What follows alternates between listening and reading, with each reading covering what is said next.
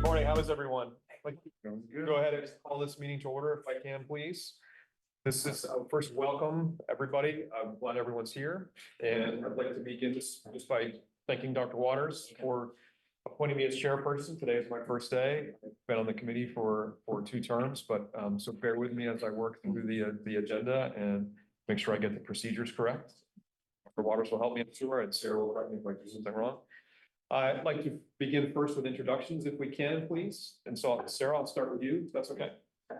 Sarah Woodard, I'm the branch supervisor for the Survey and National Register program. We'll keep it going this way. Grace is new. Yes, I'm Grace Roper. I'm the new program for the environmental review.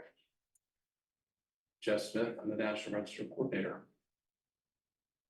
I'm Laura Poole. I'm the survey and natural register specialist for the Eastern region. And I'm Christy Brantley. I'm a certified local government coordinator. I'm Rebecca Spandauer. I am architectural survey specialist here in Raleigh. Helen Malloy. I'm an architectural survey specialist here in Claudia Brown, I'm a survey and national register specialist, and I work part-time outside.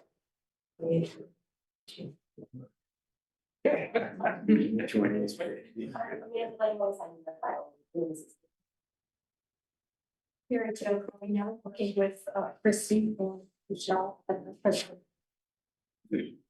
Kate Harville, I'm an environmental review specialist here in Raleigh. Fred, start with you, please. Fred Belladin, I'm an architect here in Raleigh. Mary Beth Fitz, I'm a research archaeologist at the Research Labs of Archaeology at UNC Chapel Hill. And Darren Waters, Deputy Secretary for the Office of Archives and History and SHPA. And I am Sean Patch. I'm an archaeologist with New South Associates, chairperson. Jim Harper, Associate Dean for the School of Graduate Studies at North Carolina Central University. David Denard, retired history professor from East Carolina University. I also serve on the North Carolina Historical Commission.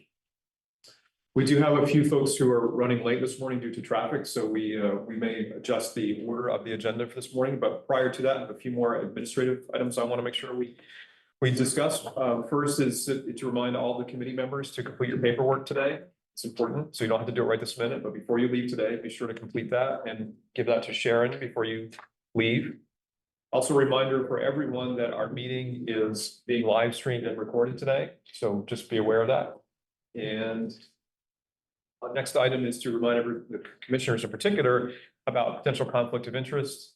If anyone has a conflict of interest on any of the nominations or the study list applications, please let us know. And I understand that Fred, you already advised us that you have one potentially, so we're aware of that. But if no one has any others, that's good, and we'll move forward.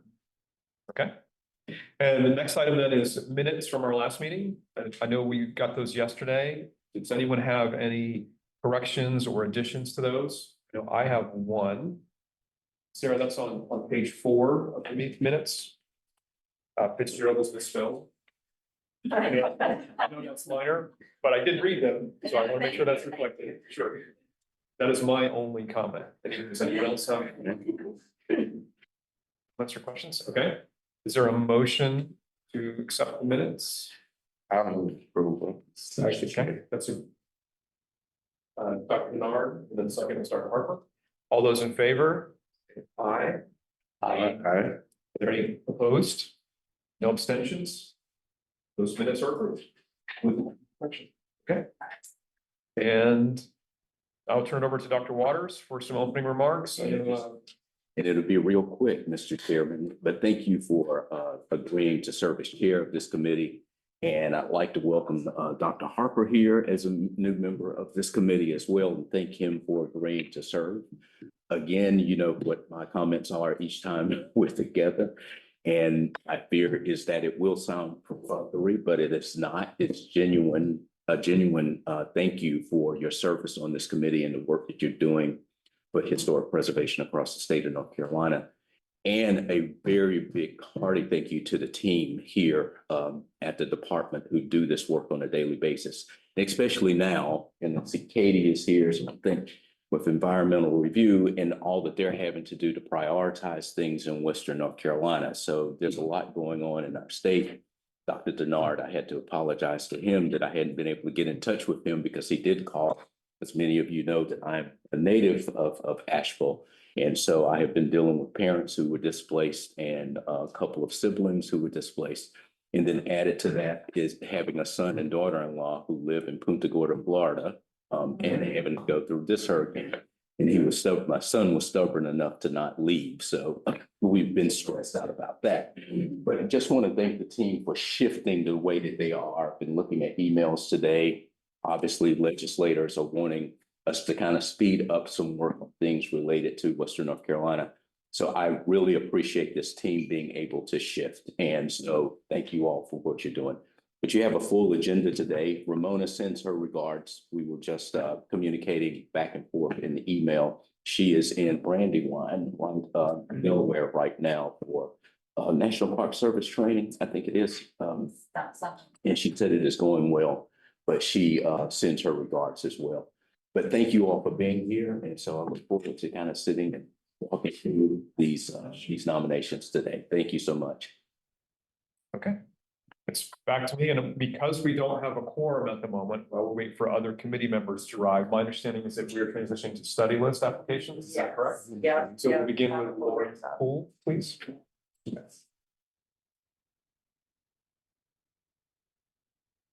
We are expecting a quorum.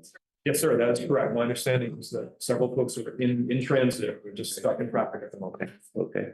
Yes. Okay. Yeah. You're fine. I was back. All right. And Lauren is standing in for Hannah Beckman Black, and Beth King and Audrey Thomas are all Asheville folks. The Western office is closed until it has water again. And Audrey had some flooding in her house, but she is still in Asheville and is doing some volunteer work for part of her days. And Hannah has decamped with her family to her parents in Pennsylvania. And Beth is actually at my house right now and soon to decamp to a little apartment that a neighbor is loaning her in Oakwood. So we have tried, and we also have Jennifer Cathy, who is in our restoration branch and out of the Asheville office. And she is working out of her mom's house in Virginia mostly. I think she's been back and forth to Asheville a few times, but everyone's accounted for. But Western office is having a rough go. So we're stepping in, and appreciate Lauren taking over. Okay, so I have a script from Hannah. Like Sarah said, she unfortunately couldn't be with us today, but I have a script from her, so I'm going to read this for you now. So excuse me for reading a script. There are 3 properties under consideration for the study list in the Western region today. Unless otherwise noted, all of the photos in these presentations were submitted by the applicant. The first is the Webb House. It's located in Cherokee County, just outside of Andrews, and it's indicated by the red arrow there. This Queen Anne style house was built in circa 1900 for Dr. Benjamin G. Webb and his wife Elda. Webb was a doctor and entrepreneur who established several local businesses, including a sawmill, grist mill, brick manufacturing plant, and ice plant in the late 1800s and early 1900s. He is remembered by his family, who still owns the property, as a humanitarian who cared for his community, providing them with essential goods and services, often in exchange for little in exchange.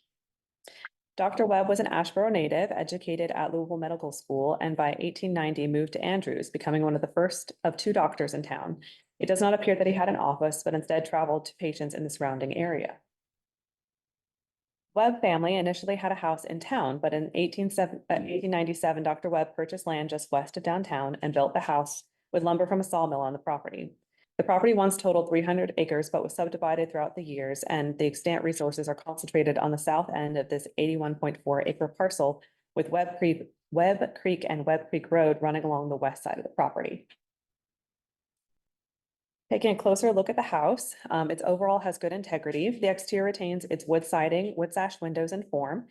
Changes to the exterior include the reconfiguration of the porch and replacement of the porch supports in the 1960s and 70s. You can see this change when comparing the 1900s photo in the bottom with the present day photo at the top. It's kind of where originally the porch kind of cut in at an angle, and now it's kind of has that chamfered corner. Is where that change occurred. Recently, the polygonal bay left of the porch sustained water damage and was rebuilt, which is shown in that bottom left photo. The window and the wall is currently being repaired, but will be replaced once it's repaired. Here are some views of the side of the house and the rear. On the interior, the original floor plan remains intact, but some of the finishes have been altered. All walls are covered with rough sawn boards and were originally covered with wallpaper only, but at a later date, some drywall had been added to prevent draftiness. The drywall has been removed in some rooms, exposing the rough sawn boards. Downstairs, all the fireplace mantles remain, but upstairs, 2 of the 3 are missing, and this is a floor plan that Hannah drew. Here is a view of the first floor hall and parlor. The rear rooms on the first floor, including the kitchen.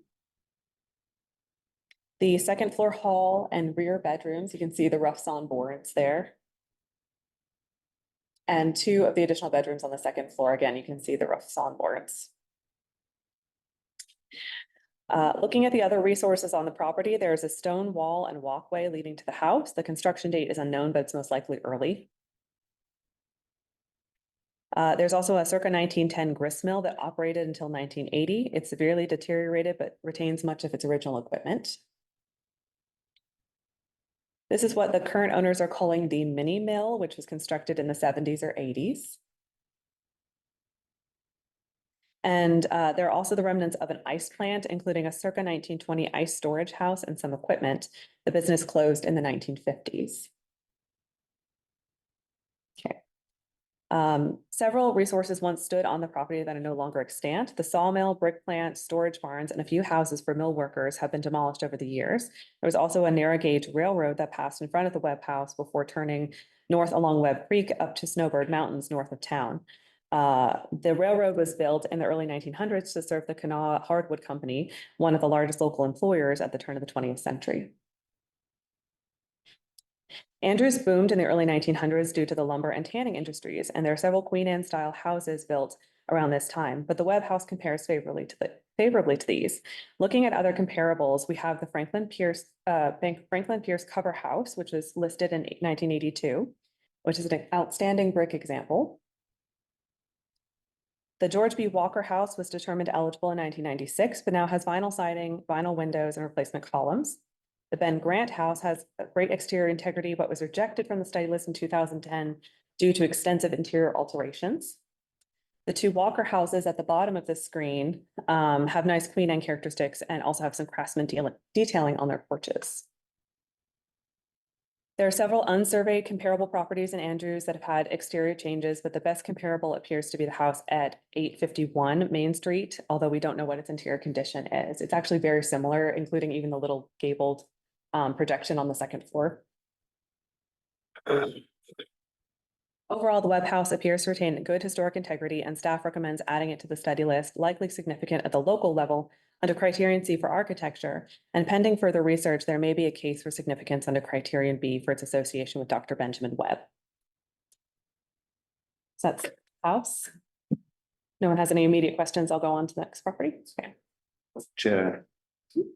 What did you establish as the broad period of historical significance for that? Hannah doesn't say in this this particular script, but the house was built in circa 1900, and if it is eligible under criterion C, it would probably be that period of construction, unless there were any major additions that we needed to take into account. But if it's pretty much unchanged since 1900, probably that period of significance would be 1900. If Dr. Webb is found to be of exceptional significance, it would be probably his period of occupation as well.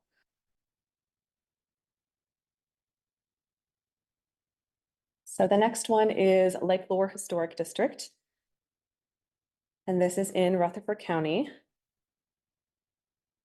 The proposed district, with its location indicated by the red arrow on this map, encompasses a concentration of historic resources associated with the development of the town of Lake Lure, a significant tourist destination first established in the early 1920s. Okay. According to the application, Dr. Lucius B. Morse initiated the endeavor, recruiting prominent businessmen, including bankers and industrialists, to invest in his vision of the community. In November 1923, the men chartered Chimney Rock Mountains, Inc., which rapidly acquired 8,000 acres in Hickory Nut Forge, The company engaged Charlotte-based landscape architect and engineer Earl Sumner Draper to plan the town of Lake Lure, which would encompass 2,000 acres surrounding a man-made body of water of the same name. Infrastructure was executed between 1925 and 1928 with the completion of the dam and hydroelectric plant, lake, beach, water, sewer, and electric systems, subdivision roads, and a 6-mile section of Highway 20, which is now Memorial Highway or US 64, that winds around the lake. These are historic images from the newspaper. Very cool to see. The town is distinguished by the Renaissance Revival style Lake Lure Inn, built in 1926, and Lake Lure Administration Building, built in 1927, designed by Philadelphia architect Robert Rhodes McGoodwin, which emulate villas in the Mediterranean coast of France, Spain, and Italy, rather than the rustic revival style log structures more typical of Western North Carolina resort communities at the time. Light-colored stucco walls and red roofs continue to be employed in the new buildings. Investors from throughout the region commissioned construction of vacation homes and rental properties supporting the building and tourism trades that provided employment for most of the area. Thousands of annual visitors enjoyed fishing, boating, canoeing, swimming, hiking, climbing, golfing, tennis, and camps for children and adults. Development slowed during the Great Depression, but resumed as the economy strengthened and burgeoned throughout the mid-20th century. So this is a picture of Lake Lure Inn and the administration building. This is the two biggest buildings. This is a portion of the plat from 1926. It shows the center of town, which looks much the same as it does today, with the inn located. The inn is kind of the L-shaped building there, kind of towards the top of the screen.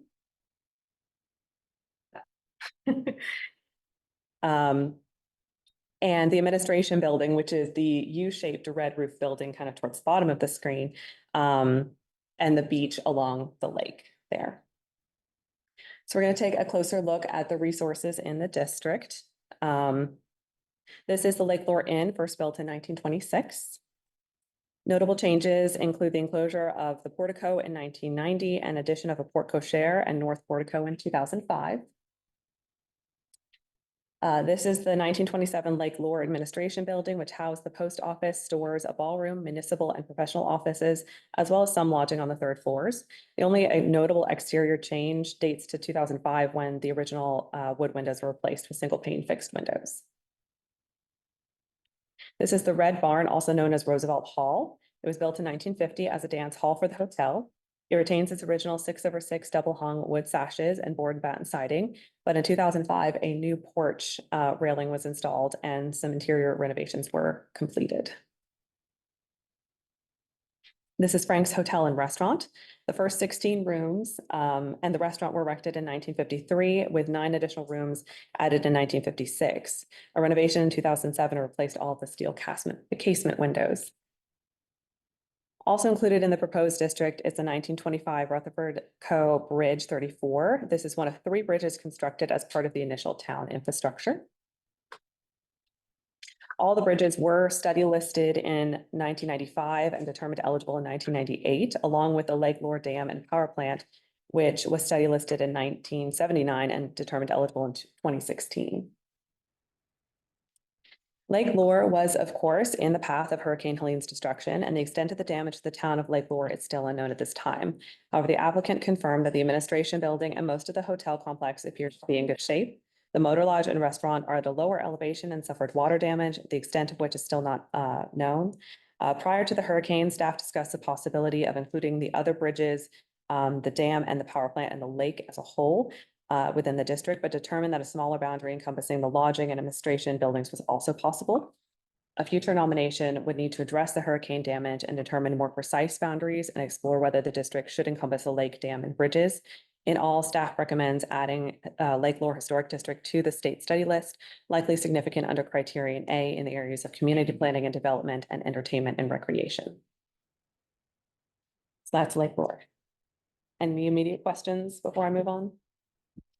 It's the acreage, the size of that historic district. Let's see if she included that in the presentation. The boundary would be up for debate. Mhm. Get nominations. Yeah, so it could be just this kind of immediate area that you're seeing on the screen, but as she said, there's potential to expand to include the entire lake and the hydroelectric dam, which is, I believe, on the other side of the lake from the town, if I'm remembering correctly from the maps I've looked at. So it could be a very small boundary and it also could be a very large boundary. It just depends on what someone wanted to do within the nomination. But it could be quite a big district. Any other questions or? Good, okay. The last one we have for the Western region is the Hensley Cabin. This is located in Yancey County, approximately 2.5 miles south of the county seat of Burnsville. The Hensley Cabin and associated farm buildings are an outstanding collection of 19th century log buildings. According to the applicant, Stephen McMahon, received a land grant for the property in 1835, but the federal census indicates that he was in the area as early as 1800. Family tradition holds that he built the log house, granary, and livestock barn in 1912. McMahon's daughter Anne married John Hensley, and they later acquired the property, which remained in the Hensley family ever since. At one time, the property was hundreds of acres, but after being sold off through the years, some 90 acres still remain. The entry for this article in a guide to the historic architecture of Western North Carolina said the following. The Hensley farm typifies small 19th century farms, once found up coves and hollers, but now largely vanished from the landscape and inaccessible to public view. Here's a site plan of the resources. As you can see, number one is the house. They're kind of in the center-ish of the farm. Number two is the livestock barn towards the bottom of the screen. Number three is the granary, and then you can see the smokehouse also really close to the house. Oh, wait, fine. And then number six is a chicken coop on the other side of the road. There's also a family cemetery, which is located off screen. If you look kind of up the holler, there is a tobacco barn that was located further away from the house, and that was unfortunately destroyed by Hurricane Helene. Over the years, the roads near and through the property have changed quite a bit. Prior to 1935, the road ran south of the property, as you can see on this soil survey map. Around 1935, the road was rerouted by the log house to correct issues with the grade of the road, and the road ran beside the barn and on the east side of the log house. You can see this kind of bunny ear shape that the road has. In 1963, the state took ownership of the road and rerouted it to the west side of the log house, so it's much less scary looking now. Here are some images of the property from 1938. And this is a better image of the house showing the circa 1860 L on the rear of the house. Okay. Here are the resources today, starting with the house. A circa 1960 renovation project brought the house up to modern living standards. On the exterior, the front porch was added, foundations repaired, and cement checking added. Doors and windows were also replaced at this time. The rear L siding was replaced with this Waney edge wood siding. The earlier porch on the L was enclosed in the 1960s, and a new porch was added within the last 5 years. A door opening on the side of the original portion of the house was also retrofitted as a window. So that window that you see next to the red tank in the top photo was originally a door that's been turned into a window. On the interior, plumbing and electricity was added, hardwood floors were replaced, new fireplace mantles installed, and the stairs replaced a ladder to the upstairs loft. The rear L became the kitchen, and the enclosed former porch was a laundry room and bathroom. Now looking at some of the outbuildings, the dates given for these outbuildings are according to family tradition. This is a 19th century smokehouse, which was moved to the property in the 1970s to replace an original smokehouse. This is the circa 1812 granary, which retains its grain storage bins along the interior.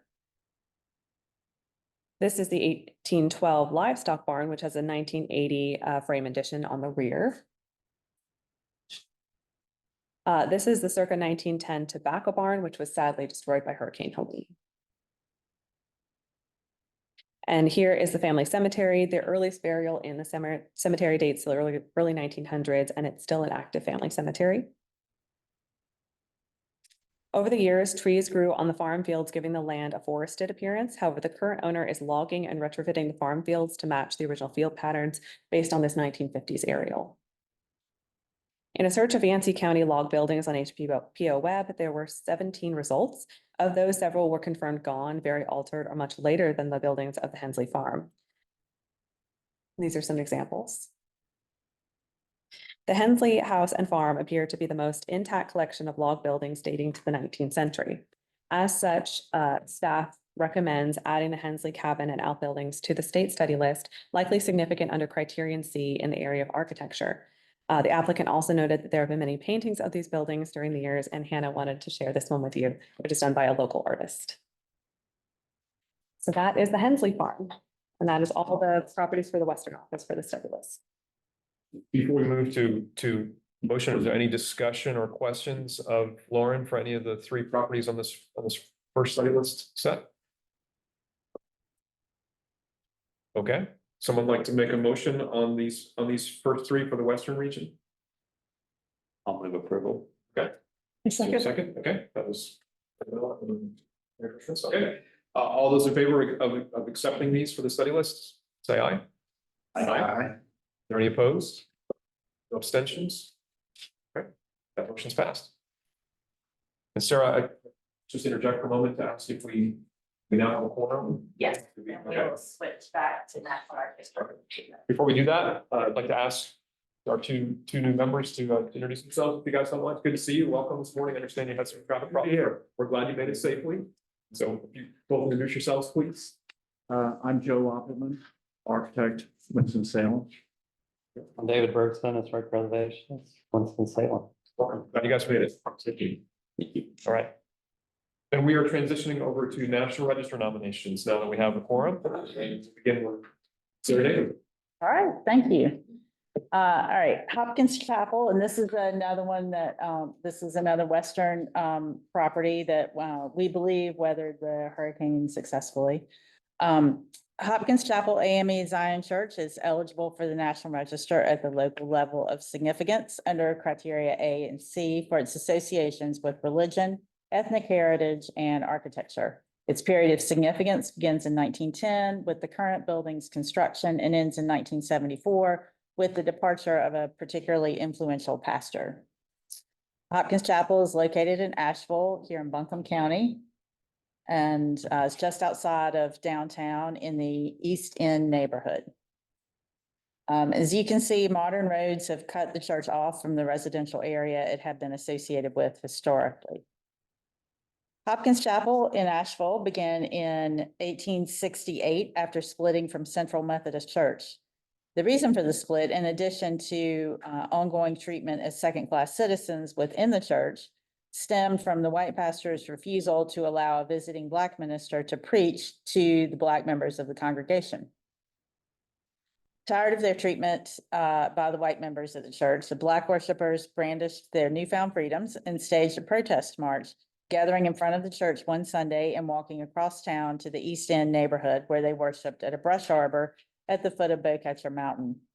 The congregation's public demonstration established its commitment to activism and social justice and set a precedent for its role in Asheville's Black community. The nomination details a long list of African-American political and social leaders associated with the church, including many locally significant educators, doctors, lawyers, and activists. Floyd McKissick, a nationally recognized civil rights activist and lawyer, Dr. W.J. Trent, president of Livingstone College in Salisbury, and Dr. Albert Manley, president of Spelman College in Atlanta, all grew up in the Hopkins congregation, just to give you a brief taste of the folks who came out of this congregation. Leaders in the AME Zion Church at the national and international levels also came from Hopkins. 3 Hopkins members have been elected to the bishop over the AME Zion Church over the years. And the church's quote unquote Hopkins message of cooperation, dignity, and respect was woven into the denomination's leadership. William Jacob Wells called Hopkins his home church as he went on to be one of the most significant AME Zion Church leaders of the 20th century. Wells began preaching at Hopkins when he was a child and was ordained at age 14. Wells achieved senior leadership within the denomination, was vice president of the NAACP, served on the board of trustees at Livingstone College, and was the presiding bishop over the Blue Ridge Conference of the AME Zion Church. During the 1950s and 1960s, significant redevelopment and urban renewal occurred throughout the East End. This undermined this undermined the social and family institutions of the East End and changed its physical appearance. The widening of Valley Street to 5 lanes in a 60-foot wide corridor severed connections between the residential sections of the East End and the neighborhood's business district, and it demolished 60 buildings. The period of significance ends in 1974 when Reverend James David Armstrong's tenure with the church ended. In addition to his church leadership, he served as director of the Asheville Human Relations Council and president of the Asheville chapter of the NAACP. By the 1990s, the church building had deteriorated and had to be closed. Water damage led to a failing roof and rotting beams, while the weight of a lower level ceiling had compromised the structural integrity of the sanctuary floor. Following repairs and stabilization, the congregation returned to the building in 2000. And OE of course, recommend this as eligible for listing. The local commission supports, officially supports the nomination. We did receive an email just this morning from a local commissioner wanting to add some educational context to the nomination. I haven't spoken with the commissioner directly, but because it's being listed for religion, African-American history and architecture and not education, I don't know that that's something that needs to be done in terms of the National Register process. So there's that piece of information. So a very, very late breaking information. Do you all have any questions on this? Was that structure affected by Helen? So far as we know, it survived and so far as we know, it doesn't have any problems, but we haven't heard for sure. I've talked to Clay, who prepared the nomination, and he himself is fine and making do in Asheville, but I don't know about the specific building. Did my dissertation help? What's that? Did my dissertation help any? I believe it might have. All right. Keep on trucking then. So I'll just make one more point. We'll take these by region, obviously. So Western region, there are 2 nominations. When we get to the Piedmont, Central and Southeastern regions, we'll take those nominations 2 at a time, just so we have an opportunity for more discussion at that point. But for now, Sarah, if you All right. proceed, please. This is another of Hannah's properties. This is the Marshall High School additional documentation and boundary increase. Marshall High School is located in the Madison County seat of Marshall. There's Madison County, and it's just south of Main Street on Blennerhassett. I'm hoping I'm saying that correctly, Blennerhassett Island. When Hurricane Helene hit Western North Carolina, I'm sure you've all seen images of Marshall suffering really devastating flooding. Both of these buildings are still standing, and we have seen drone footage of them that indicate that water was up through the first floor. Beyond that, we don't know the extent of the damage here, but we are moving forward with the information as it was presented in the nomination. Marshall High School was listed in the National Register in 2008, significant at the local level under criterion A for education and criterion C for architecture, with a period of significance beginning in 1926 when the school was built and ending in 1957, which was 50 years from the time the nomination was prepared. At that time, the boundary only encompassed the 1926 school, but the 1956 gymnasium is historically related and shares educational significance with the school. This boundary increase encompasses a total of 2.91 acres to include both the school and gymnasium by adding the tax parcel on which the gymnasium stands, while excluding other land on the island that was originally part of the school acreage but has been transformed into a public park in recent years and no longer retains integrity to the historic period. In the following photos, you will see the gym is very intact with the gymnasium space on the upper floor and classrooms on the lower floor. The only notable changes date to 1968 when flood damage required some foundation repair and re-poured concrete flooring on the first floor classroom spaces.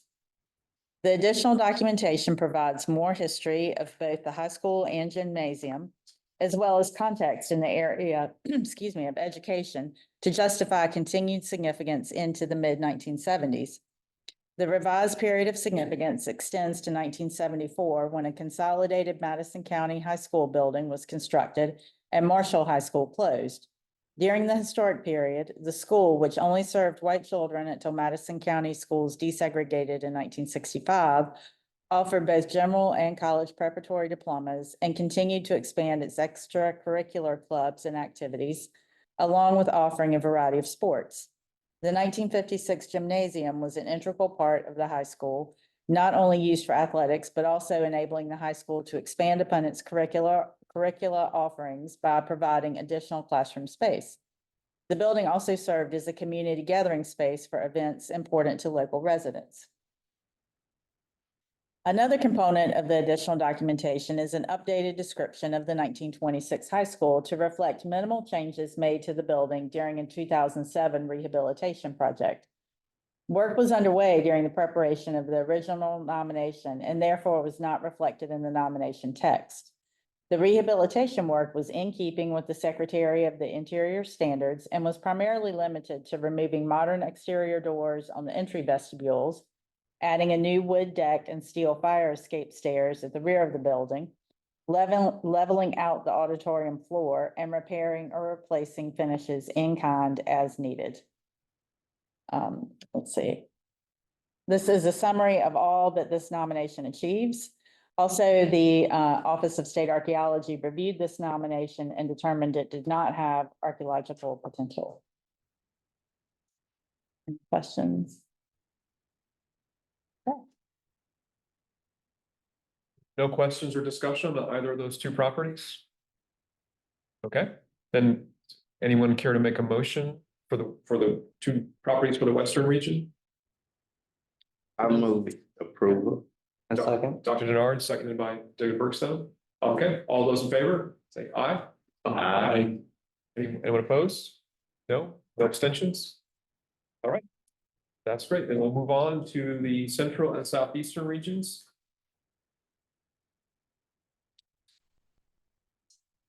So this is Mount Pleasant National Register Historic District, additional documentation. This is actually one of Julie Smith's, but unfortunately she couldn't be with us today, so I'm going to be covering for her.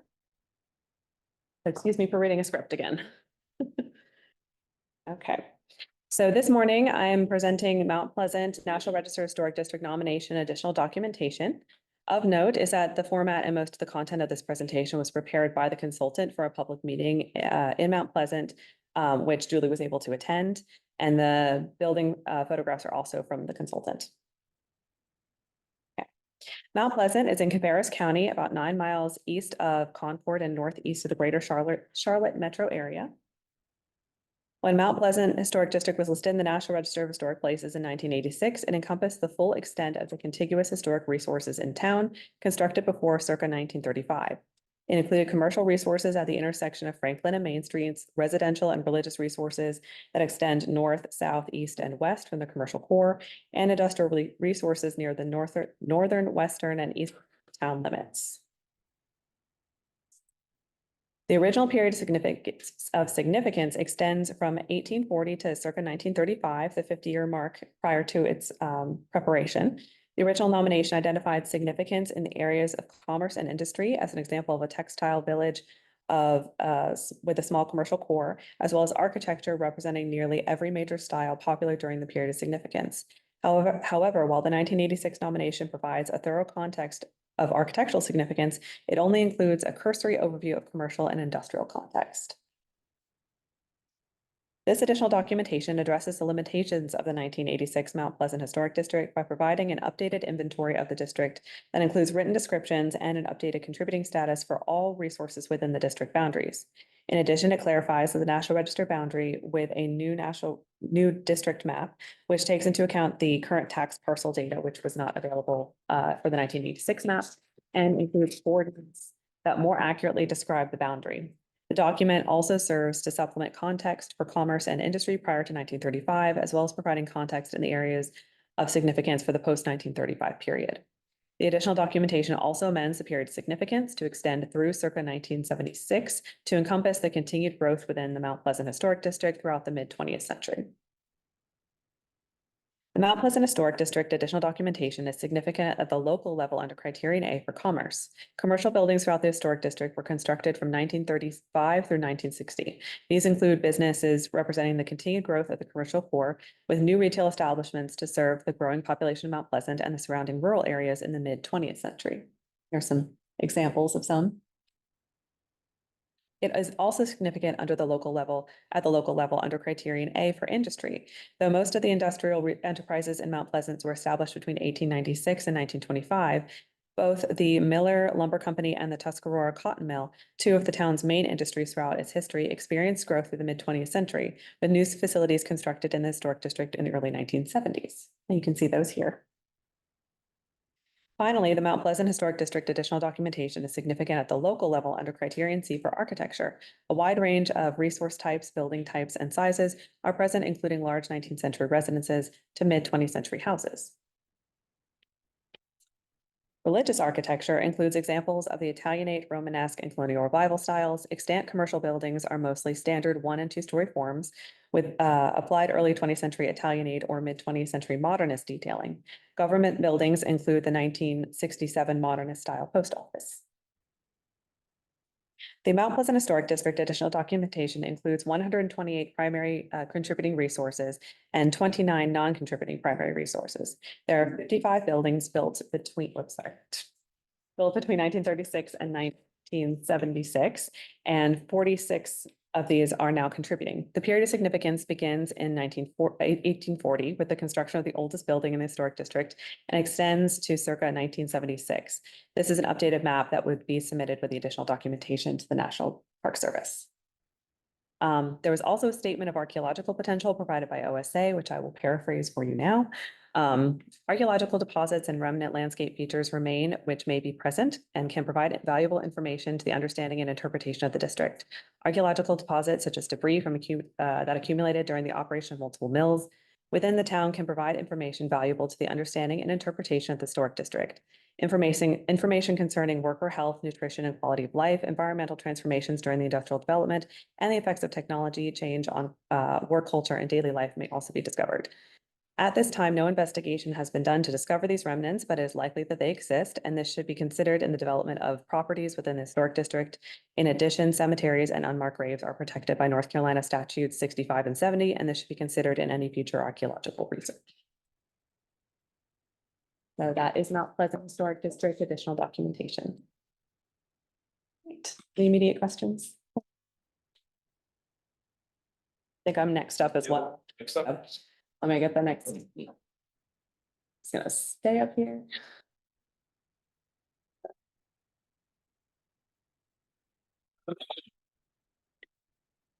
Okay.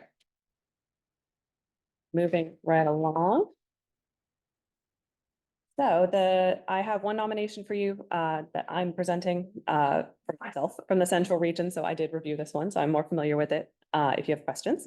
This is Johnson's Drive-In in Chatham County. Johnson's Drive-In is located in Siler City in West Chatham County. It's situated east of downtown along East 11th Street, also known as US 64. Clyde Leonard Johnson and Evelyn Christine Johnson opened Johnson's Drive-In in 1946. Quick service roadside eateries proliferated in the early and mid-20th centuries with the widespread adoption of the automobile as the primary mode of transportation. In Siler City, the realignment of the US 64 corridor in the early 1940s fueled economic development and drew businesses away from downtown to locations closer to the highway with ample parking for motorists. However, in 1945, when Leonard and Christine, who you can see here, commissioned the construction of a restaurant on the south side of US 64, the area was still relatively undeveloped. Johnson's Drive-In, said to be the first restaurant offering curbside service on US 64 between Asheboro and Raleigh, opened on July 19th, 1964. And this is a photo of Leonard and Christine, probably in the 40s or 50s outside of the drive-in. And all these photos were provided by the consultant or by the family. Originally, Johnson's Drive-In occupied a small 1 1/2 story side gable concrete block building, which you can see in the top two photos there. Leonard and Christine served breakfast, lunch, and dinner to hungry customers Tuesday through Sunday in the restaurant's dining room, which featured stylish aluminum frame tables with red laminate tops and chairs with red and turquoise vinyl upholstery, which you can see in that bottom left photo. The business also included a convenience store and two gas pumps located northeast of the building, one of which is visible in this bottom photo. You can also see one of the car hops that would take the food to your car. Leonard's parents, Taylor and Elizabeth Johnson, managed the store until the late 1940s. The facade of the 1946 building, as seen in that top photo there, historically featured two doors, each flanked by large windows with rectangular transoms. The 1946 section was clad in a brick veneer in the 1960s, and the fenestration was altered to its current configuration, which you can see in the bottom photo. Although the building was altered during the 1960 renovation, many of the original windows and doors were encapsulated behind the brick veneer and are visible within the interior. Along the interior of the 1946 section, you have two primary first floor rooms with open plans and a 3-room second floor apartment. The east room, which is the blue room that you see in the top two photos, was the main dining area, while the west room encompassed the restaurant kitchen, counter, convenience store displays, and some additional seating, which you can see in the bottom two photos, and that archway in the bottom left leads through to the dining room. More seating was added after the convenience store closed in the 1950s. And you can see that even though this portion of the building is now used for storage, many of the original interior finishes remain, including the ceilings, the floors, the plaster walls, and even the original service counter. Upstairs, the apartment, which was historically accessed by a set of stairs along the west side of the building, also remains remarkably intact. While the Celotex tile ceiling has been removed, the original floors, wall treatments, and even fixtures remain. And this is where you can see the encapsulated doors and windows. The drive-in's reputation for excellent food and efficient service spread quickly, attracting locals and motorists alike. Notably, the establishment was not segregated, an anomaly in the Jim Crow South. All seating and facilities were available to both Black and white customers who used the same entrances. Traffic increased during football season, and events such as the State Fair in Raleigh resulted in long lines and extended hours. As business boomed in the 1950s, the Johnsons closed the convenience store to facilitate restaurant growth. They subsequently engaged the same contractors who constructed the 1946 building to build a modern addition completed in 1960. And this is a picture of Mr. Johnson in the background and his son Claxton, who began working in the kitchen working in the restaurant at a very young age. The 1960s addition consists of a single-story flat roof rectangular wing with a brick veneer, aluminum frame windows, and a flat roof canopy. The design of the addition reflects the trends in mid-20th century commercial architecture, which often incorporated elements of the modernist style, reflecting the era's progressive thinking and optimism in the use of new materials, construction techniques, and spatial arrangements. The simple geometric lines, brick veneer, aluminum frame windows, and doors, and flat roof canopy of the 1960 edition are all hallmarks of this modern design aesthetic.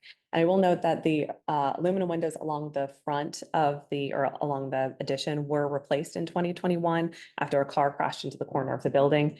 But you can see in that top photo, which is from 1961, that this section originally had very similar windows.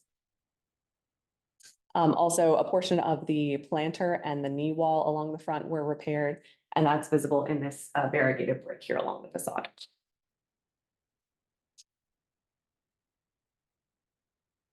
Once the 1960 addition was complete, the original section of the drive-in was closed and used for storage. The new air-conditioned restaurant seated 36 people at booths and counter stools, a substantial increase from the original dining room. The interior of the 1960 addition consists of a large room containing the dining area as well as an open cooking area and a kitchen to the rear. An entrance vestibule at the northeast corner of the addition provides access to the dining room, and a corridor to the east leads to the restrooms and an entrance to the 1946 section. The dining room features wood-paneled walls, laminate tables with upholstered booths, and a long wooden counter lined with aluminum frame stools. Johnson's Drive-In continues to garner widespread acclaim. Its burgers topped with Velveeta cheese, slaw, chili, and diced onions have been deemed the best in North Carolina more than 50 times, and the restaurant remains a popular spot for locals, travelers, and even international visitors. Johnson's Drive-In has remained in the Johnson family for almost 80 years, passing from Leonard and Christine to their son Claxton after Christine died in 2007.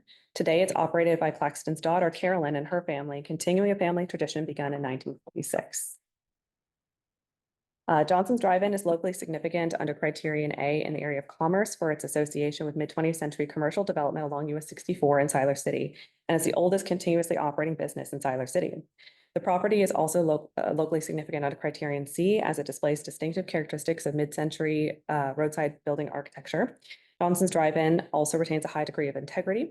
Although the lot has been reduced in size due to road widening and commercial development along the US 64, the restaurant retains its prominent roadside presence and thus retains integrity of setting, feeling, and association.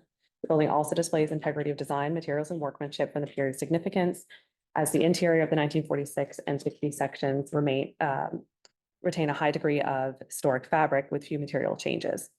Although the building was expanded and altered in the 1960s, these changes occurred within the period of significance and were undertaken to present a unified, updated appearance. The period of significance for Johnson's Drive-In extends from 1946 to 1974, and although the restaurant continues to operate, the period after 1974 was not exceptionally significant.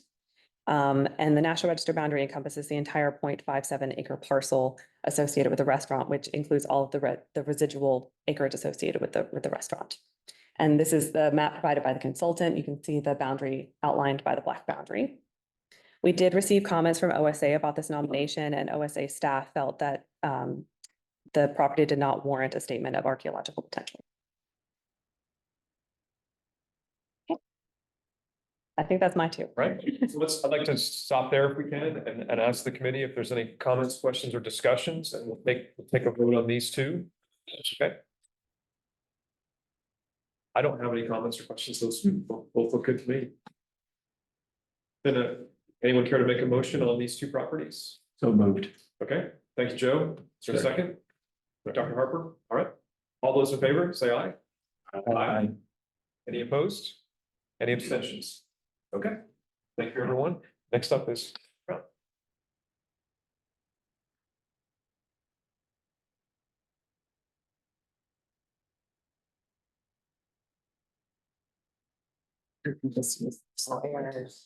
Oh, I'll bring it to you. I'm sorry.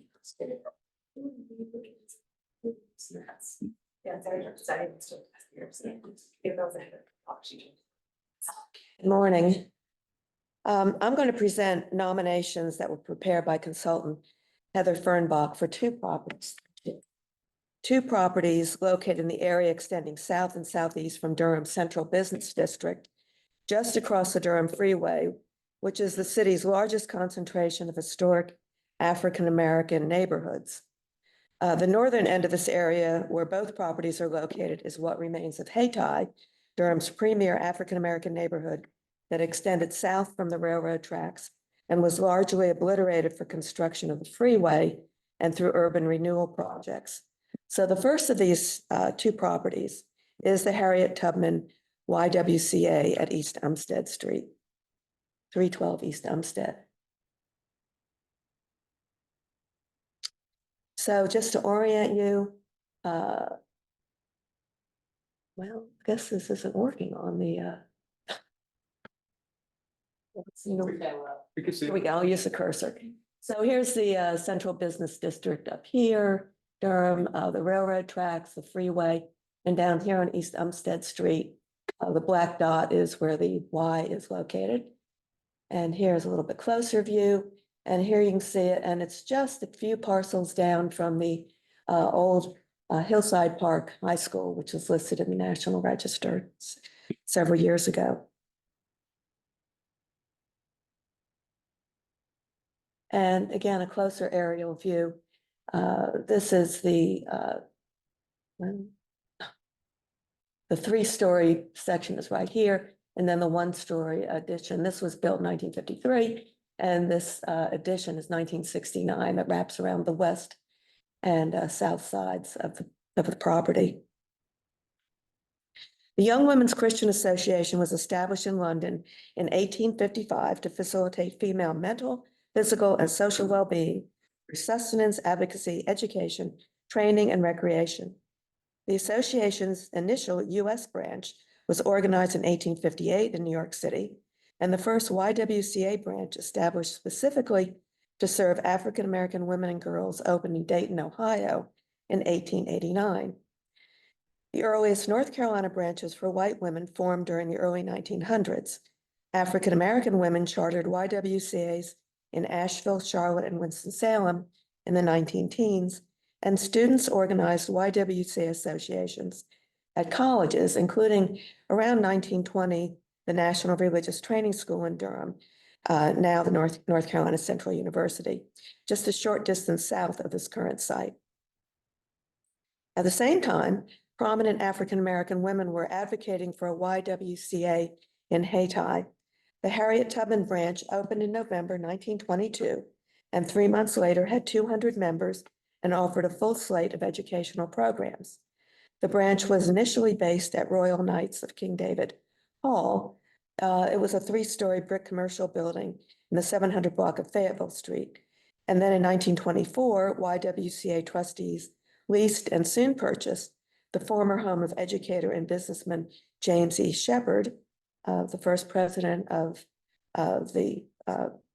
what became North Carolina Central. It was a home of Shepard and his wife Annie in the 500 block of Fayetteville Street. Neither of those buildings is extant. In 1934, the YWCA's national headquarters encouraged members to decry lynching and mob violence and promote interracial cooperation in African-American civil rights. In Durham, the Central Branch's all-white Committee on Colored Work oversaw the Tubman Branch's finances and programs until the 1934 formation of an interracial committee. Its members regularly met at the Tubman Branch to plan classes, events, health clinics, membership drives, and toy campaigns. African-American and white leaders had little interaction otherwise, and most programs remained segregated, and the YWCA's attempt to foster racial inclusivity was an anomaly in the Jim Crow South. The Tubman branch was finally able to invest in larger quarters when the residence of North Carolina Mutual Life Insurance Company executive John Moses Avery and his wife Lula in the 300 block of East Umstead Street became available in 1936.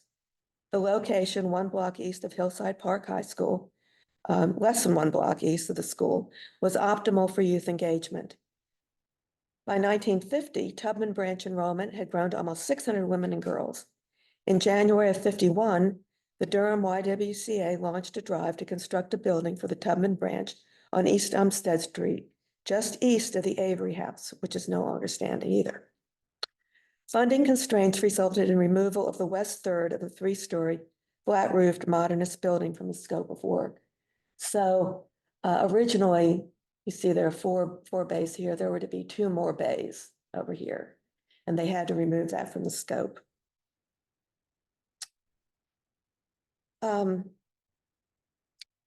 Construction commenced in July of 52 and was substantially complete in May of 53 at a cost of approximately $90,000.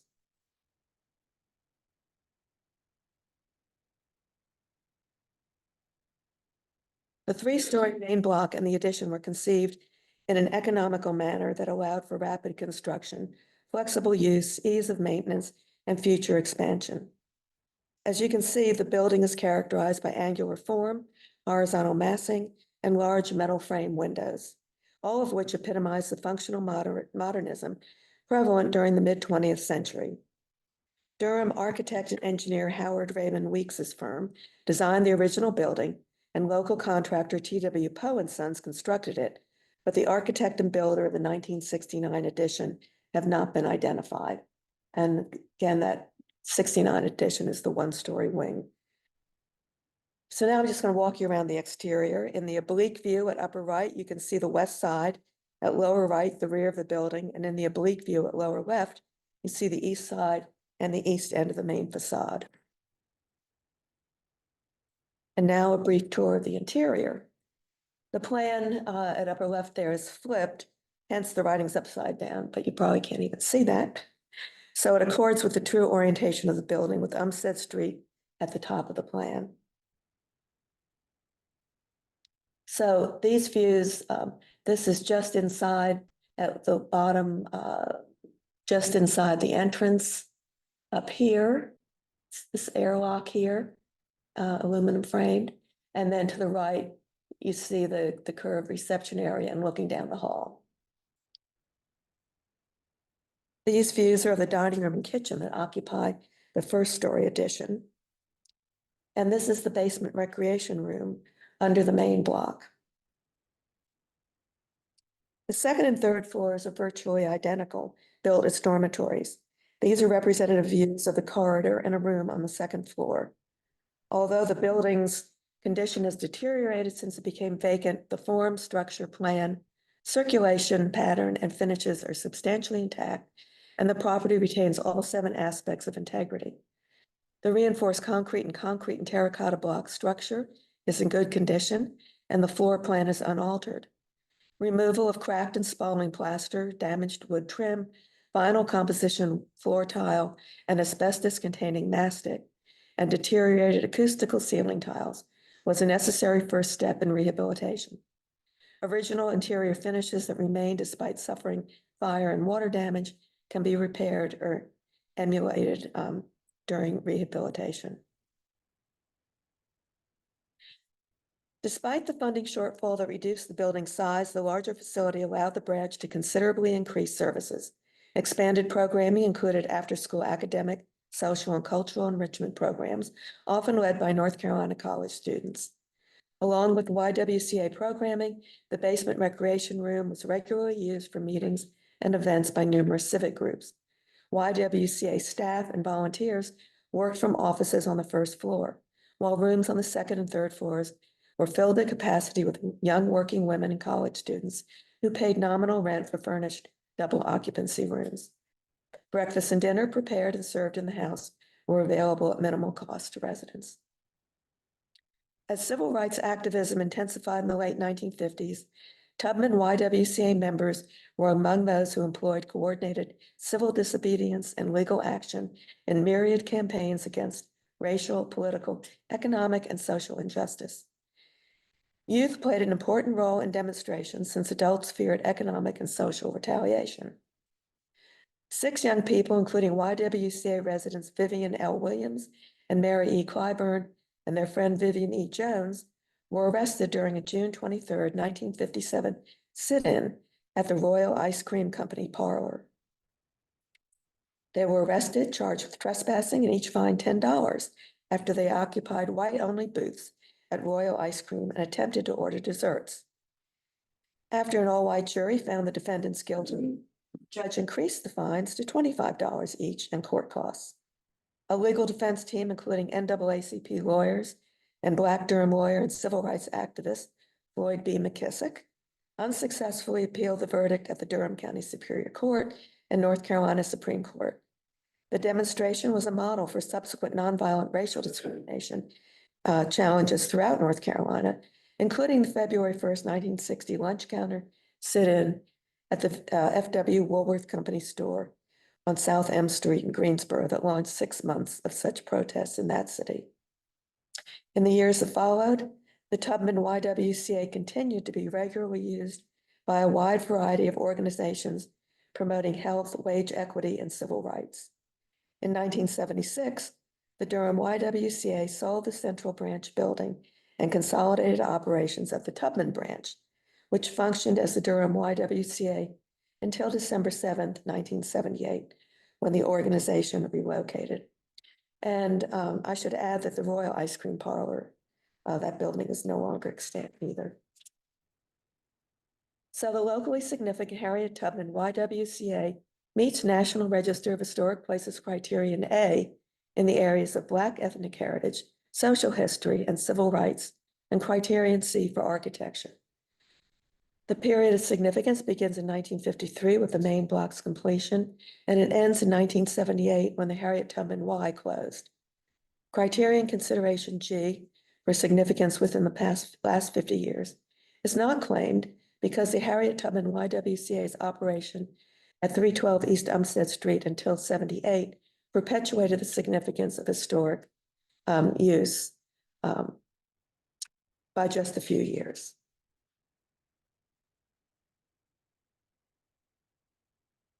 Now moving on. So just 3 blocks northeast of the Tubman Y and 1 block south of the Durham Freeway, St. Joseph African Methodist Episcopal Church maintains a prominent presence as Hayti's oldest extant landmark. It was built on Fayetteville Street, Hayti's main thoroughfare, in 1891 with bricks supplied by prominent Black Durham businessman and industrialist Richard Burton Fitzgerald, according to a design by Philadelphia architect Samuel Linton Leary, who had been brought to Durham by Washington Duke to design and oversee the construction of the main building at Trinity College, now Duke University.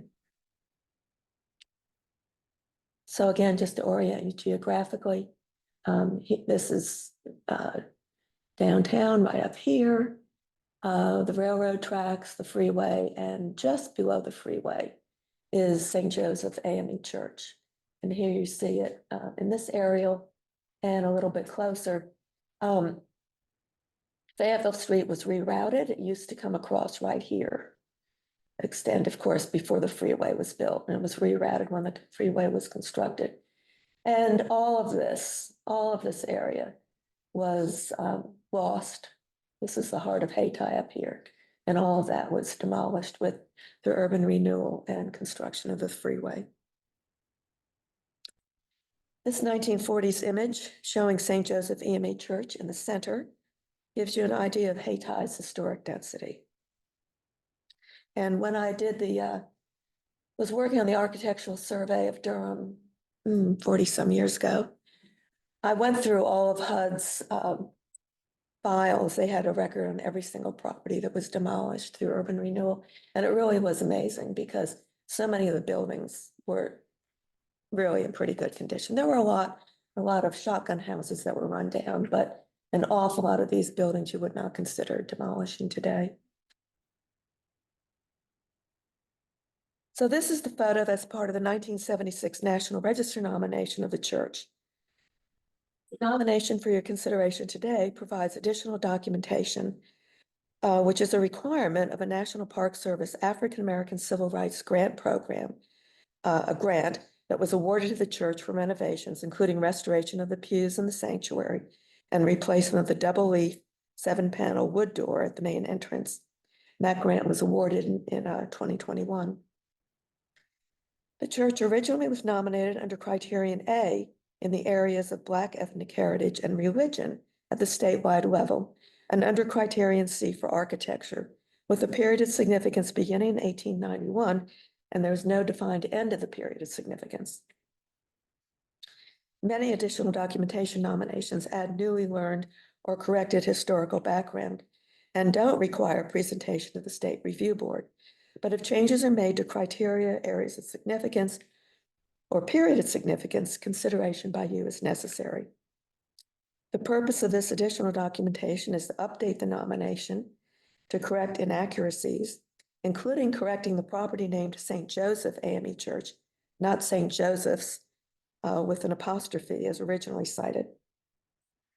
Additional purpose is to describe the building's 1952 and 1921 expansion and subsequent modification, to delineate the period of significance, establish significance under Criterion A in the areas of social history and civil rights by providing context for these areas and additional historical background, to provide architectural context, to add Criterion B for the Sanctuaries Association with Richard Burton Fitzgerald in the area of industry, and explain the building's function as Hayti Heritage Center after the congregation occupied a modernist sanctuary in the 2500 block of Fayetteville Street to the south in 1976.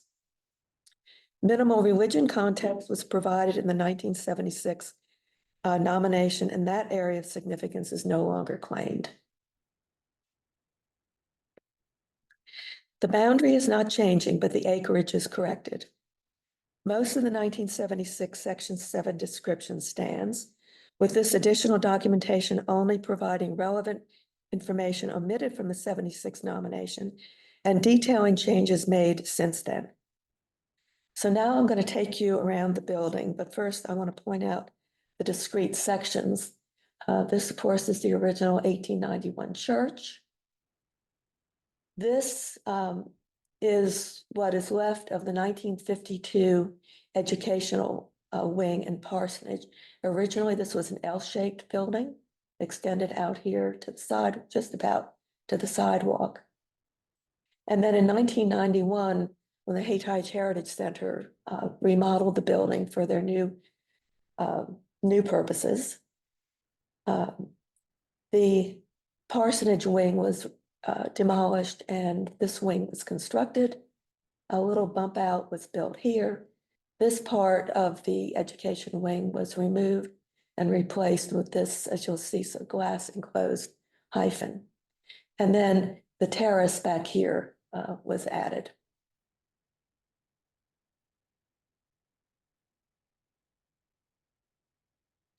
All of the 91 changes were made to facilitate the building's conversion to the Hayti Heritage Center. So, this is the view from Fayetteville Street. Going around to the north side. This oblique view shows the sanctuary, the north side, from the west and the rear elevation. And then this is the rear west side, and here you can see the 1991 terrace. The tall square brick columns with concrete intermediary panels and caps on the terrace and at ground level create an open screen that emulates the 1891 church's cast stone capped brick buttresses. And now around to the front again.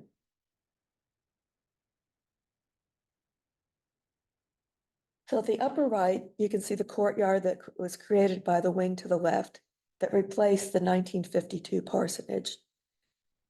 And that wing is shown in the photo at lower left, 1970s photo. So the wing to the front was replaced by that flat roofed wing at upper left. And then you can see up here, you get a glimpse of this glass, a two-story glass hyphen that connects the education wing to the original sanctuary. And before taking you through the interior, I want to show you this plan of the first story. So when you come in to the sanctuary, you come into this rather unusual sort of auditorium plan oriented towards what is now a stage over here. Again, here is that glass enclosed lobby, the connector, the education wing, a little bump out to accommodate staircases, and then this is the 1991 wing with the community room in it on the first floor. So here, as you walk into the sanctuary, you're looking to the west with the stage, which is in the apse to the right, and it has this remarkable pressed tin ceiling, decoratively painted. Here's a view of it.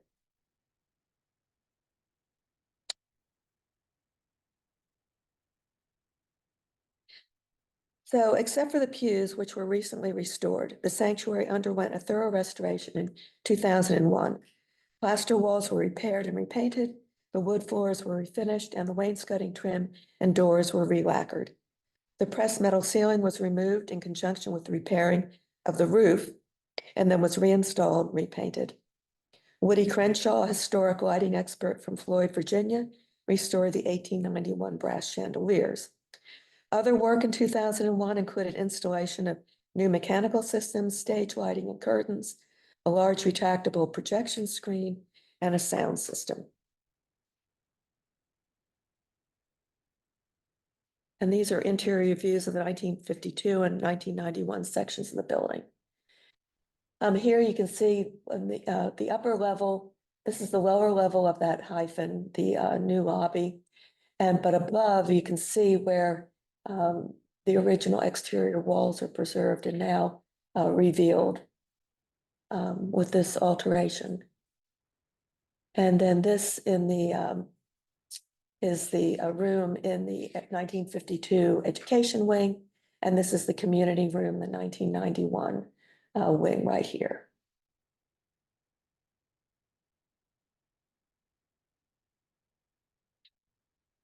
Church possesses the 7 qualities of historic integrity that are required for National Register designation: location, setting, feeling, association, design, materials, and workmanship.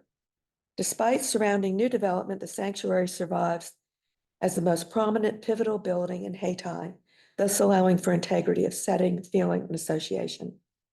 The 1891 sanctuary retains integrity of design, materials and workmanship, and post-1976 modifications necessary to facilitate the building's ongoing use do not appreciably diminish its integrity. The remainder of the building attained its current footprint upon the construction of 1952 and 1991 additions, both designed to minimize visual impact from the primary 1891 elevations. To that end, planting beds with deciduous and evergreen trees and shrubs create a natural screen along the west terrace's tall north and west foundation walls. I should add that in contrast to the recommendation for the Tubman YWCA, for which the Office of State Archaeology said a recommendation, a statement of potential archaeological significance is not required. They did provide one for the St. Joseph AME Church. Despite the extensive disturbance of the site, virtually every square foot of the site has been disturbed, has been excavated. So I tried to get an explanation of why this recommendation was made and never heard back. So, but this statement has been added to the nomination. St. Joseph AME Church possesses statewide significance under Criterion A for Black ethnic heritage, social history, and civil rights. Throughout its entire history, the building has been a vital community center, and its congregation has played an important role in the lives of Durham's Black residents. Throughout the 20th century, St. Joseph AME congregation undertook service projects and supported civic and fraternal organizations, many of which met in the church. The building served as a forum for mid-20th century civil rights movement planning and training sessions, meetings, and rallies that are extensively documented in this nomination. Many St. Joseph AME members engaged in social and political advocacy in Durham and beyond, employing coordinated civil disobedience and legal action in myriad campaigns against racial, political, economic, and social injustice. In particular, the Durham chapter of the NAACP was reinvigorated following the 1944 acquittal of bus driver Herman Lee Council, who had murdered uniformed Black U.S. Army Private Booker T. Spicely after he questioned but complied with Council's direction to move from the next to the last seat on the bus. After Spicely's funeral at St. Joseph AME Church, the Durham chapter held regular and special meetings there. As civil rights activism intensified in the 50s, St. Joseph AME Church members were among those who employed coordinated civil disobedience and legal action in campaigns against racial, political, economic, and social injustice.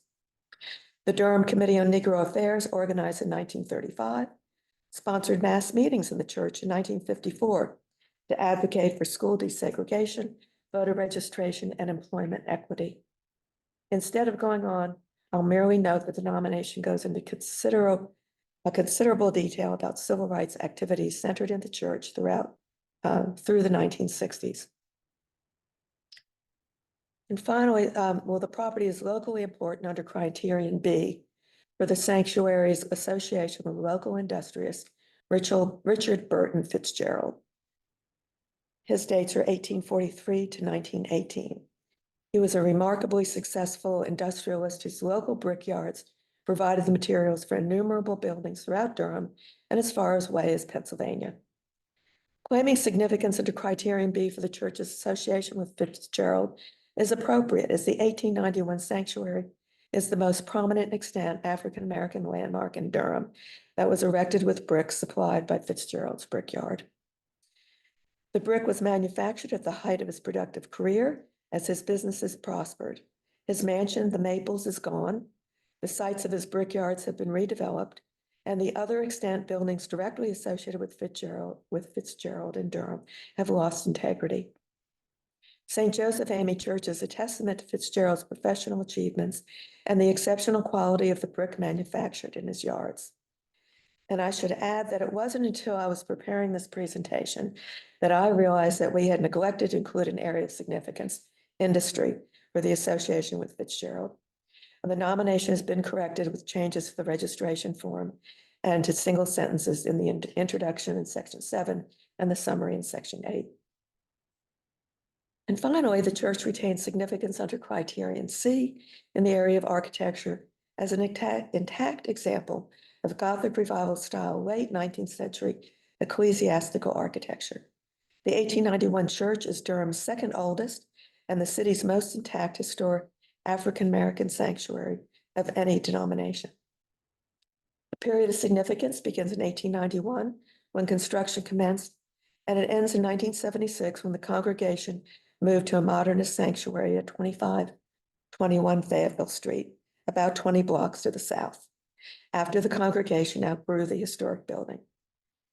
And again, it's not necessary to claim significance under criterion consideration G, because the church's operation at 804 Fayetteville Street perpetuated its historical significance under criterion A until the building ceased to be used as a church in 1976.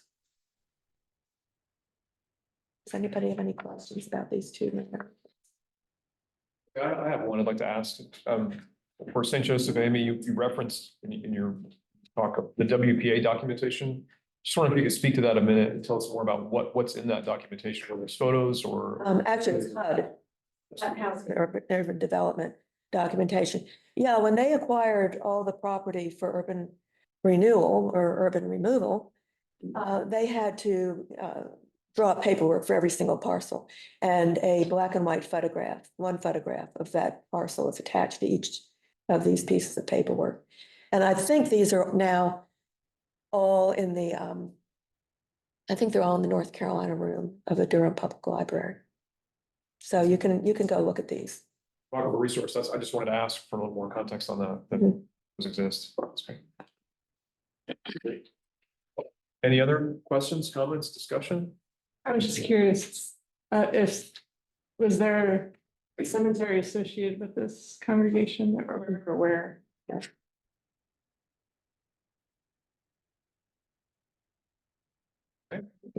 Karen, I'm sorry, Dr. Denard. Yes.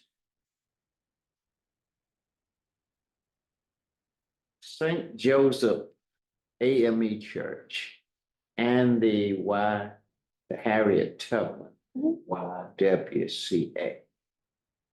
Those are two buildings that survive urban removal. Okay. Are you able to say from an overall view that these are the remaining two imposing structures in the Hayti area? No, there are others. I mentioned that Hillside Park High School that has been listed in the register. The rest of Umstead Street mostly has lost integrity, so it wasn't included in a large district just to the south that was listed several years ago. And I'm drawing a blank on the name of that district. It's but it's a large district, and it does include some buildings at the north end that were at the south end of Hayti neighborhood. But this section up here, from along Umstead Street and going up through to the expressway, all of that area really has lost integrity, except for these individual buildings, the Hillside Park, former Hillside Park High School, and St. Joseph AME Church, and the Tubman Y. So I don't think there are any other individual buildings that have not been nominated individually or in that district just to the south that remain for consideration for eligibility. Okay, so the others have been nominated. Hillside Park High School is individually listed and is a large district just to the south. And you mentioned Royal Ice Cream Parlor. Yeah, that was not in this neighborhood. That is- Yeah, it was up on the other side of the railroad tracks in Durham. My question here related to this, I guess there are two ways of remembering and preserving these properties, at least for newcomers, future generation folk, to see historical markers there, or to have these buildings placed on the National Register of Historic Places. Or they could be locally designated. Okay. And there is a locally designated district farther south along Fayetteville Street. And I know, Dr. Harper here, historians at North Carolina Central. Seemed to be a good project for. Intern, some student there to find out what else needs to be done, you know, in this area to push forward for historical markers as well as maybe the recognition of historic structures to be nominated and all of that, you know. Yes, sir. We can do that. I didn't mean to give that. I already know what that means. Historic Corps of North Carolina Central is individually listed in the register. It's Yes, a small district, yeah, I say individual, it's listed as a district in the register. hillside. The Scarborough House is individually listed, but that was then subsumed by this larger district to the south. And then there's the college, I think it's called College Park Historic District, which is across from NC Central, and that has been listed in the National Register too. So a lot of Southeast, the historic portion of Southeast Raleigh is listed in the register.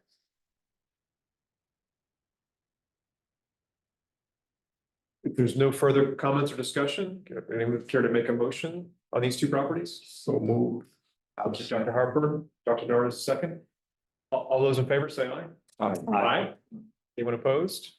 And no abstentions? Then I'd like to take a break for a minute, please, a few minutes before we have Jeff. But before we break, I want to share an email from Clay Griffith that Clay sent to Sarah earlier today, saying that he drove by the Hopkins Chapel Church yesterday. It is still intact. And yes, Dr. Waters, your dissertation was helpful. And with that, I'd suggest we're doing well on time. Let's take a 10-minute break and reconvene at 11:40. That gives everyone time for bathroom. There's coffee, snacks in the break room over here. So we'll reconvene at 11:40.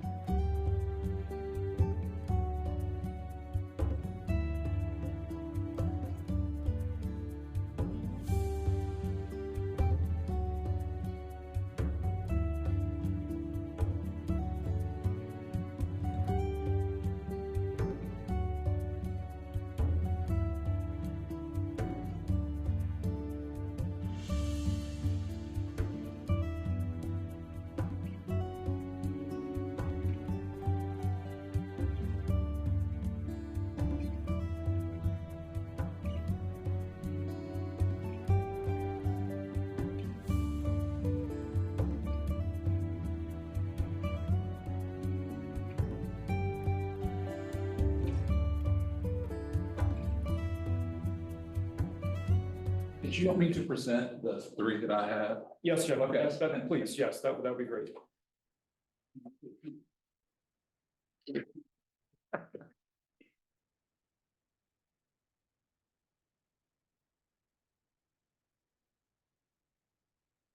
get ready. I just want to applaud Dr. Johnson for dying in early here. Really thank you. You're so welcome. Welcome. Sure. Good to see you as always. Thank you for your patience and allowing me to. Please. Never the same without Dr. John. She's here. Yes. All right, good morning, everybody, and welcome, Dr. Harper. The first presentation I have for you is the Edward and Frances Lowenstein House in Greensboro, Guilford County.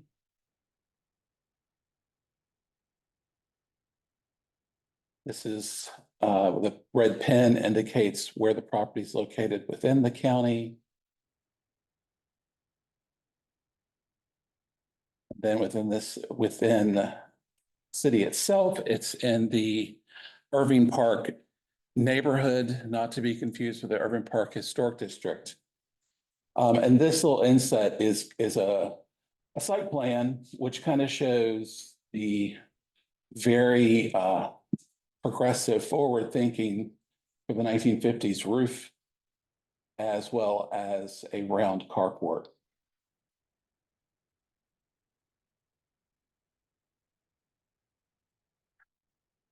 Built in circa 1954, the Edward and Frances S. Lowenstein House is situated on a large landscape lot in Greensboro's Irving Park neighborhood. The main block of the house, organized around an entry court, which is there on the left, opens to a walkway and a circular carport beyond, which is on the right. The viewer approaches the house from the south or the rear facade, viewing the structure through a wooded lot. The house sits at the back third of the lot, distant from Cornwallis Road. So this is, and I was telling Sarah, I like how when she presents her buildings, she'll give a bit of history, and then we'll take a tour around the house, and usually it's four sides. I mean, there are four sides, but just not very, traditional four sides. But either way, so this is the north elevation facing south. This is the northwest elevation facing southeast. And again, you can see the various degrees of the roof slopes here. So more or less shed style, some less dramatic than others, but a lot of other, modern or modernist finishes like the clerestories, the window walls. And again, this is the southeast elevation. And here is the round carport, which is open on the two bays in the picture on the right. And this Carolina fieldstone wall houses a storage closet. Chicago native Lowenstein tailored the residential design to suit his modernist sensibilities, as well as his wife's more traditional taste in the interiors, furnishings, and finishes. Sited in the most ideal location within the parcel, the design's integration of the interior and exterior spaces, the use of natural materials in unexpected and innovative ways, and an interior arrangement all demonstrate the influence of Frank Lloyd Wright, Walter Gropius, and Mies van der Rohe. Featured in the New York Times Magazine in June of 1955, the house remained an archetype of his personal style and design approach. So again, this is kind of a floor plan showing the division of spaces along that north-south axis. And just here again is the carport. Got a swimming pool.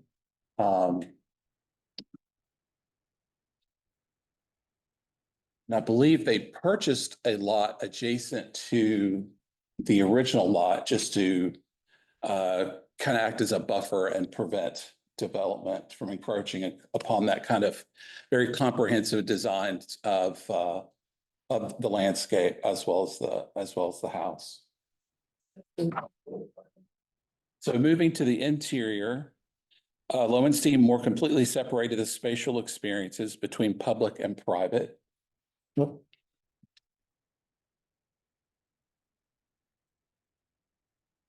He opened the public spaces through the inclusion of clerestory windows and large window walls to connect more completely to the outside. This is the entrance foyer.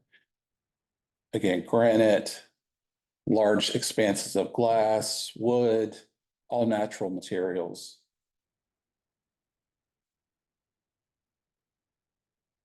Lowenstein included a similar palette of materials in and out, connecting the interior experience to the outdoors.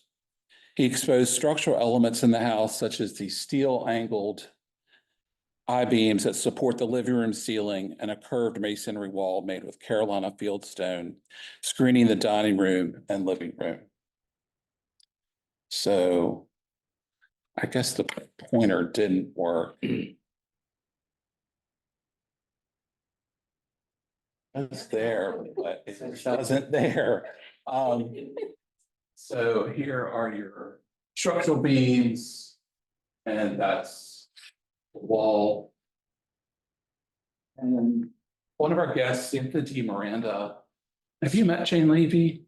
Is that her sitting there? I think so. I think so too. Yeah. That is the Lowenstein's daughter, and she and her husband currently own the house. It really remains virtually unchanged. The fireplace was also a ductless, stackless, if you will.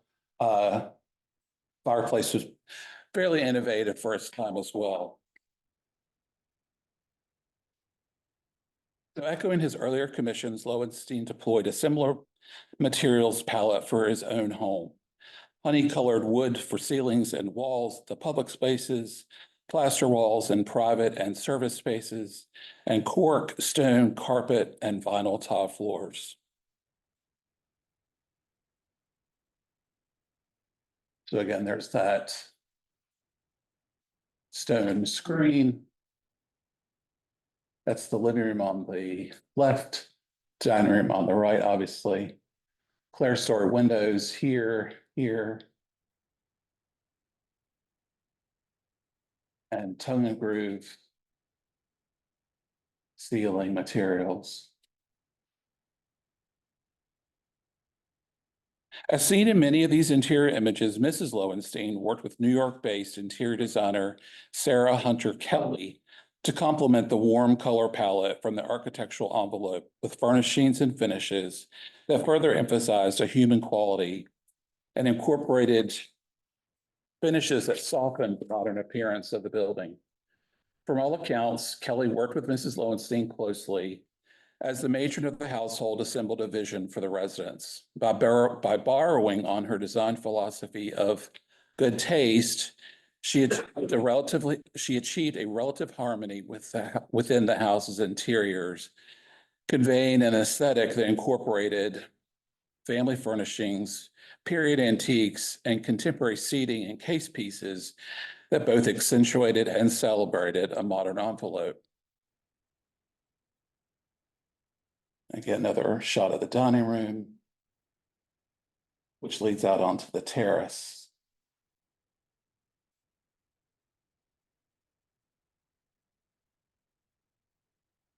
So this last shot shows Lowenstein on the left, and an undated photograph of the firm where he worked. But not only is Lowenstein significant for his architectural skills and professional acumen, but also his concern for the human condition and sense of fairness and justice. Lowenstein employed some of the first licensed African-American architects like William Edwards Jenkins, Martin Gravely, and William Street. However, he hired these men not because of their race, but because they were qualified. Lowenstein also taught history of architecture at the then Women's College, now UNCG, as well as offering a design studio, bringing women out of the classroom and into the field of home construction. Significant at the local level, the Edward and Frances S. Lowenstein House is individually eligible for the National Register under criterion B as the personal residence of architect Edward Lowenstein and the property with which he is most personally associated. The Lowenstein House is also eligible under criterion C. That didn't sound right. The Lowenstein House is also eligible under criterion C in the areas of architecture and engineering, as its design embodies a modernist style and incorporated innovative engineering. It retains a high degree of integrity of setting, location, workmanship, design, materials, feeling, and association. The proposed period of significance is 1954, which marks completion of this house until 1970, which was the date of his death.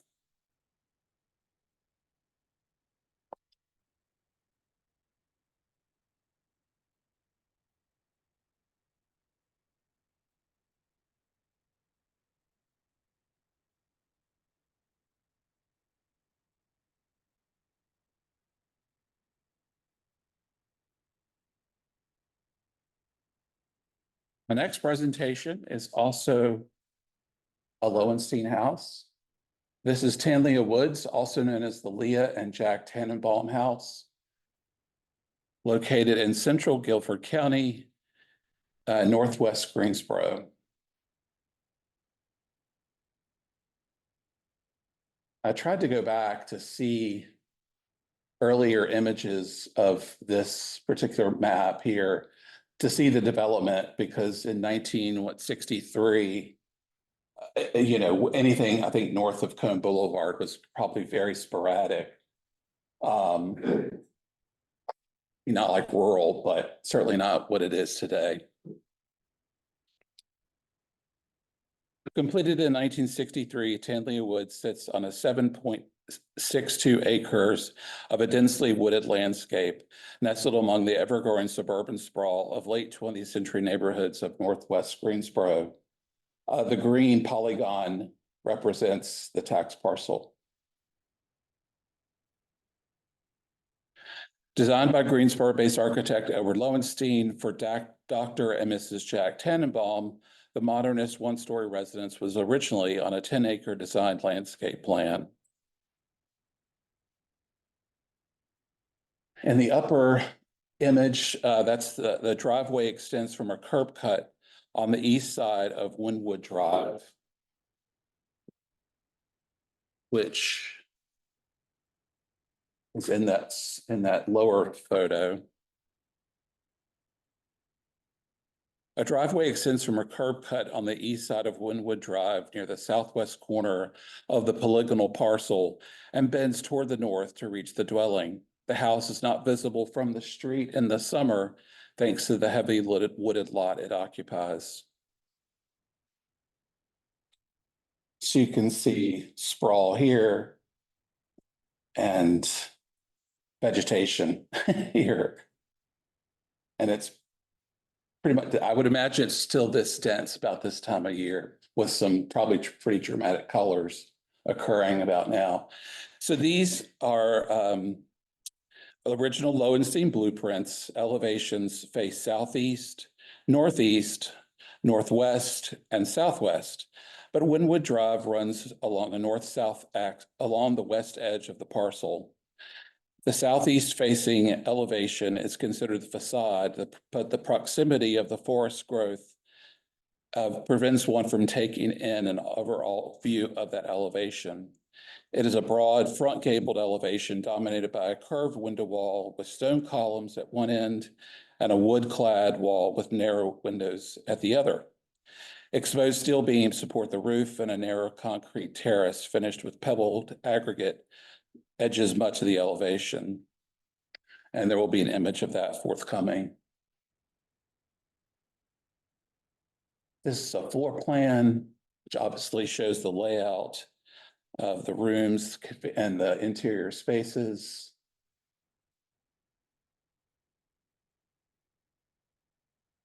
This is probably my favorite part of the house.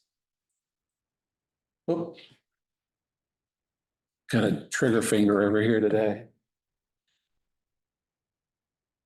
So the driveway that provides access to the house terminates not at the facade, but at the southmost corner of the dwelling at a 5-bay carport in the south half of the southwest elevation. The other end of that elevation is an exterior wall with stone face skirting under vertical wood sheathing pierced by 2 window bays. Determined to make this work, but it's not gonna. Okay, if I stand still. So this is the last bit with the stone skirting.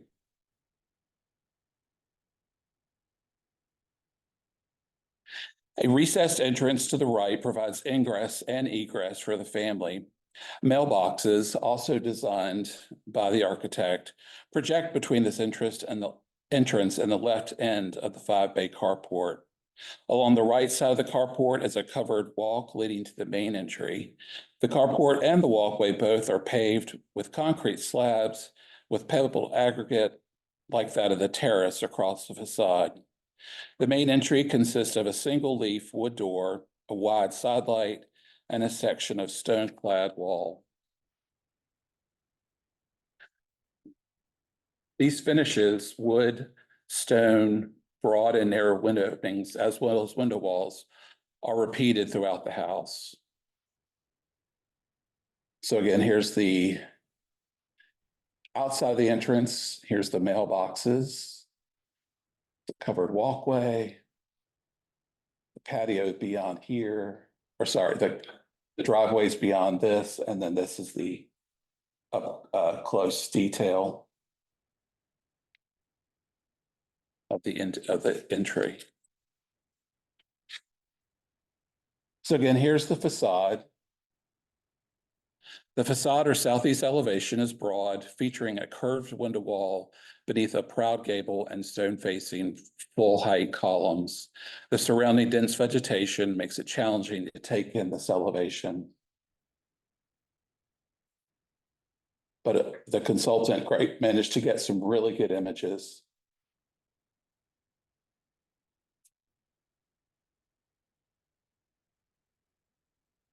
Although the bedrooms are not pictured, they provided access through sliding glass doors into a center courtyard, as well as to a patio between the house and a swimming pool. Beyond that pool is a single-story flat roof cabana built at the same time as the house, also designed by Lowenstein. 2 changing rooms and a snack bar occupy this interior space. So there's your inside of your snack bar. And as we head inside, these next several slides showcase the interior. It's dramatic and open, and the design aesthetic repeats the same materials that Lowenstein used on the exterior. From the small entrance foyer, one can simultaneously take in the glass-walled center courtyard that functions as both a light well and an art piece. The dramatic curved stone wall in the living room that anchors the hearth and its copper-clad hood, and the crescent-shaped sectional sofa designed to complement the concave wall and to embrace the warmth and glow from the hearth. So there's your sectional fireplace with the copper hood. Again, clerestory windows, window walls. I mean, there's just kind of probably slate flooring.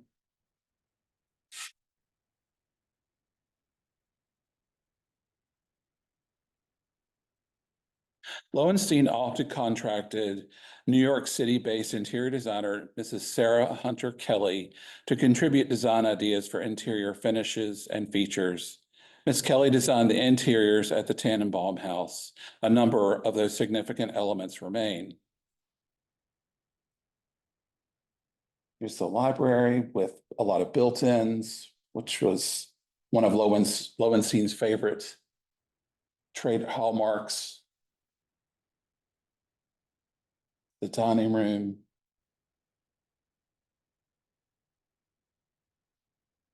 So the bar can be kind of camouflage, so to speak, behind this louvered panel.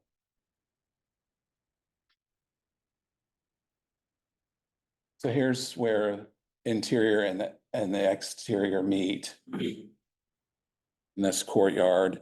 The square courtyard features glass walls with sliding glass doors, wall panels clad in vertical wood siding, and interspersed with tall, narrow fixed sash windows and large fixed sash picture windows over wood-sided walls. In place of a floor, concrete panels overlap each other to form a path through the space and over reflecting pools below. In their layered arrangement, the courtyard panels echo the overlapping flat roofs of the surrounding forms of the house. The outdoor space is completely enclosed by the various zoned living areas of the house. Lowenstein's firm designed a large number of houses, as well as many other property types in Greensboro and elsewhere throughout the 1950s and 60s. Not all of them were modernist, however, but several notable houses were excellent renditions of the humanist strain of mid-20th century modernism that was heavily influenced by the work of Frank Lloyd Wright. The Tannenbaum's house shows extensive refinement of ideas of controlling light, providing storage integrated into the structure of the house, and the organization of space for various family members' needs that was initially seen in the National Register listed Wilbur and Martha Carter House, his first modernist design identified in Greensboro.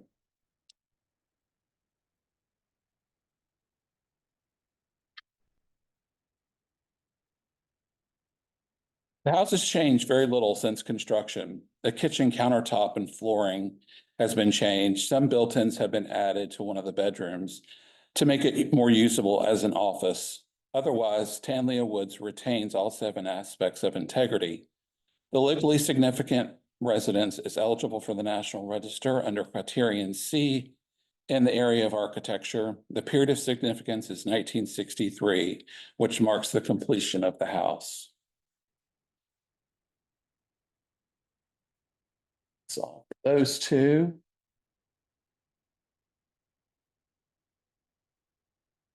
I asked Jeff, just because he's presenting the next one too, if everyone's okay, we'll have him do the third one and then we'll talk about those 3 as a group. Is that acceptable? Okay, excellent.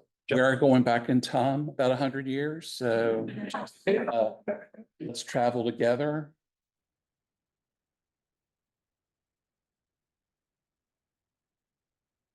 To the John Fisher House outside of Salisbury in Rowan County.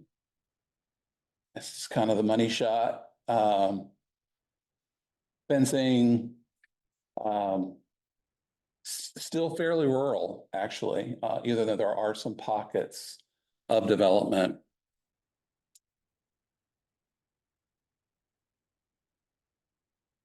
So the red pen indicates the location of the property. It's within like a half a mile from the Yadkin River, and it's located on the northern border of Rowan County.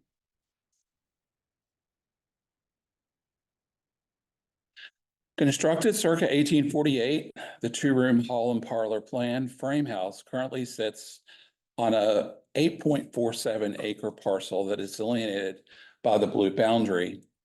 This parcel has always been a part of the Fisher family land holdings, which at its most amassed 125 acres.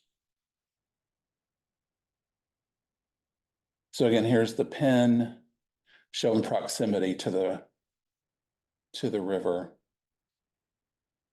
I don't think that shot, I mean, there's a site plan that shows there's a path that meanders beyond this house.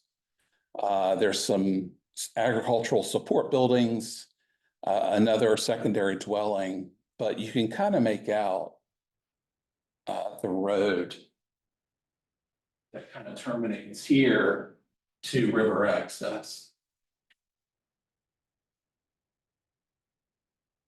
The 1.5-story frame house is located among tree stands, sparse housing on large parcels, as well as some spec housing on the southern side of East Ridge Road. Despite this modern housing development, the property was still retains its bucolic setting. Significant for its embodiment of a vernacular interpretation of the Greek Revival architectural style, the rather diminutive 1.5-story house exhibits many elements found in Asher Benjamin's 1830 practical house carpenter. The primary dwelling is surrounded on 3 sides by both domestic and agricultural outbuildings. Although non-historic, these ancillary buildings and structures help to convey a historic sense of feeling and association of a larger working farmstead, which this was during the 19th century, due in part to their use of historic building materials. This particular view, facing west toward the wooded part of the parcel, shows a setback from East Ridge Road. It also conveys the shouldered brick chimney base and stack in the middle of the side elevation. Again, here's the fence, just to kind of give you some bearing as to that original, and these really tall cedars, to show the looking opposite than the original photo. And here's 2 opposing views of the house. So the nomination preparer speculates that the house, again, circa 1850, this addition, which is a kitchen and dining room, may be as maybe 20 years earlier, but there's, nothing to really pinpoint that or to corroborate it. These views face, again, I'm getting ahead of myself, I apologize. These views face in 2 directions with an eye to the facade, as well as the dining room, kitchen addition, and the other side elevation. Specific elements include the 3-bay facade, 6/9 sash, corner boards finished with Greek key block at the top, and 6/3 sash in the gable ends, which I don't know if I've ever seen that, but here.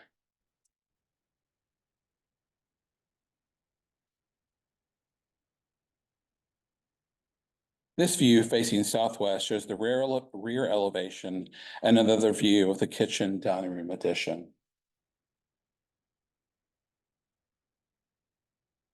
This view shows a window and door in the facade. The window trim, you can't really tell from this angle, but it is fluted. You've got corner blocks here, you've got an apron, kind of a projecting sill, all very classical inspired. An apron sits characteristically beneath the window's lower sash. Fluted trim and plain corner blocks frame the 2-panel front entry door. And of course, 2 panels are, I think, pretty synonymous with Greek Revival. Another hallmark on the Greek Revival style, cast iron rim locks are mounted on the door. So this is the living room mantle. And this is a plate out of Asher Benjamin's book. So you notice the projecting panel here, the vertical Greek key,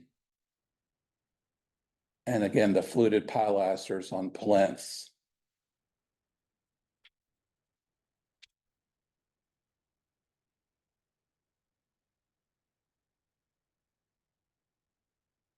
Here's door to the bedroom, again, with those same elements of trim, corner blocks, mounted rim lock sets. And another mantle, which is attributed to an Asher Benjamin design, just much smaller in scale.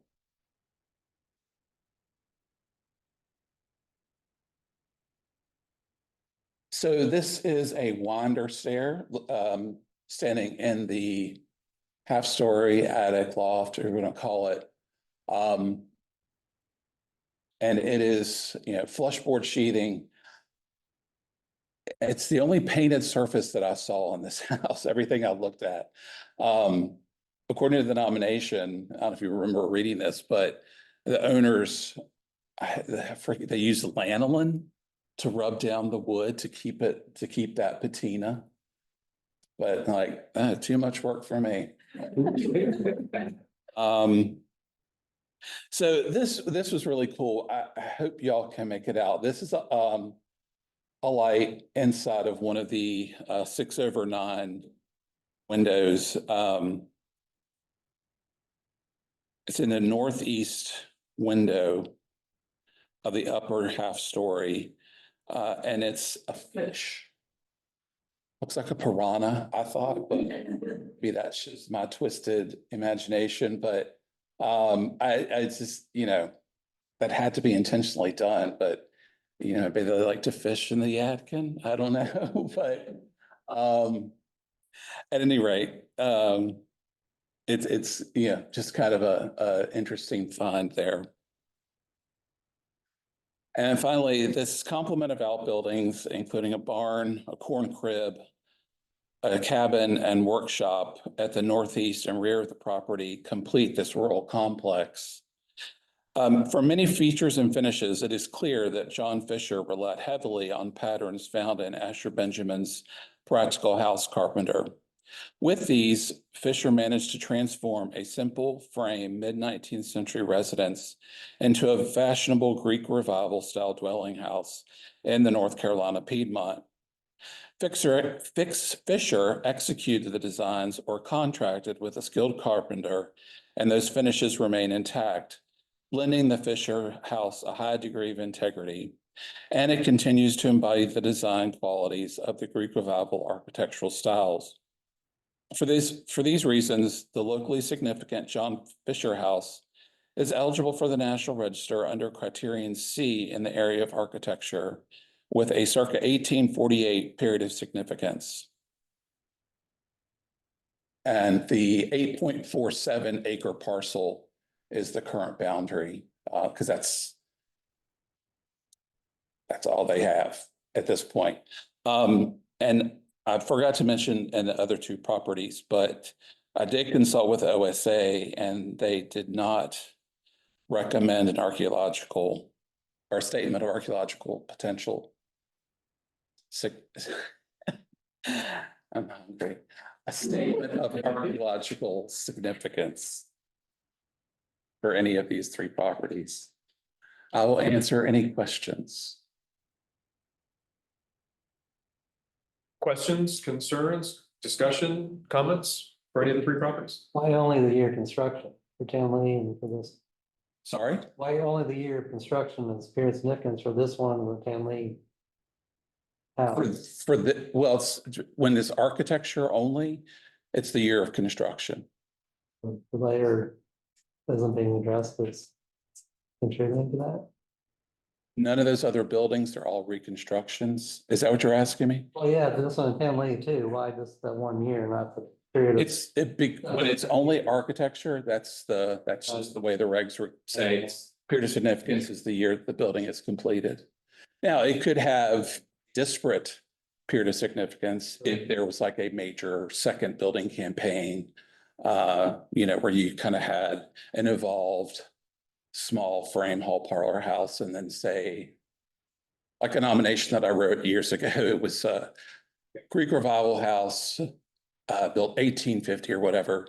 And then after the war, they added a 2-story Italianate addition, flipped it so that it faced 70 rather than due west. So there were 2 disparate periods of significance. It didn't always have to be a span of time.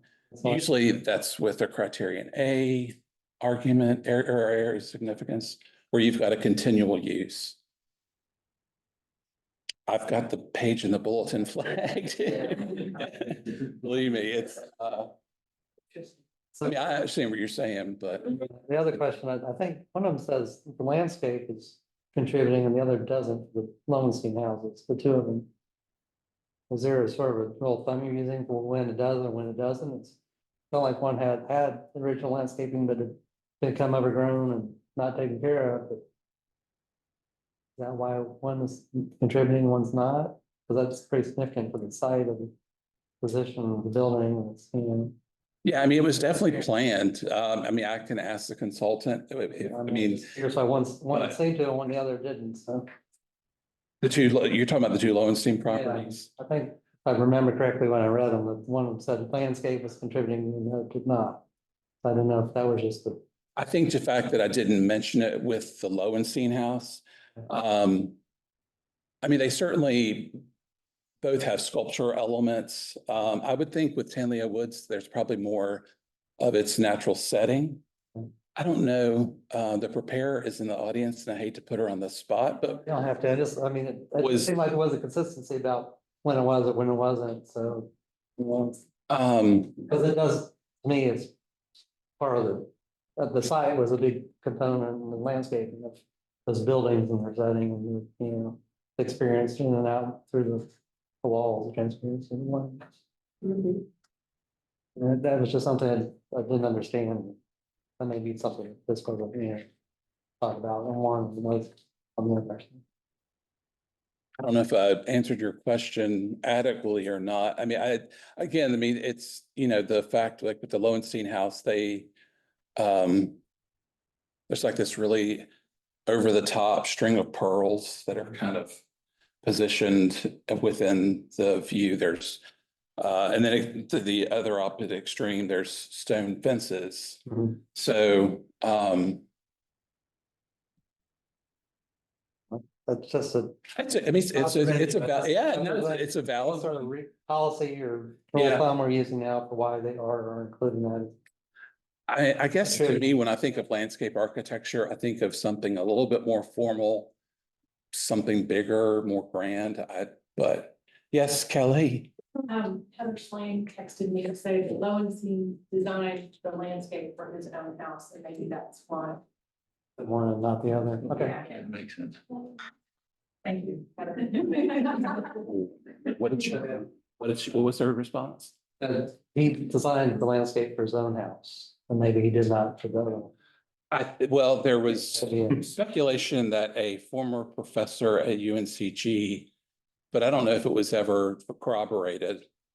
So I'm Cynthia DeMiranda. I did the nomination for the second house for Tanley Woods, in which landscape is not listed as a contributing element. In my experience preparing these, we use landscape as a contributing element when there's a designed landscape. And so you're correct, this house was intentionally built at the center of the parcel. It was intentionally, you know, left woods all around it. So it's not a designed landscape, but that is an intentional design choice. All right. There was some talk, as Jeff started to say, that there had been a landscape design. But all that is discernible when you're on the site is that there were some intentional landscape plantings put right around the house. But there's no surviving evidence of a more elaborate landscape design as there is at Lowenstein's own house. And then we did find a plan that somebody made, I think, after the fact, that was clearly never executed. You know, there was like a large lawn, so you really could have seen the facade. But I never saw any evidence that that was executed or that that was the original intent. So there just didn't seem to be any design landscape to list as either contributing or not contributing. I guess that would have been a larger question for staff if we wanted to count the preservation of the wooded parcel as a landscape element, but I've never done that as far as I know. I mean, to me, when you list the site, like the site and your inventory, that's your opportunity to kind of discuss the property itself and, yeah. There are some individual, as you read, elements placed within the landscape, like some walls and art, you know, sculptures and things like that. But the woods as a landscape element, I don't know, has that ever been pulled out specifically in an inventory as an element? I can't think of anything, but I mean, certainly, I mean, this is total speculation on my part, but I think as we see more dwellings from this era where there is encroaching development, like, not to make it personal, but my father bought 7 acres of land in Virginia it's a shed style house. It's got all the stone, it's got the tongue and groove paneled ceiling, and yeah, they're buffered. I mean, we hear cows, that's about it, but, so yeah, it was intent, there was a reason behind, Right. but to say that I mean, like Cynthia said, there are certain types of shrubbery that he wanted planted, things like that, but, I don't know. We'll have to wait and see. There were certain types of shrubbery that anyone wanted planted there. It's clear that like some azaleas were planted across the front of the house. They've been left to sort of grow too much. And I mean, there were intentional plantings. Oh. I don't know if they were according to a plan, if the homeowner just did it, at what point they were planted. There just isn't that information, wasn't recorded or documented well. So, while it would have been typical of the practice of the architectural firm to have everything highly designed, you never really know what got carried out in the end. Right. So it didn't look to me like any significant landscape plan was carried out, whether or not one was made. There was talk of it, but we never found it. And, there are. a lot You of- did say it seemed to be some original plantings and, right around the building and some stuff. That's why I didn't know why. Yeah.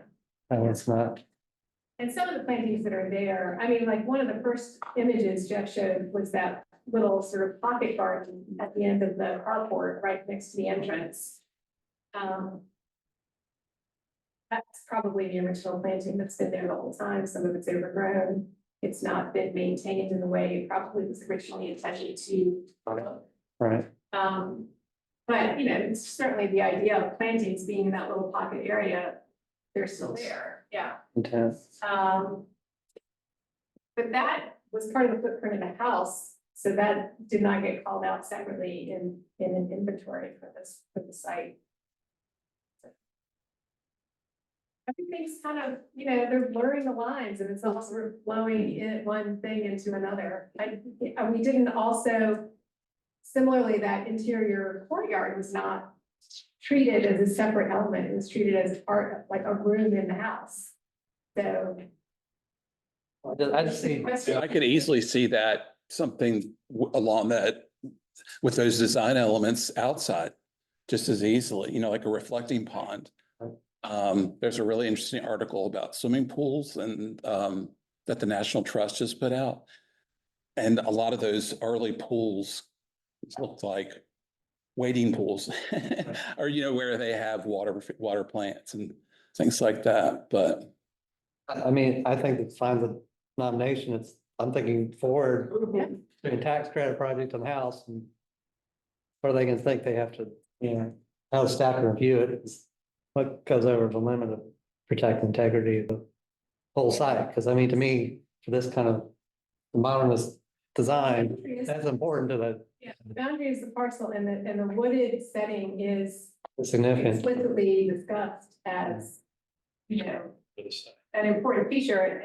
I think I do write that there is a facade, but it never needed to address the street. Mhm. And the entrance is not on the facade, it's on a side elevation.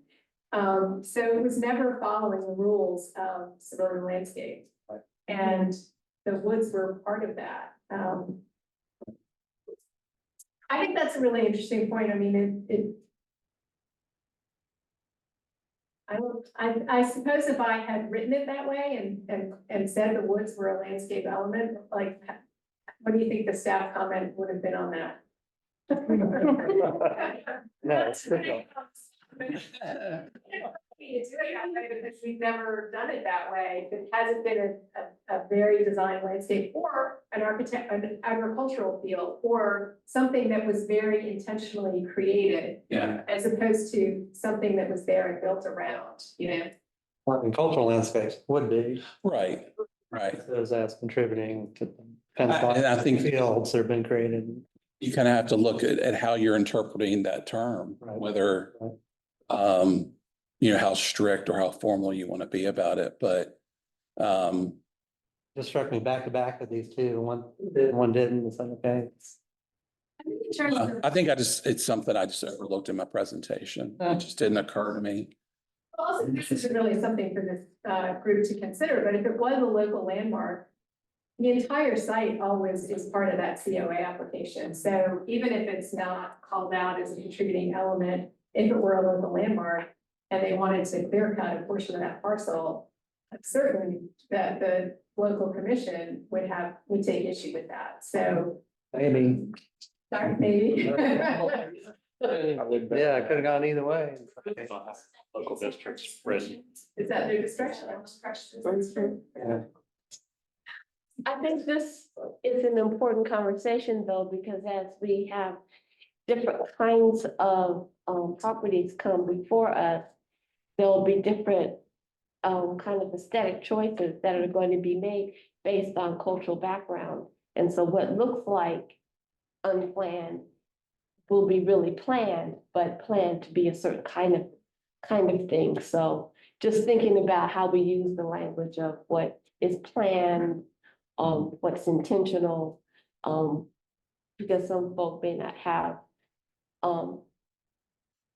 an architect to come in and do their home, but they've got intentionality about the way it must be, and work to find contractors who can do that vision. So just thinking, and those landscape elements will be important to think about later on, depending on what properties come before us. I have some particular things in mind. I would think it would be something like, because he was so prolific. I mean, I'm hopeful that a multiple property document form will come out of at some point, and maybe he did have a landscape architect on staff. I don't know, maybe it was too early for, well, I mean, it was Olmsted. I mean, he was a landscape architect, so, but were there degrees in that during the 19th century? So, yeah. He could have had someone doing landscape designs. I think it was probably more common for modern architects in North Carolina to separately hire someone, and there were several firms, and they were also prolific. That would be a really great, about landscape architecture and residential landscape design.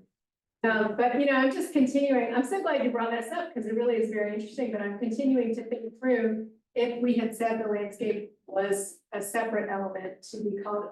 I don't know how you separate the immediate surrounding of the house from the woods, because there's no wall or delineation or even real change. Woods are now encroaching into what might have originally been area around it. And so I don't think there was any. I don't really, because we never found a plan, I didn't know how to assess integrity. Sure. He's probably, if there had been an evident plan, evidence of like the plan itself or evidence on the ground of, oh, this is clearly what the intent was, it would have been more obvious to say this is another element in the, but this was just a situation where it's the house and it was in the woods and seemed to have left the landscape part out and they finished. Well, they felt they didn't need to do anything because they were taking advantage of what existed and Yeah. and they were building on that as an existing component. They didn't have to do any more or much to. You could even talk as something as simple as the curvature of the drive.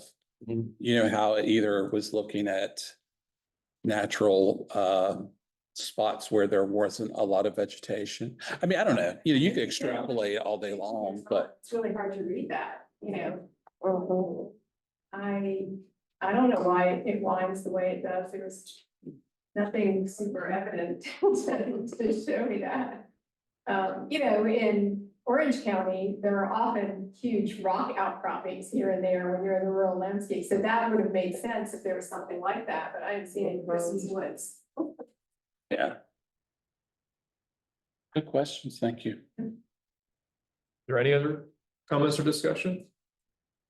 If not, would anyone care to make a motion on these three properties? So moved. Joe, thank you. Is there a second? Dr. Johnson? Okay, all those in favor? Aye. Are there any opposed? And no abstentions? Right, that motion is passed. So Sarah, I have a question for you. It's now 12:30. You have one more for Southeastern region that we could do now, or we could break for lunch now. That's up to y'all. Can There's more half time. do we have any expect South Bend will controversial or contentious anyway? We want to make sure, I don't want to rush it if there's a. Mr. Chairman, could I make while we mull this over lunch or not, may I make a public service announcement? Please, first? please do. Next week is Preservation North Carolina's annual meeting. And on Wednesday, there's going to be a tour of a Matsumoto house that had a gable roof added by a previous owner. And that roof has been removed by a young architect on my staff for his parents who have moved from Illinois to retire in Rocky Mount. And it's on tour next Wednesday morning. And he is doing a terrific job. It's a wonderful house. If you get the chance, you ought to go see it. Good, right. Very good. Thank you. All right, so I just think a quick poll of the committee members. Should we persevere through one more nomination and then break for lunch? Is that okay? Do some thumbs? Okay. Then Rebecca, you're up. Right. And then, last. Sorry. Last part of that conversation has, You'll see it echoed again in this presentation, but this is the South Benbow Road Historic District. Hannah Beckman Black worked with this district. And I'm presenting for her while she is in Pennsylvania. Let me see. Okay, and it should be noted that this nomination was funded by a Park Service Civil Rights Grant. The South Benbow Road Historic District is located in Guilford County in the county seat of Greensboro, approximately 1.5 miles southeast of downtown. The district was added to the state study list in 2020 following the architectural survey of African-American neighborhoods in East and Southeast Greensboro. At the time of the survey, it was placed on the study list as 3 separate districts, but they share a history and significance that allow them to be nominated as a single district.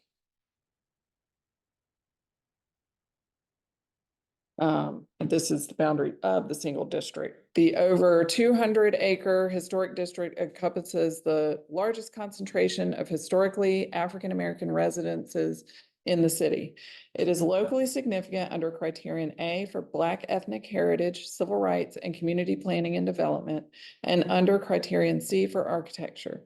The period of significance spans from circa 1946 with the construction of the earliest resource in the district to circa 1976 when the neighborhood was largely built out in the northern part to include homes for employees of North Carolina A&T University. The district developed in close proximity to the Black Commercial Center along East Market Street, several schools, including NC-A&T, Bennett College, and Dudley High School, as well as churches, the hospital, and numerous other important community institutions, making it a desirable neighborhood for home buyers. As such, residents included business owners, educators, doctors, nurses, lawyers, architects, and other influential African-American residents. Though primarily residential in character, the district includes the 1966 L. Richardson Memorial Hospital and 5 churches built between the late 1950s and the early 1970s.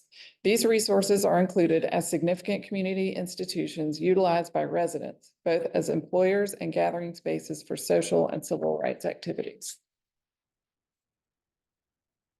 The district is significant for African-American ethnic heritage and civil rights as a concentration of properties that share historical associations with the advancement of African-American civil rights in Greensboro. The district includes, where are we on?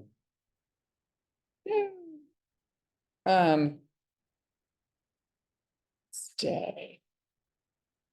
I had it set where it scrolls through while you talk. Okay, well, I'm gonna try to manually override that as I talk.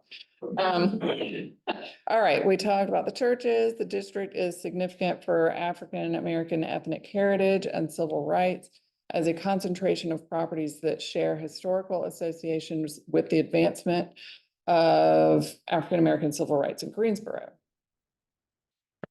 The district includes properties associated with important leaders of significant organizations in the civil rights movement, or those who offered legal, social, or economic support of the movement. Residents included civil rights attorney J. Kenneth Lee, North Carolina Supreme Court Justice Henry Fry, surgeon and civil rights activist Dr. Alvin V. Blunt, and prominent architects W. Edward Jenkins and William Street. Residents of the historic district supported and participated in the civil rights movement in the city, including participating in freedom of choice as the first Black students to integrate white schools, participating in sit-ins and marches in downtown Greensboro and NCA&T, hosting civil rights leaders, including Dr. Martin Luther King Jr. and Jesse Jackson, and supporting student protesters by providing supplies for jailed students and posting bail fees. The district also includes the home of J. Kenneth Lee, where Black leaders and attorneys frequently gathered to prepare civil rights litigation cases.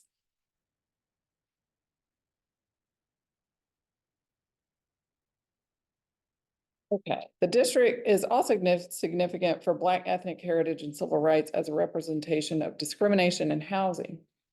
One of a number of early to mid 20th century neighborhoods formed in East Greensboro. The district was developed as a consequence of and in response to both systemic and de facto segregation in Greensboro. The residents were drawn to the area by important community institutions. The majority of the district was platted by white developers for Black residents in an effort to further reinforce and entrench housing segregation.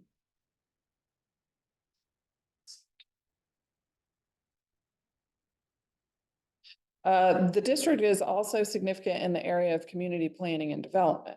It is comprised of several smaller developments, including Spalding Park, Clinton Hills, and Benbow Park, which are connected by South Benbow Road, the main north-south thoroughfare through the district. The developments, excuse me, followed Olmsted's planning principles common in early to mid 20th century residential developments, which called for curvilinear streets that follow the natural terrain, help slow traffic, and provide varied views as one moves through the area. Further, the historic district is significant under criterion C for architecture. Resources are largely constructed in the minimal traditional colonial revival, period revival, ranch, split level, and modernist styles and form. Many fine examples of modernist architecture stand in the district.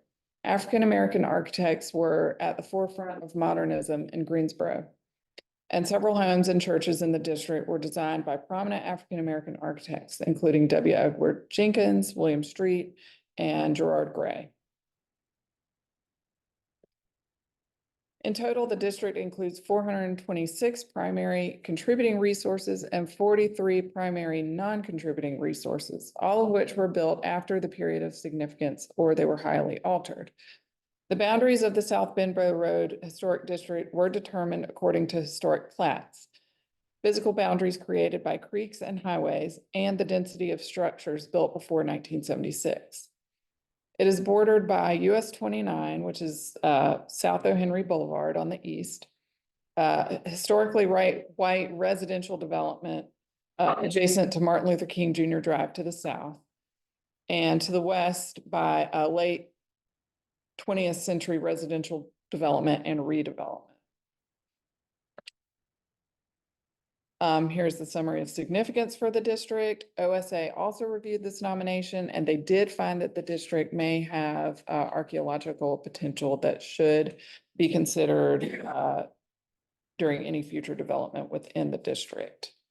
Also, the Greensboro Historic Preservation Commission supports this nomination, and they passed a resolution of support on October 7th.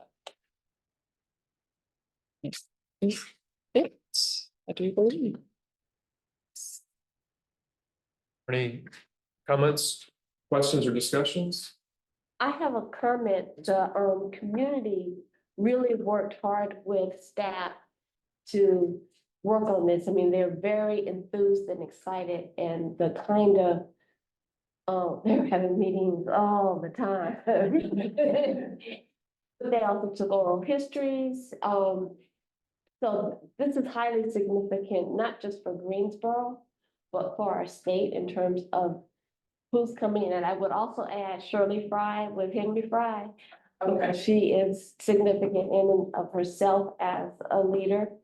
But I think that to see my main thing is to see the community and the residents so involved and invested in helping to craft.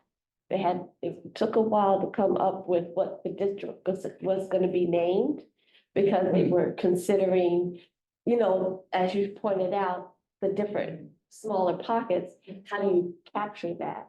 And I think that should be commended, that they came to something that makes sense. And I think shows a strong nomination. This nomination, as I'm sure y'all know, is about 200 pages long. So, it is, yes, so much great information, I think, and it was very interesting to go through these photos and learn a little bit about it. So, I'm glad to see it.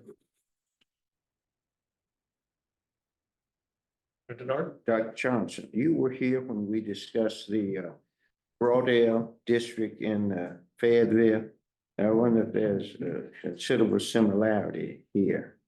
In the sense of how the community understands the significance of what was done and wanting to preserve that story, that history. So it's a different thing because it's Fayetteville. And so it's gonna have that Fayetteville flavor to it, as Dr. Holmes Brothers knows. And the makeup of the folk in that But the community, I makeup mean, it is was similar. Fayetteville State there, you know, And and A&T and Bennett and the Right. other. So it also interprets middle to upper middle class, how it shows up in different parts of our state. Yeah. Yeah. Which is an undertold story. Yes. that's what I was wanting us to get to some extent with the infield. You know, I'm still coming back to infield because we still need to do an addition there, you know. Will Cofield and, you know, those folks kind of left out, you know, of that historic district there in infield. Yeah. There no other discussion or comments? Would someone to make a motion? Motion approved. David, thank you. Second. Mary Beth Fitz, okay. And all those in favor, please say aye. Aye. Any opposed? No abstentions? That motion passes. I recommend we break for lunch now, if that's okay, and then we'll figure out how long, and then when we come back, we'll finish up with the National Register nominations for the Eastern region and then move on to the Southern. It's now 12:46. Suggest is 30 minutes acceptable? Can we reconvene at 1:15? Lunch is here, is that correct? Yeah. Lunch is next door and. Good, thank you for being here. Yeah, I was just in with Tracy.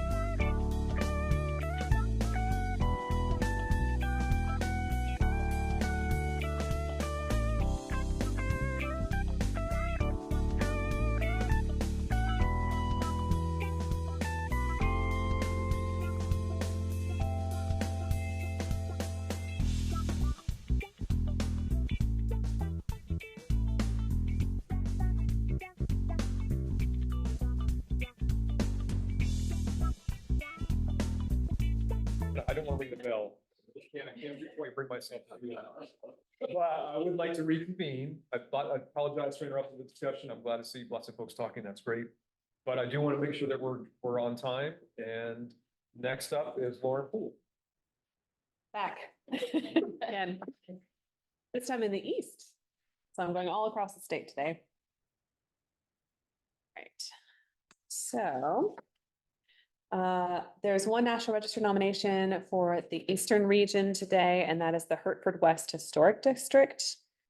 This is a presentation that was prepared by the consultant Dan Pizzoni, and I modified it a little bit to fit our formatting with his permission.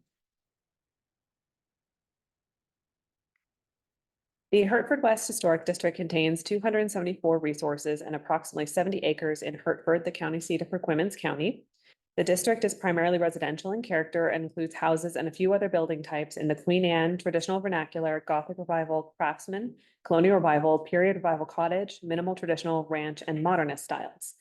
And here, the Hertford West neighborhood is indicated by the red star, basically everything west of the railroad that you see running through the middle of that map. The blue outline is the Hertford Historic District, which is the downtown historic district. The district includes most of the western part of town along the 3 east-west trending streets, Dobbs Street, West Grub Street, and Pennsylvania Avenue. And this shows the district boundaries here. And you can see Grub Street running along the top of the screen. Dobbs Street kind of runs through the bottom part there. And then Pennsylvania Avenue, where's Pennsylvania Avenue? Somewhere there.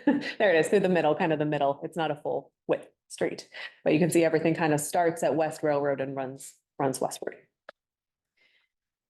Since its inception in 1758, Hertford has functioned as the principal administrative and economic center of McCormick County. The town's core area lies in the Hertford Historic District, which was listed in the National Register in 1998. A rail line was built to the west side of town in 1881, sparking industrial development and population growth. By 1905, the date of this soil map that you see here, development had commenced to the west of the rail line in the area that would become what Hertford West Historic District. So you see the kind of bubble. Next to the bubble is where that railroad is running, and then the roads on the other side are Hertford West, so the area we're looking at. Now we're going to look at some of the architectural styles and forms present in the district. Several houses within the district built from 1900 to 1920, like this one at 209 West Railroad Avenue, are classified as traditional vernacular for their simple traditional forms. Porches like the wraparound porch seen here are a character defining feature of many vernacular dwellings found throughout the district. Many early houses are also enlivened with the characteristic milled ornamentation of the era, including barge board, decorative brackets, and railings. Some of the more elaborate early houses show influence of the Queen Anne style. This house at 514 Pennsylvania Avenue has a pyramidal roof sheathed in shingle pattern pressed metal and features a metal finial. Queen Anne windows with stained glass borders are also common indicators of the style, as are the milled gabled ornament and fishtail wood scale siding seen here. Hertford Pentecostal Church, one of the district's few non-residential buildings, combines Queen Anne influence in its form of stained glass windows with borders and the overall vernacular Gothic revival style. The craftsman style and its characteristic house form, the bungalow, became popular in the 1920s. This house displays several hallmarks of the style, including triangular gallows brackets, two-part port supports with wood columns set on brick pedestals, and a story and a half more. This is another example of a craftsman style column that we see, or pier, that we see in the district with the concrete, brick, and wood construction. A form known as the front gable bungalow, which I've always known as the southern bungalow, persisted until after World War II. These examples have a decorative porch treatment with a picket-like spandrel infill. And this is something we actually see in Hertford. It's one of the, like a distinctive spandrel design in Hertford. And you also see it in Elizabeth City because there's a milling company in Elizabeth City that was producing this. This is very common to see on buildings of this style from that time period. As the 20th century reached its middle years, other characteristic influences appeared in the district. The circa 1946 Matthews House shows the influence of the period revival cottage style, an economic builder version of Tudor revival. The front chimney and asymmetrically gabled front entry vestibule are indicators of this style, and its compact gable form, the Matthews House, also shows the influence of the minimal traditional style. Mid-20th century houses often mix styles. This house shows the influence of minimal traditional, colonial revival, and craftsman styles. A major development in the character of the district during World War II was the construction of Woodland Circle, which you can see is that curvilinear street kind of towards the bottom left corner of the map here. This is from 1964. Built in 1944 to house personnel at nearby Harvey Point Naval Air Station, the subdivision is Hertford's principal historic example of curvilinear planning. Most of the other streets are fairly linear and straight. Woodland Circle's 30-plus one-story frame houses are minimal traditional in style with simple gabled and hip roof forms that vary from house to house. Although modernization such as vinyl siding and windows have occurred, the houses preserve their essential 1940s character. And a number of houses retain their original wood and glass doors. In the late 1950s, a ranch style became popular. The streets at the western end of the district, which were the last to develop, are full of examples of this style. The ranch is both a style and a house type. In this district, the type consists of a one-story linear form with a low pitch gable or hip roof. Ranch houses often took details from other styles. This 1966 ranch house has neoclassical influences with a symmetrical 5-bay front and wide frieze. And here, some ranch houses also display modernist influences like this elemental slab-like chimney on this ranch house, which is one example of the modernist style. Modernist architecture with its arresting forms and emphasis on materials instead of ornamentation appeared in the district in the 1950s. Marjorie Lou Fields, an economist with the County Home Extension Office, built her concrete block house in the modernist style. The house features an asymmetrical form and offset shed roofs. The roof ends were originally clad in redwood, but currently are covered in replacement siding. Or redwood, I'm sorry, they were covered in redwood and are now covered in replacement siding.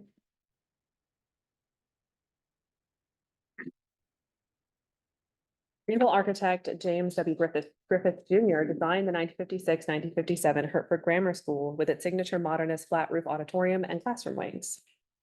Hertford Grammar School is one of a handful of non-residential buildings in the district. The other is the Salling Owens store, which appears to date to the 1930s.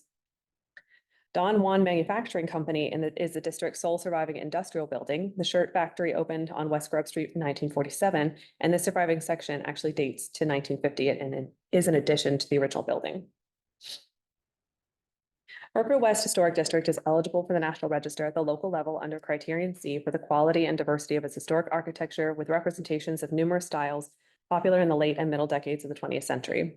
Although vinyl siding and replacement windows and modern additions are found throughout the district and do detract from the district's integrity, the majority of the resources retain their historic form and most retain the architectural characteristics of their style or type. Overall, the district has, as a whole, retained sufficient integrity to convey a sense of a particular time period during which it developed and gained its historic associations. The period of significance for the district begins in 1900, the approximate date of residential development in the district, and ends in 1971 with the construction of the last ranch houses built in the district during the historic period of development. We did receive comments from OSA about this nomination. They felt that there was archaeological potential within the district to learn more about historic housing developments as well as industrial developments within the district. And they recommended that that since there's been no investigations been done to look into these features, but they are likely to exist, that these should be considered as part of any development of associated properties. So that is Hertford West for you. Jeff, can you go ahead with yours next, and then we'll take both nominations at once, please. Done something back. Okay.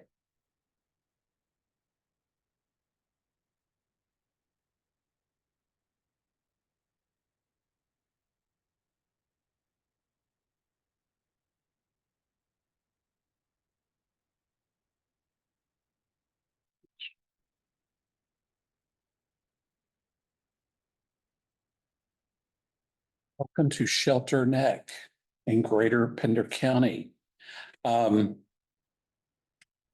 This is the proposed Shelter Neck Historic District located in the vicinity of Burgall in Pender County. This was placed on the study list in 1991 and with a formal DOE in 2020. So the red pen indicates the general location of this former school complex. This image in the upper left corner was the only image I could find that was like straight on, that showed the extent of the built resources as well as the grounds. Located in rural Pender County, the Shelter Neck Historic District is situated to the east of Crooms Bridge Road in the vicinity of Burgall. This slide shows an aerial view of the proposed historic district and the surrounding landscape. And by that, I mean all the vegetation. Tree stands, there's wetlands, there's a big swamp kind of overarching this general area, but it traditionally has been an agricultural county. But has since, in lots, I think the application of 20 years, it borders the coast, or it goes all the way to the coast. And so they've seen a lot of development in the county. Again, buffered by wetlands and timber stands, Shelter Neck acquired its name because of its location on the quote unquote neck or dry land sandwiched between the Northeast Cape Fear River and Holly Shelter Creek. It was here that the Boston Unitarians established a Shelter Neck Settlement School, and this is the proposed boundary. This slide shows two overall views. There is a depression here within this oval, which provides egress onto the property.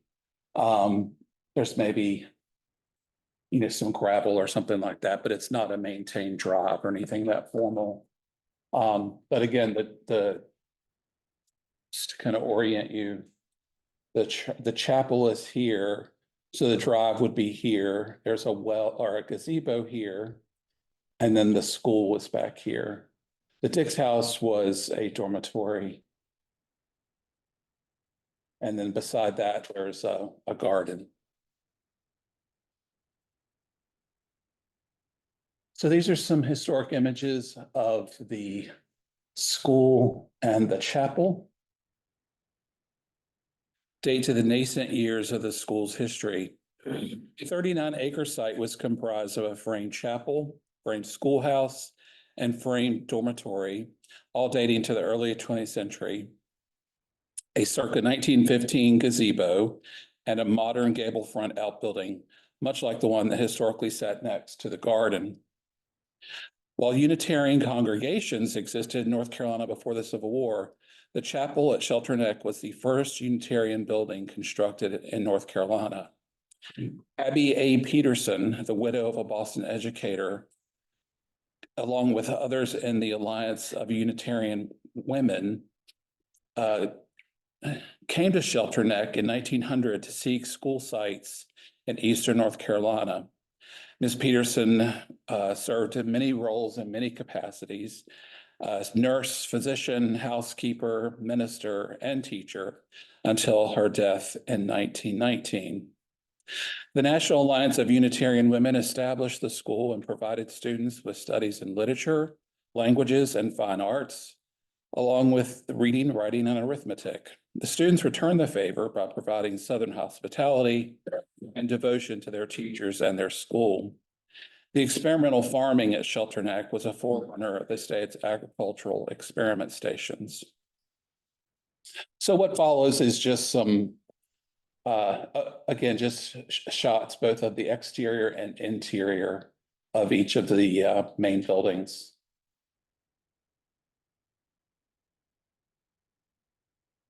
So the chapel has some Greek revival as well as some Gothic revival. See some sawmill work and turned post on the entry porch. This large dark diamond ventilator in the gable end, and then a gable on each side of the bell tower.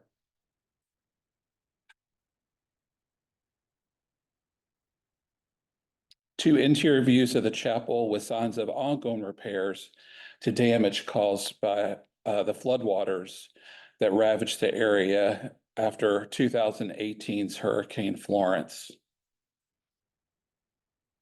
And here's two views of the school. Sitting on piers. You can kind of tell by how much of the cladding was removed, how far up the water rose. But it's still got a lot of the original fabric. You see the paneled pivot doors here, beaded board walls and ceilings, classroom doors with vestibules, as well as paneled exterior doors. And this is, or what became known as the Dix House, which was the dormitory for the girls. Had a side entrance with side lights and a transom surrounding the single leaf entry. Over here on the far right is the modern shed.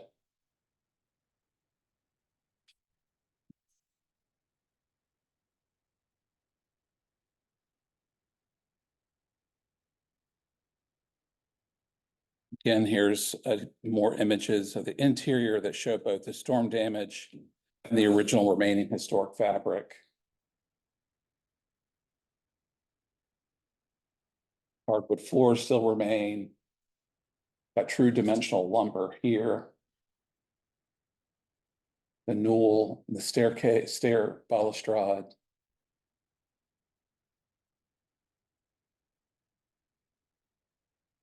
Again, here's a close-up shot of the gazebo, kind of rustic in its construction. It's speculated that it covers the location of a former well.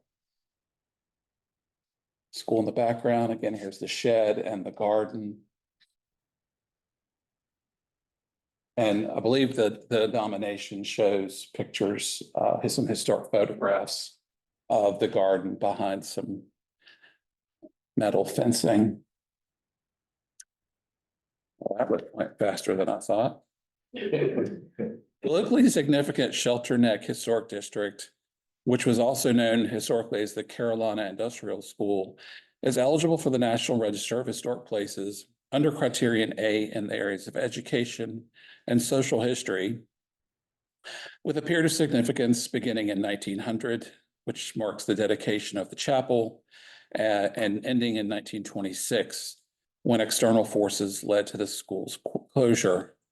There is adequate integrity to convey its historic associations. I will say that much. Owned by the Universalist Convention of North Carolina, a religious organization, the property must meet criteria consideration A for religious properties. Because the property is eligible under, quote, a theme in the history of religion having secular scholarly recognition, and in addition, it is significant under another historical theme, that being education, it meets the criteria consideration. SHPO did request a statement of archaeological potential from OSA, but they did not recommend a statement or any questions? Any questions or comments about either of the properties we've heard? Sorry? Just asking if there are any comments or questions on either of the properties. I think I'm getting a cold. My ears are just like, everything's in monotone. I'm sorry. Bernard? Yeah, I have a question for both of you, guys. That is, were you able to discern the ethnic makeup of the district? That By all accounts, they didn't say it was segregated, but I did not see any children of color in any of the photographs. you did. Nor any of the faculty, so. But you would think something that's rooted in New England would have been a little bit more moderate in thinking. But it's not mentioned. Okay. So blacks make up about 28% of the population. I think the overall population in your area. Whites make up about 58% of the population. But the population of the county, in, Oh, in Burger. Oh, okay, Yeah, yeah. interesting. If that was something that eventually, if that was the statistic from as early as 1900 when the school was founded, or if that's a more recent statistic. It's more recent. Well, it's also part of the Gullah Geechee corridor. Yeah, And that's right. so it makes it earlier Yeah. because, Mm. I mean, that Burkehall is definitely in the corridor. Right. So it's just interesting and I can see why there would be the separation considering what part of the state it's in and Right. that would be very separate. It's a, very experienced and well-seasoned consultant. I think that if her research yielded anything to that, it would have been mentioned. I firmly believe that. I don't know about your district. Now, when you get to her. If you remember from the map, Hereford downtown, Hereford West. Hereford West is more of a white development. It's probably mixed to a certain extent, but it really developed in that like kind of early 20th into the mid. So I'm sure by the time we got to kind of mid 20th, there might have been some, but if you remember where the railroad track runs, just to the east is where the African American section of town is. Now, we did look at that area when we went to look at Hereford West initially, and the town is interested in potentially finding some sort of African American district. That area has had a lot of loss, a lot of tear downs, a lot of vacant lots, a lot of integrity loss. So we're trying to find some little corner of it that might still have enough integrity. And I think there's a study list application in progress for that. So we may see that soon, but the town is very aware of the fact that they've listed the white downtown, the white later development, and then this middle corridor where the African American section is not really being recognized. So they're trying to find some section, but we drove through it. We looked so hard and we're just hoping we can carve out a little section that recognizes that African American history, because there is big cross street there as well. And we're hoping we see that little corridor of the section. So yours is more residential, I mean, your district. Yes, mostly residential. So when you look at the population there, which is about 49-40. So African Americans make up close to Yes. half of the population. And I think what we saw when we were driving through that little section east of the railroad tracks was that there was a separate commercial area, there was separate residential. There's some really old houses in that area. It's just, again, some neglect, some absentee landlords, and just tear downs. Unfortunately, we have a lot of vacant lots. So we're trying to find a little section to recognize the register process, but we'll have to stay in this application pretty soon. I guess. Bernard I believe this crossroads is Burkall. Yeah. So mileage wise, I would say, well, I'm not sure what the scale is, but like I said, when you give the address of the nomination, it asks if it's in the vicinity. So to me, that's kind of like, outside of the city limits proper, or in an unincorporated area, just outside of any development. But it's not surprising because Maple Hill, as you go, if you look and see Maple Hill, that's another, and down from it, just south of it is White Stocking, which are Black communities in the Gullah Geechee. So that's, still being documented how it is, but it's still a part of the corridor. So I can see that carving out because it is not Maple Hill's unincorporated. And so it's White Stocking. And so, and then there's the sanctuary for the Venus flytrap that's in the swamps so it's an interesting mix of what's there, that kind of rural thing. And so, as I said before, I'm not surprised that the Northerners who came down created this insulated kind of community and would have followed the cultural patterns of their white counterparts. Where could we look? I mean, is there some sort of resource that shows visually that, I guess, the Gullah Geechee Trail or where they lived. I mean, I would be curious to have that at our disposal so that if we get a nomination that doesn't mention it, you know, we could mention that to the preparer. Have you considered, you know? Absolutely. I mean, Okay. it's a national court, it's federally funded, national identified corridor, and the northernmost point is Jacksonville. So we can get that. That's easy enough. And we have North Carolina representatives on the commission. There's a Gullah Geechee Commission. So that's what we've been talking about with Ramona, you know, how we're gonna fix. I mean, this is not a criticism of people doing this, but how will we fix this so that these districts are more of an accurate reflection of the communities, you know, that, all that, you know, and not just follow the same paradigm that we had from Jim Crow period and farther back, you know, because, you know, more things change, more they remain the same. I mean, you're talking about railroad track, you know, still back. And we could see that, you know, with the expressway, you know, in some of the metropolitan areas, you know, Hayti and all of that, you know, turn, you know, where you divide those communities up like that. Yeah, yeah. So for us here, how do we, and we talked about educating, you know, the folk in the community, you know, how do we get folk to, you know, jump over those divides, you know, historical, you know, traditions and say, well, we want to be included, you know. And that's the issue that we face with some of these historic sites. You know, how do you change that paradigm? You know, this is a narrative we've had for X number of years, and we're dealing with that down at Tryon Palace. You know, how do we make Tryon Palace more inclusive? You know, and not the exclusive enterprise that it's been throughout much of its history. You know, okay. And it takes a lot of strategy, you know, be a master psychologist and everything else, you know, to get in and change that, you know.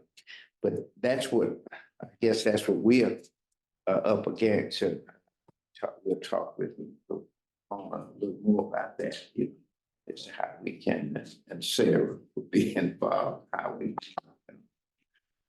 New Bern in particular, I mean, what could have been but never was. I mean, there's a whole story there. Yeah, right, yeah. Yes. Those are all wonderful comments. My job here is to steer us just back on. Fully respectful of you, Dr. I appreciate your comments. As always, Dr. Johnson, thank you. There are no other comments on the nominations. Is there anyone willing to make a motion? Okay, Dr. Bernard has made a motion. Is there a second? I'll second. Fred, thank you. All those in favor, say aye. Aye. Anyone opposed? No abstentions? That motion has passed, and we are through the National Register nomination portion of our meeting. So thank you, everyone. And because we started the study list early, we're actually in pretty good shape. We only have 8 left to go, starting with the central and southeastern regions. And I do have one question, Sarah, for you. I know we have, Brett has expressed a potential conflict on VAS, so we may want to talk about that one separately. Okay. Do we want to do that one first, or or just take one at a time until we get through that? No, just, Rebecca's gonna do Okay. these 2 first ones, and so Rebecca, after you do radio station, then I'll do radio station, And then we'll have Brett. then you can speak yourself. Okay.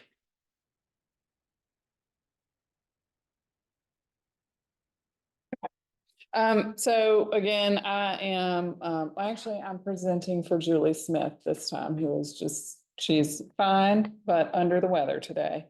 But she has worked, very diligently with 2 study list properties.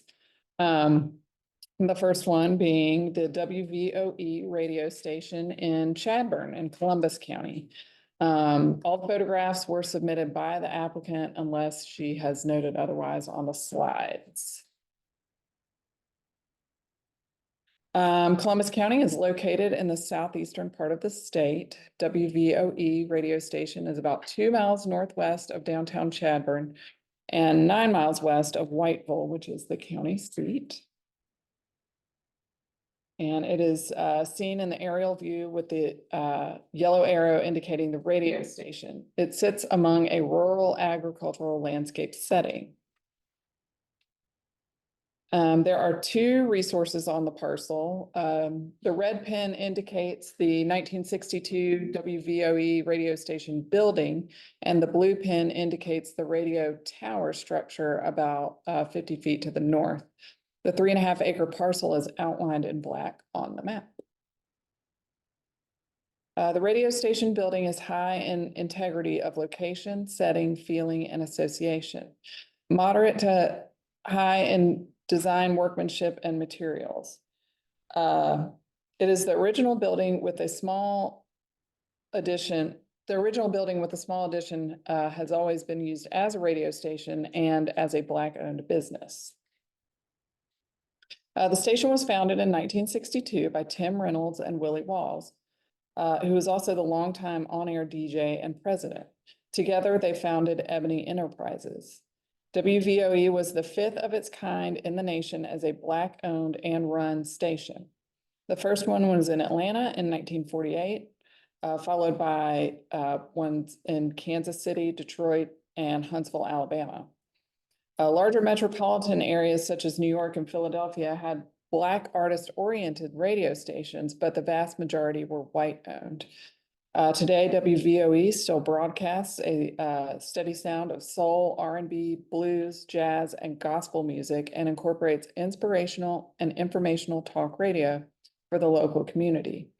It is not broadcast online, but it can be heard on the 1590 AM station throughout Columbus County. It is also known as the Voice of Ebony. A documentary film was made about the radio station in 2020, and now they get callers from all over the country. The original 1962 building is concrete block construction with a later addition to the west. The addition was constructed around 2014 for an updated restroom and office space. This is the west elevation gable end view. To orient you, the front is to the right of the picture. This is the rear elevation. This is the east elevation. Inside, here is all the original equipment and interior spaces except for the addition. The chair, also original. More interiors. The photo to the left is the newer addition, which has sustained some water damage. Just more interior photos with equipment. So our office has documented 12 radio stations over the years, but the status of many of the original buildings is unknown. And a few have likely been demolished. WVOE is significant as an example of a rural Black-owned station, but it is particularly significant because of its location in a rural county in the South. Staff recommends it for the study list under criterion A in the areas of communications, social history, and Black ethnic heritage. So we're doing, well, so discussion on this one, we treat this one individually only because we have a potential conflict on the next one, so. If there's any questions or comments about the radio station? Someone, I'm sorry. Would there be a level of significance, would be just local, or would you have statewide potential? Sounds like it's Question. pretty, Yeah, I mean, it's one of a handful in the country. Global is easier. Local is easy, yeah, sure. I don't know how far it broadcasts. Sounds like they did down to broader, Yeah. so that's just a question going forward. As you know, there are a number of Black radio stations that have existed at different points in time across the state. Right.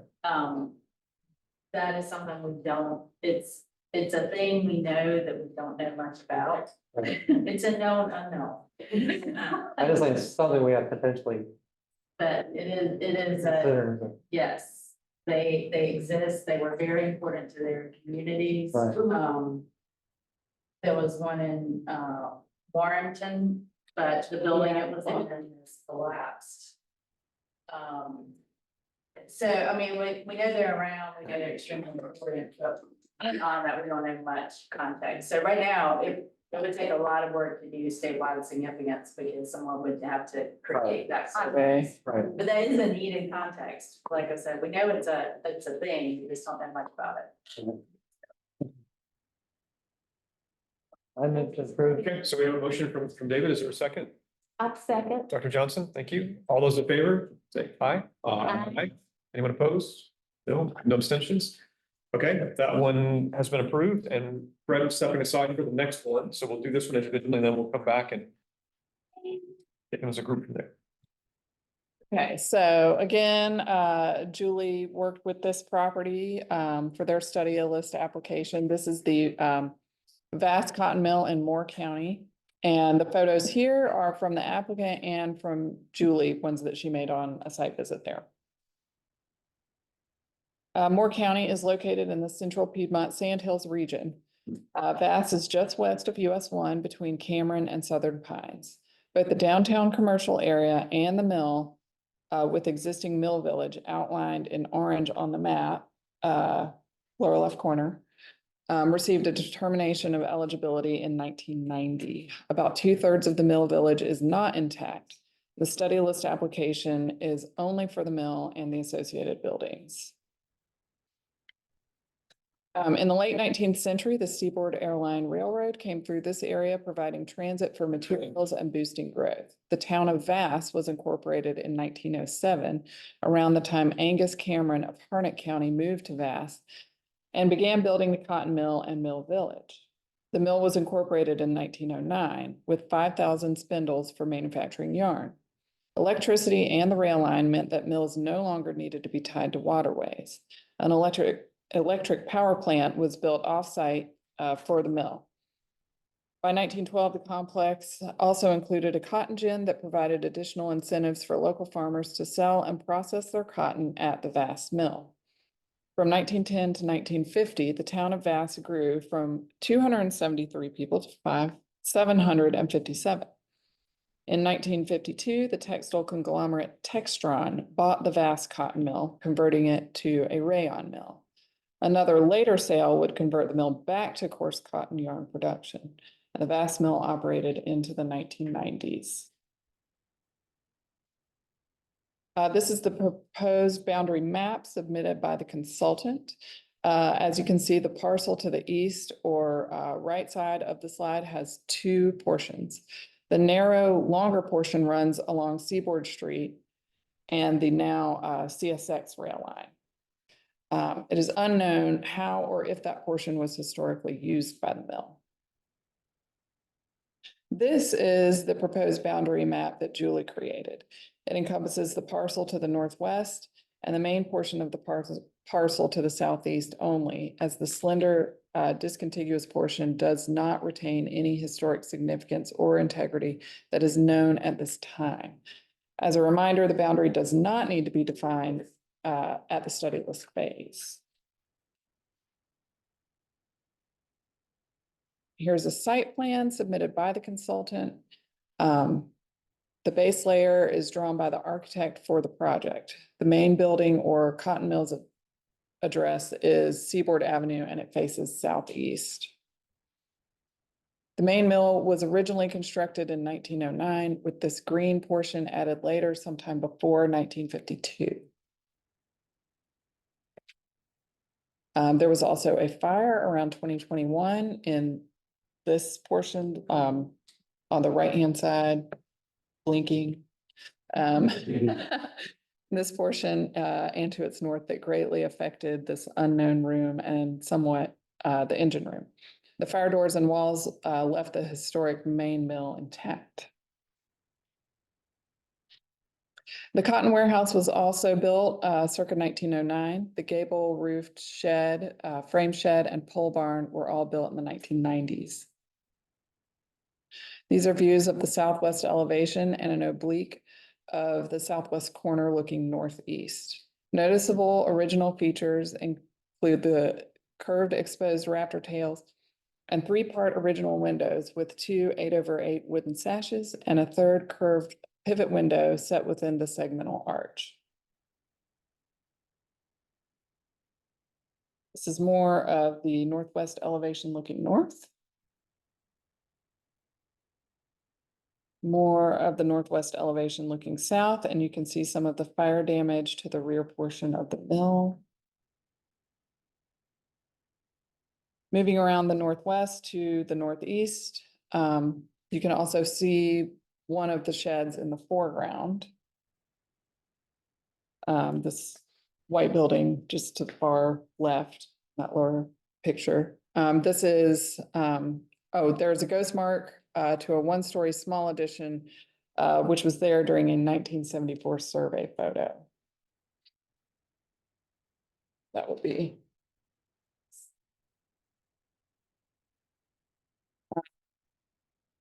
Moving around the southeast elevation, one can easily see the distinction between the original 1909 and the circa 1950 addition. The fire damage can also be seen here along the connection of the 1909 and 1950 portion on the right photograph. See, just, yeah. Charred building.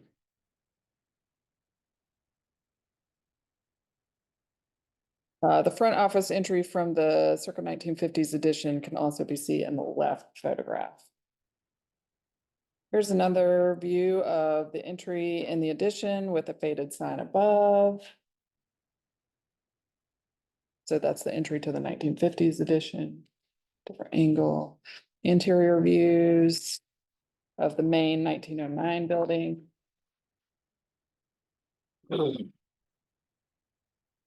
And here's one of the sliding calamine doors. Did its job, kept the fire out. This is the circa 1950 edition with the fire damage after a rather rainy day. This is the circa 1950 edition section where the fire damage was not as prevalent. This is the engine room. And this is the boiler room. This is the former cotton warehouse building with a platform that faces the main building. And here are photos of the gabled roof shed and the pole barn. Staff recommends the vast cotton mill for the study list under criterion A in the area of industry with a likely period of significance from 1909 to 1950.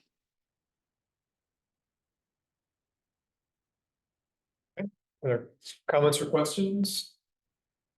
I'd like to make just a comment that in my time on this committee, you've seen a number of mills that have come through. I'm actually happy to see one where the windows have not been bricked in.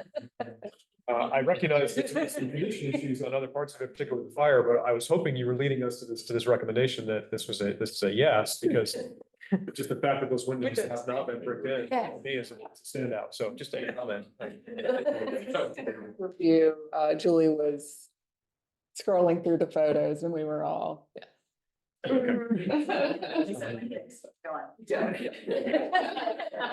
So, you know, the fire, we've lost so many mills, I feel like recently to fire. So I'm glad that this one was not lost. So, an interesting and an unfortunate way that, you know, we got to see the doors in action. They did do their job. So. Any other comments or questions? If not, is someone willing to make a motion on the vast cotton mill? Motion to approve. Thank you, David. Joe Opperman, second. All those in favor, say aye. Aye. Anyone opposed? No abstentions? Then it is approved.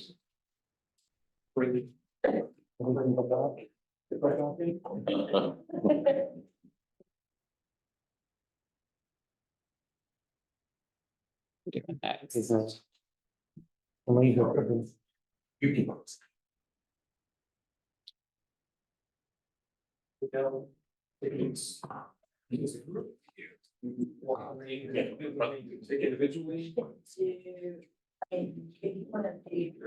That's, and then y'all can, while y'all are voting, I can get, pull mine up. Okay, sure.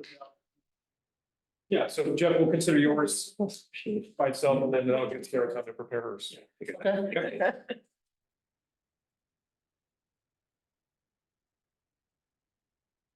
So this study list application is for this additional documentation, a boundary increase and a very small boundary decrease at Livingston College, located in Salisbury. Livingston College is located in Rowan County's seat of government. The red pen marks Salisbury's approximate location within the county, just west of I-85. This slide illustrates a tax parcel map of the historic districts from HPO Web. The list of the districts are both listed and proposed. And this is Livingston here. And this is the area of boundary increase, which there'll be another map later in the presentation. The earliest and largest district in Salisbury is the downtown Salisbury Historic District, listed in 1975, and it's been seen at least two boundary increases. Listed in 1982, this screenshot from HPO Web shows the current boundary as well as the proposed increase of the historic district, again outlined in blue.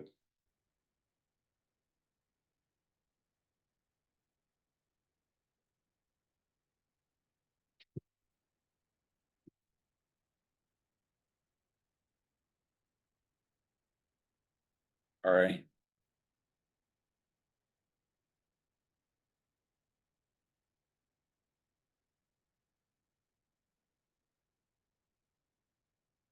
Okay.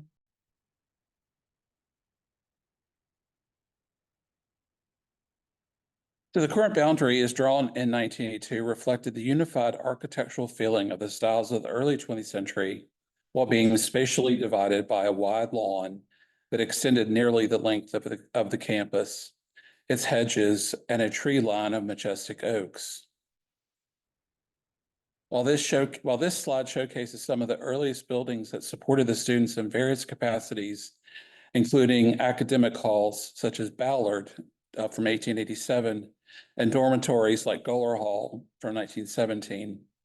The descriptive summary in the original section states the campus layout evokes a feeling that is, quote, a balance between man and nature, of brick among the trees, with the pervasive but not overpowering construction materials. So those are those two buildings from kind of like building campaign number one.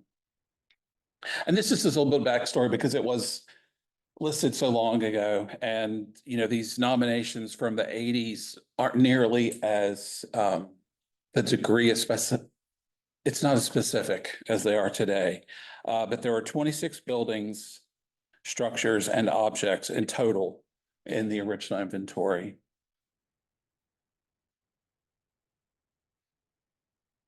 So while Livingston College Historic District's original nomination lacked a defined period of significance, it can be gleaned from the nomination that the period of significance began in 1882, which corresponds to the date that the campus moved to its current site, and ends with 1932, which is 50 years from the year the district was listed in 1982.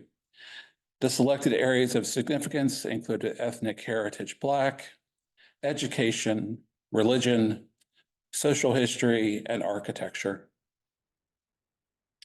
This is the first president. I think it's the first president, Dr. Denard. Joseph Price.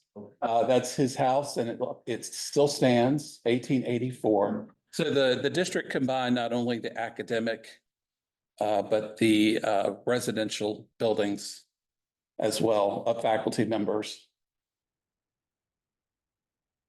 So this slide from the cellulose application shows this is the original district boundary, this kind of blue dotted line. The pink solid line reflects the proposed boundary increase. And then this little bit within the red circle will be removed from the district because this building on the corner, you see its footprint. It was an historic building house, but it was torn down and replaced maybe in the 70s with a one-story hip-roofed building. And then another earlier Queen Anne building was removed. So because of that loss of integrity, the applicant proposes to remove that area. So the cellulose application proposes to amend the original nomination with an extended period of significance ending in 1974 to increase the historic district boundary to encompass the entire campus, including those resources that were not yet 50 years of age in 1982. Again, this map in this slide illustrates the current boundary, the proposed new boundary, both increase and decrease.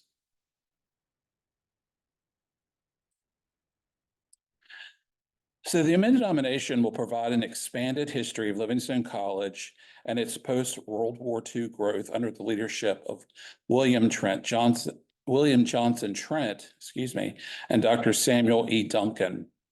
Through their combined efforts, the school attained and maintained a solid financial footing after decades of financial challenges, expanded various curricula to prepare students for new opportunities, and kept pace with the new campus growth with the addition of 15 new buildings, a new structure, their alumni stadium, a new site, which is called the Poets and Dreamers Garden, and 6 new objects, including entrance gates at the original entrance West Monroe, which is here, and garden elements.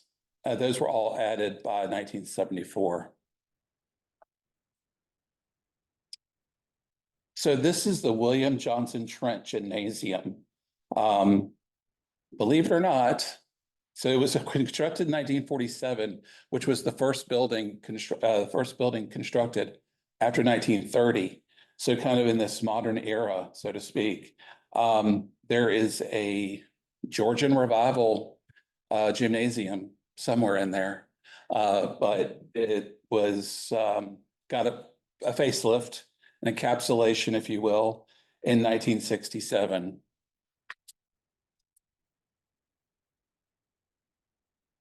The architectural firm of Hintz, Reed, and Adler out of Atlanta, Georgia, designed the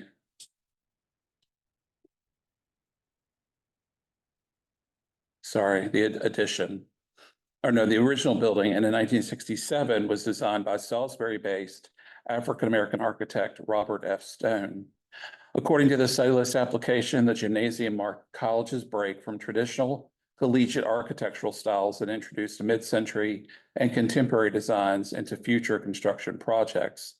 The school looked to the prolific architect Robert Stone for many of these commissions. So most of the buildings in this slide are mid-century modernist in design, as well as finishes and features. Pictured in the upper right corner is the 1962 Mary Reynolds Babcock Hall, a dormitory.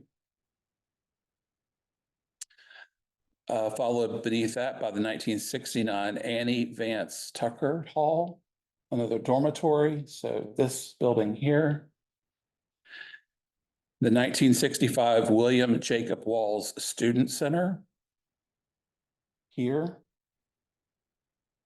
And then this is the 1959 James Varick Auditorium, which was designed by Washington, D.C. based African-American architect and Howard University faculty member Hilliard Robert Robinson. These modern stylistic expressions showcase the significance of design on Livingstone's campus during its 20th century growth, especially in the proposed boundary increase area. These last two buildings illustrate the legacies left by both Trent and Duncan at Livingstone College. In addition, Trent established a degree-conferring College of Liberal Arts and Sciences, as well as worked with his son, Professor Emeritus of Economics at Livingstone, on a collaboration with the Tuskegee Institute to form the United Negro College Fund. Following Trent's retirement, Duncan continued Trent's mission of expansion. Duncan's 10-year development plan saw Livingstone through a time of unprecedented financial fundraising, resulting in expanded curricular development. Let's see, events resulting from the civil rights movement and basic civil unrest occurred on Livingstone's campus. During Trent's administration, 7 women were suspended after presenting President Trent a list of grievances related to conditions in their residence hall and in dining services. The president started to take steps to address their issues, but the women refused to leave campus during their suspension, and after the general strike occurred in 1946, they were dismissed and not readmitted to the school. Events more closely related to the civil rights movement occurred on campus during Duncan's administration. In 1960, a cross was burned on campus. A 16, 18, and 20-year-old from Salisbury were arrested, and each were sentenced to 8 months on a road gang. In 1962, 17 Livingstone students were arrested for attempting to gain admission to the main floor of the Capitol Theater in Salisbury. Among those arrested was one white student who attempted to sit in the colored section. In 1965, Livingstone students marched downtown in sympathy with the Selma to Montgomery March and the murder of Reverend James Reeb in Alabama. This march ended with telegraphs to President Johnson and Dr. Martin Luther King. The 1965 edition of the Livingstone Yearbook was dedicated to Dr. King following his assassination in 1968. Students marched from campus down Main Street to Salisbury, stopping at various points along the way, again following that assassination of Dr. King. Again, this is a new addition to the campus. It's the Poets and Dreamers Garden. Designed by the Poets and Dreamers Garden Association, work began on the site by 1967. A sundial was installed in 1968 as a memorial to Duncan. By 1974, work on the garden had been completed and most of its significant elements installed. There's you can see some of the sculpture here, a fountain, shrubbery, just a path to walk, place to go and think. In closing, staff concurs with the recommendation as articulated in the study list application. The proposed expanded period of significance and boundary increase is eligible under criterion A for its continued association with education and ethnic heritage Black.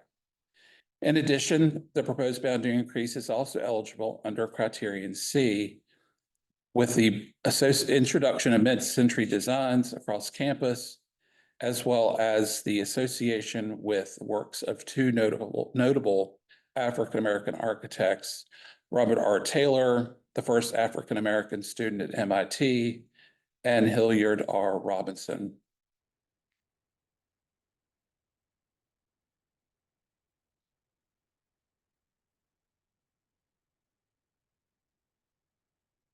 That's all for me. Take any questions?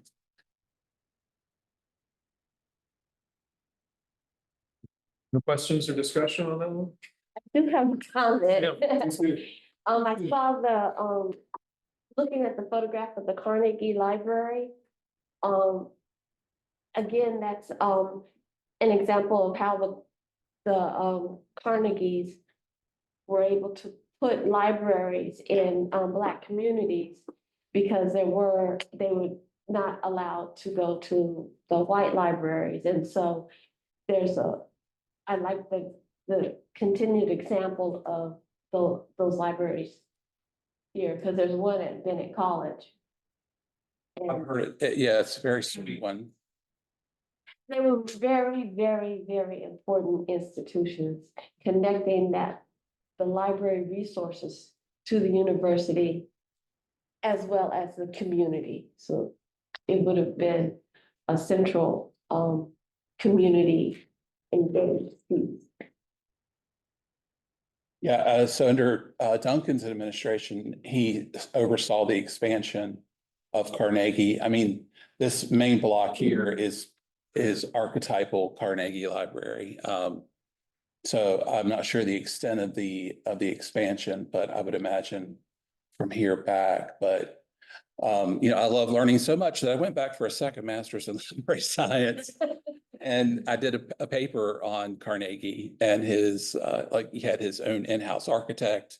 And, but yeah, they mentioned, I went to UNCG, so I mentioned Bennett, and Greensboro was one of a very few number of cities that actually had more than one library, because they had the school, one at the school, and then one for the city. And then one at Bennett. I mean, there were, numerous Carnegie libraries. Sorry, I'm. So if there's no more discussion, is someone willing to make a motion on the Livingstone College Historic District? So moved. Thank you, sir. Dr. Harper. So second, Second. Dr. Johnson, all those in favor, say aye. Aye. Anyone opposed? No abstentions? Motion's passed.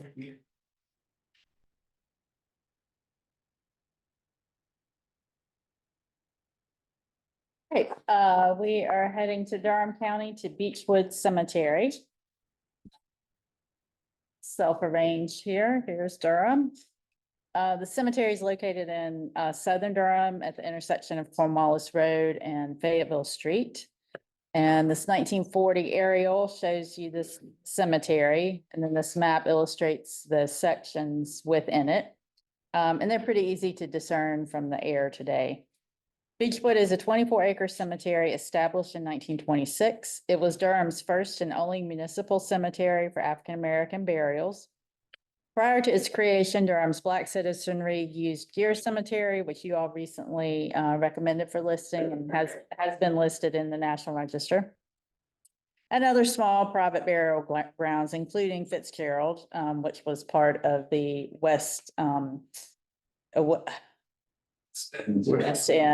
Cemeteries District that you saw at the last meeting as well.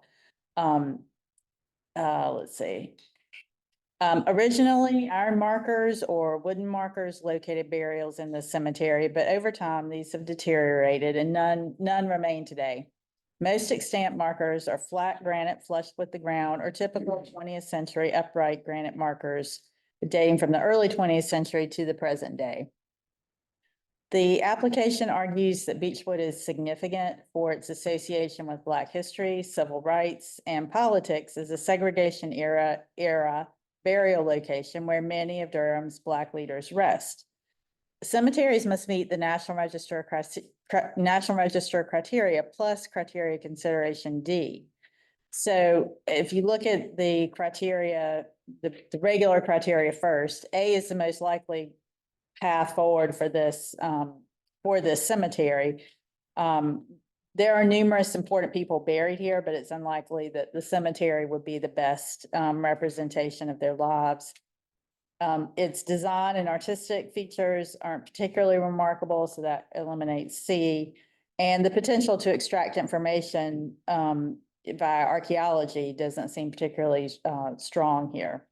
So under A, you could argue for an association with segregation or ethnic heritage.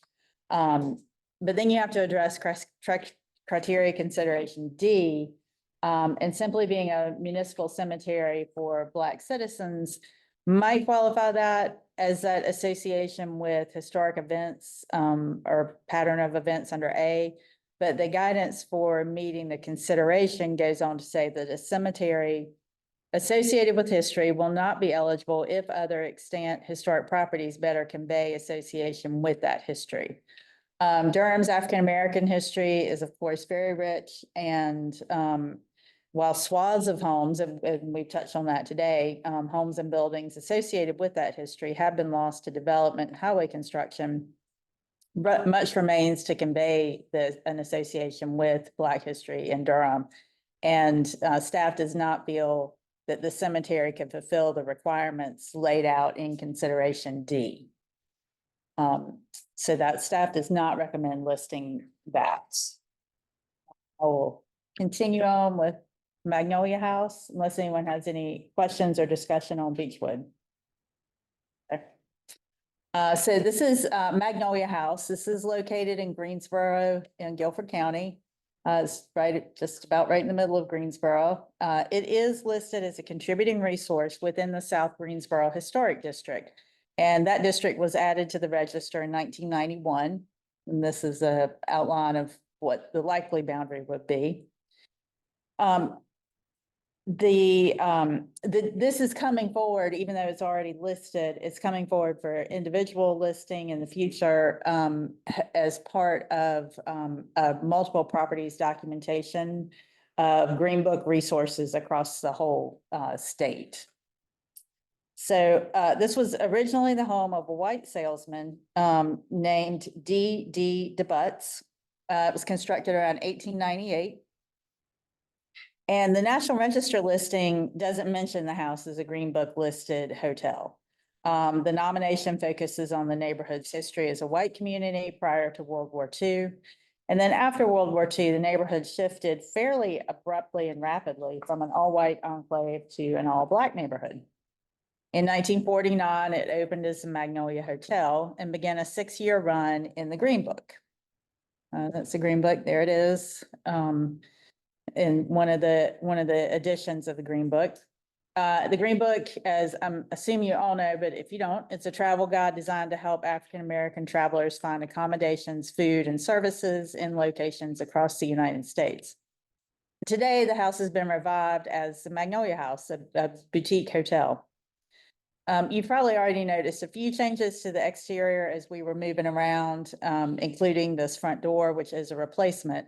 But overall, the house retains the integrity necessary to continue to convey its historic significance as a hotel for African-American travelers in the mid-20th century.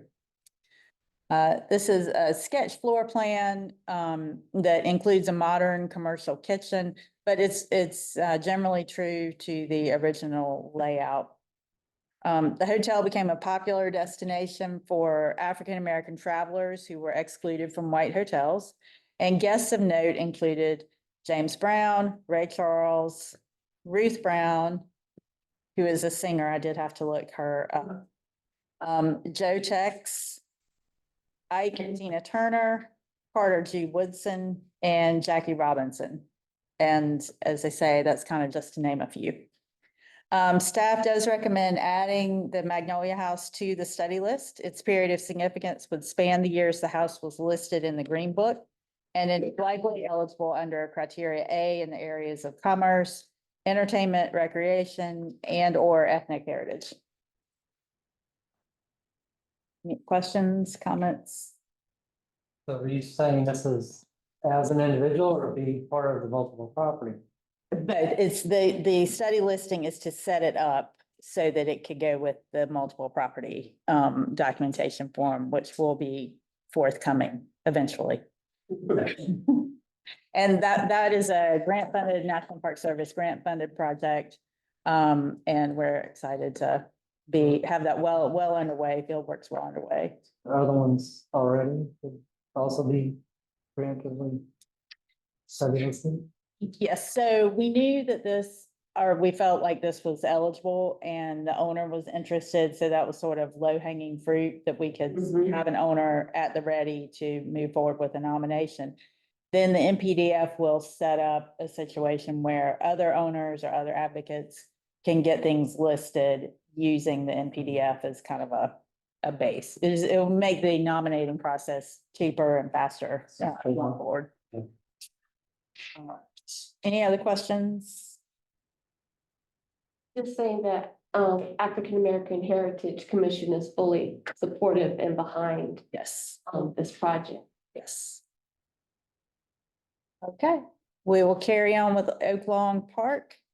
Oak Lawn Park is located in Mecklenburg County. It is in Charlotte. And it's sort of situated right between I-77 and Beatties Ford Road near Johnson C. Smith University. Oak Lawn Park was platted in 1955 and mostly built out by 1961, so it's pretty concentrated. The Beatties Ford Road corridor is known today as the heart of African American Charlotte, with Johnson C. Smith University as its anchor. The university was founded in 1867, and for many years, white families still continued to live along Beatties Ford Road. But the corridor really became a beacon for African American families when the West Charlotte High School opened in 1938. That was a public high school for African American students. Charlotte developer Charles Irvin, who you may remember from another nomination a while back, but not too far back, was a prolific post-war developer in Charlotte, and Oak Lawn Park was one of his many subdivisions. The neighborhood developed as a home for mostly blue-collar working families, with a few professors and white-collar professionals in the neighborhood as well. This is very close to McCrory Heights, which is also study listed, and just sort of broad brush, generally speaking, have more white-collar professional African-American residents in it. Today, Oak Lawn Park is one of Charlotte's best preserved post-war suburbs. It was determined eligible in an environmental review evaluation in 2013, and it was designated as a local historic district in 2020. So staff recommends adding Oak Lawn Park to the study list. The likely period of significance would reflect its development between 1955 and 1961, and it's likely eligible under A in the areas of ethnic heritage, and or community planning and development, and possibly under C for its architecture. So that one's, I'm not gonna tell you what to do, but that one's kind of a slam dunk. And now we have the State Capitol Holiday Inn.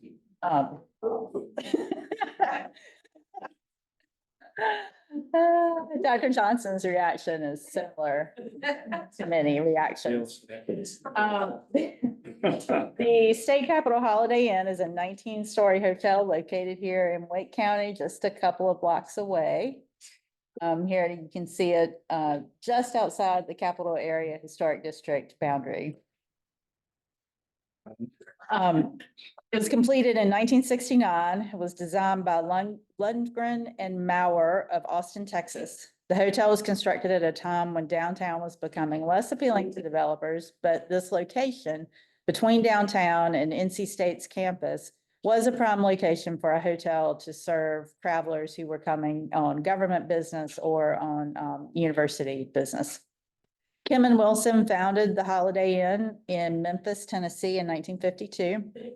In 1958, his architect, a man named William Bond, unveiled two standardized designs. One was a U shape and one was an L shape. Both kind of had a central courtyard with a swimming pool. In the 1960s, the chain began spreading into downtowns and international cities and they started opening resort complexes. Wilson collaborated with Leonard Lundgren and Ed Maurer to design a new tall hotel for downtowns. And in 1964, the first Round Holiday Inn opened in Austin, Texas. The company built the Round hotels across the country, and versions remain standing today in Austin, Los Angeles, Long Beach, California, Charleston, South Carolina, and Raleigh. So we'll take a look at the exterior today. But to be clear, are you saying those are the only 5 examples that remain? I believe they are. That's how it was presented in the application, and I think that that's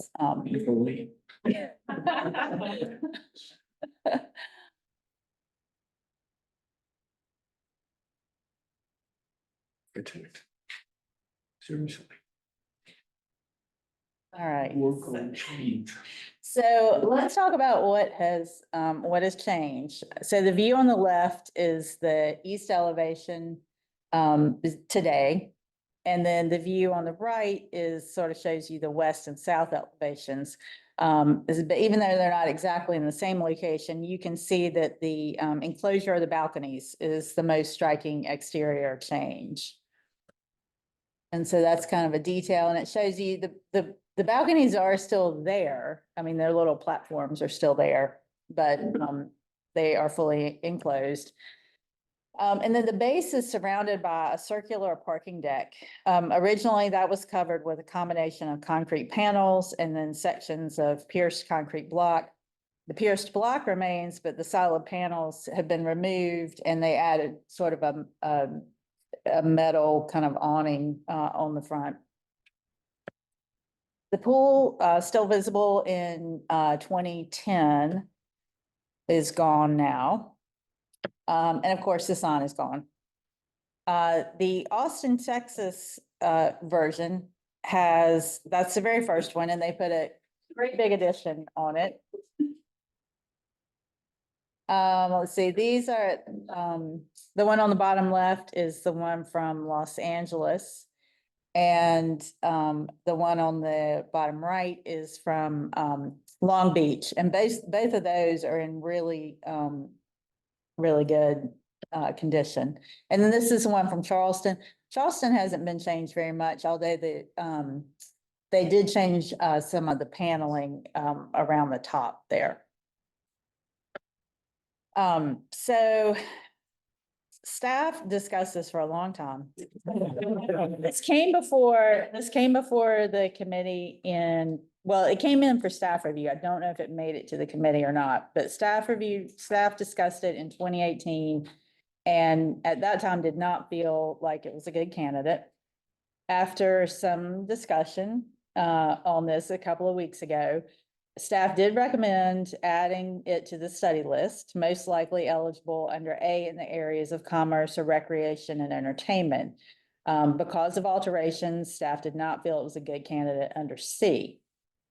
Let's see. I just told you that part. Sorry.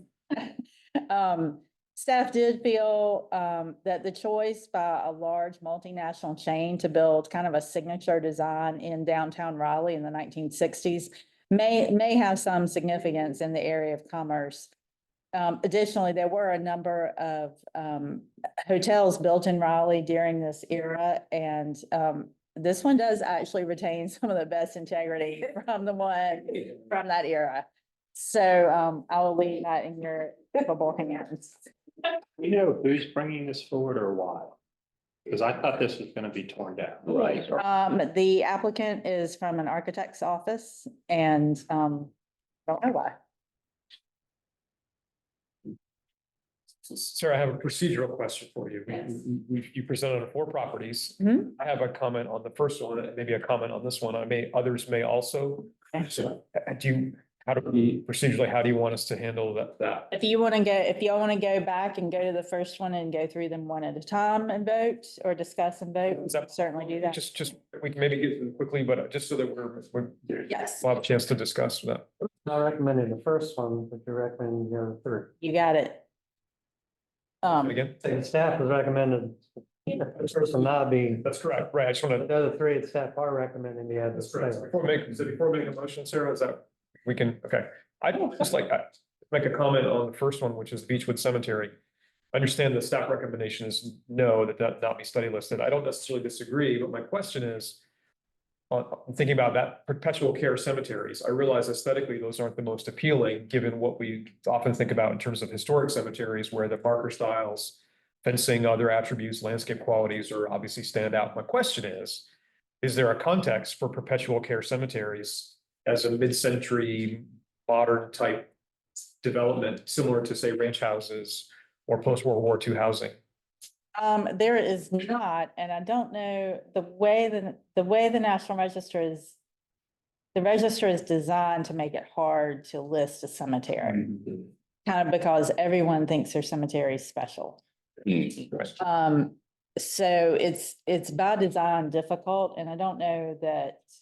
I'm not sure how much a context would help. But yeah, there may not If be. you have comments. I'm just making, so the other comment I'll make is, it doesn't apply to this cemetery, but as I've said to you a number of times, and Mary Beth Fitz in the past when she was at OSA, and to Dr. Waters at a different occasion. I am concerned with particularly, pre-emancipation African-American cemeteries, or even post-emancipation, where that may be the only property type that's extant for certain time periods. That may not apply here. I understand that, but I just want to make the comment that, I understand it's hard to get cemeteries listed. I understand why. I get all of that. Yet in certain cases, cemeteries may be the only property type for a certain region, population, theme. So I just want to make that. Yes. I guess I did have a question. Was it OSA that decided that D wouldn't be appropriate in this case? Or- We sent it to them for comment, Beechwood Cemetery. And so, yeah. They didn't. Yeah. Okay.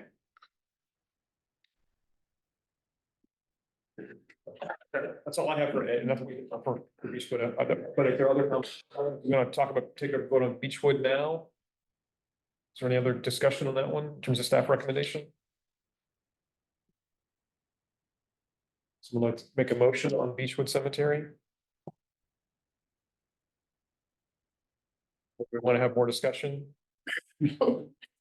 So the motion would be to accept or not accept staff's approval or recommendation. That's correct, yes. Staff, just for clarity, staff has recommended that it not. be Recommend that studied. we not Right. add it to the study list, so. So you can move to accept staff recommendation. Move to accept staff's recommendation. Is there a second?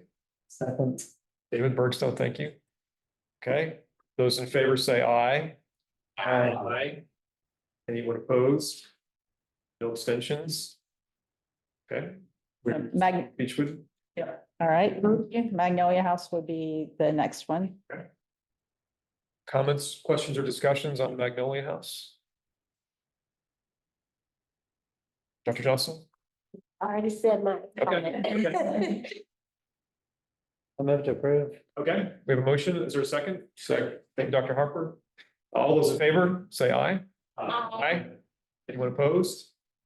Anyone, no abstentions? Motion is passed. We're on to Oak Lawn. Is there any questions or discussions on Oak Lawn? Okay, is there a motion for Oak Lawn? I move that it's a slam dunk.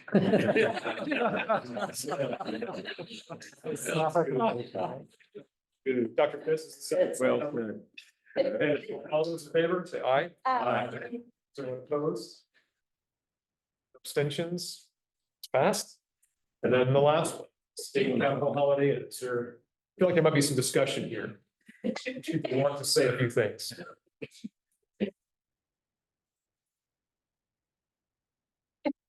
I never thought I would be asked to vote on that for the national register. And I did meet the architect. You did. I did. That's great. I'll make a I comment, lived which in is Austin. it's not my favorite style of architecture. I fully admit that, but I recognize that if it's only one of 5 or 6 examples that are extant, I can get beyond the potential integrity issues and recognize that it is somewhat unique, and particularly with Sarah's comment about there being an architect who, or brand design at that time for that style of architecture. And the balcony enclosures may become a question during the nomination, but as you noted, the balconies are there. It's not, it couldn't be adjusted. And I would agree, it's not my personal cup of tea, but I think it is a uniquely American story. It's fine. This takes some time. you recommending approval? So is there a motion for the state capital holiday? Okay. David Bergson, a second. All those in favor, say aye. Aye. Is there anyone opposed? And no abstentions? Yeah, now's your chance. Don't tell anybody that. So we have one more study list property No, and we'll finish. it is hilarious to me. I'm sorry. Everybody really just wanted This is bizarre. I'm kind of regretting. I I started to don't say it's- read who the applicants are because I don't. But now I need to go back and read up on this one. It's like about a few example of bad architecture. Yeah, you probably. That's kind of my point, yes. So, wait, Oh, it did, sorry. Well, that it could be. I don't know. and folks shouldn't ever do it again. That would be Are they impressive. getting the message? I admire the intent that Holiday Inn had to try to do something that they believed was unique at the time. You know, one can never account for taste. But it was a coordinated effort. And it is all in the South. And they did have plans, I know, at one time to try to put one in every state capital. Country. Okay, moving on. I'm gonna close this out. I started us off, so closing us out. This is Andrew Jackson Elementary School in Halifax. So, Andrew Jackson Elementary School is located in Halifax. It's situated within the boundaries of the Halifax Historic District, which was listed in the National Register in 1970. But the school is not addressed within the nomination. And also contained within that district boundary is the Halifax State Historic Site. So, it's indicated by the red stars at the far end of the historic site, but it is within that boundary. But it was built in 1959, so if that nomination was ever amended, it would be a non-contributing resource. The school is located on St. Andrew Street, northeast of downtown Halifax, and occupies the southwest portion of a 10-acre parcel, again indicated by the red star. Andrew Jackson Elementary School was constructed in 1959. It was named for Andrew Joshua Jackson, an African-American man born enslaved in Virginia, who was taken to Halifax County as a young boy. After emancipation, he was ordained as a minister in the First Baptist Church in town and became the major advocate and supporter of Freeman education in Halifax. Andrew Jackson Elementary School is part of the Weldon City School System, the jurisdiction of which does extend into the town of Halifax. So that's Mr. Jackson there. And the school was not associated with him directly, but it was named for him in his honor. The school is a single-story flat roof concrete block building clad in a brick veneer. The building is generally eye-shaped, which you can see in that aerial in the top left corner, with a central block oriented towards St. Andrew Street, framed by two vertical wings.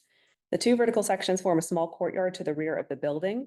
The southeast wing, which is on the right side of the building there, contains the auditorium and lunchroom, and then the northwest wing contains additional classrooms.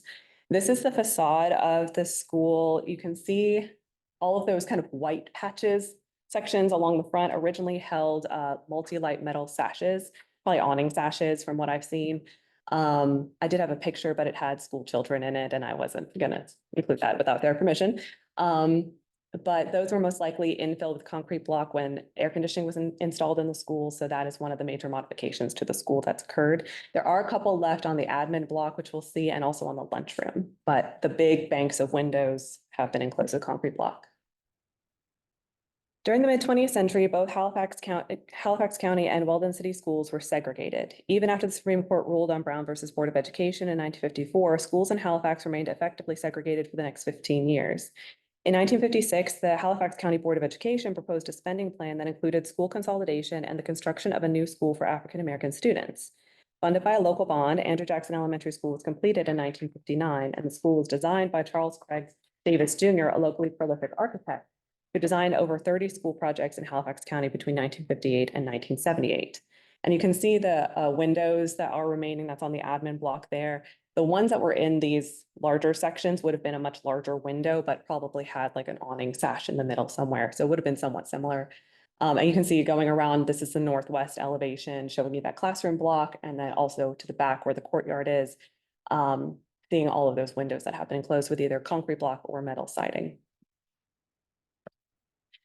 Andrew Jackson Elementary School opened in 1959, consolidating several existing African-American schools in Weldon City School District, including Pea Hill School, Allard Grove School, both of which are Rosenwalds, and the original Andrew Jackson School, which to my knowledge was not associated with this property, but was somewhere in Halifax. I could not find the original location of that school, but I know it was somewhere in the school or in the city. And I believe Andrew Jackson was actually involved in the creation of that school, but not this one. Let's see. In the fall of 1961, Andrew Jackson Elementary School became the first Black elementary school in Halifax County to be accredited by the North Carolina Department of Public Instruction. The school continued to serve a segregated student body until 1970, when Weldon City Schools integration plan was fully implemented. Andrew Jackson Elementary School operated until 2001, when it closed and the students were moved to Weldon Elementary School. And this photo shows the southwest kind of wing, or southeast wing, I'm sorry, with the lunchroom and auditorium in it. So you can see some of the windows that are left there. The interior of the school is organized around a double-loaded hallway with a central block, and in the central block and northwest wing. Interior walls are either brick or concrete block, and the floors are vinyl tile. Classrooms have clear story windows along the hallways. The main entrance leads to a short hallway with an office and restrooms on the north side, and that's in that top left-hand photo. The entrance hallway then connects to the primary hallway in the central block to the north and the auditorium wing to the south side. The metal truss roof structure is exposed throughout the entire building, and the auditorium wing, which you can see in those bottom two photos, has a proscenium stage at the southwest end and a flexible audience lunchroom space extending to the northeast. And so that lunchroom, you can see kind of the bottom left corner, that's like the big open flex space, and that connects to the lunchroom, or I guess you'd call the kitchen, which you can see here in this photo. So that's the kitchen space, and then there's a bathroom in that right-hand photo, which has tile up the walls as well as tile floors. Since the school closed in 2001, there have been a few nuisance fires and some damage has occurred to the interior of the building. These are just some examples here. You can see it along this particular hallway, as well as I believe it's inside one of the classrooms. It has caused some structural damage, obviously some water damage as well. You can see those clear story windows really well in this hallway along the classrooms. So they had lots of light coming in, and those are not holes in the roof. Those are intentional holes. Those are skylights. So, but they don't have glass anymore, so that is causing a problem. Two prefabricated sheds and a small playground are also associated with the property and are located to the rear of the school. Andrew Jackson Elementary School is potentially significant under criterion A in the areas of education and Black ethnic heritage as a mid-20th century African-American school representing the pre-integration era in Halifax. After Brown versus Board of Education in 1954, local school boards in North Carolina used the Pupil Assignment Act and Freedom of Choice Act under the Prosal Plan to effectively keep schools segregated. Schools in Halifax County were not integrated until 1969 when the district court ruled in favor of integration. And they did not integrate until the courts made them integrate. They held out until the very end.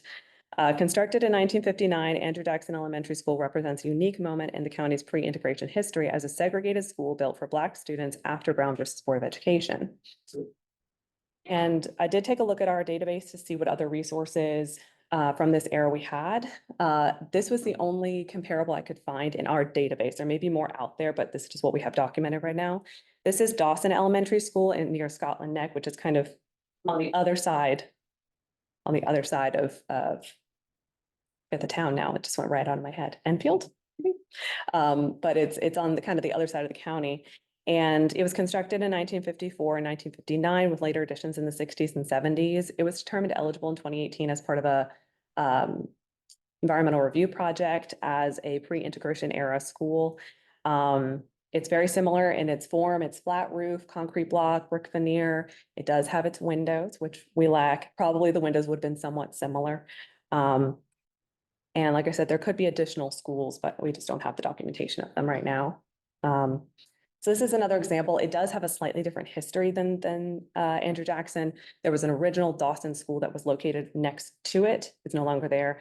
And then the original section of the school was built as like an auditorium, lunchroom, like additional classroom building. And then later on became its own entity and additions were built on it to get to its final form.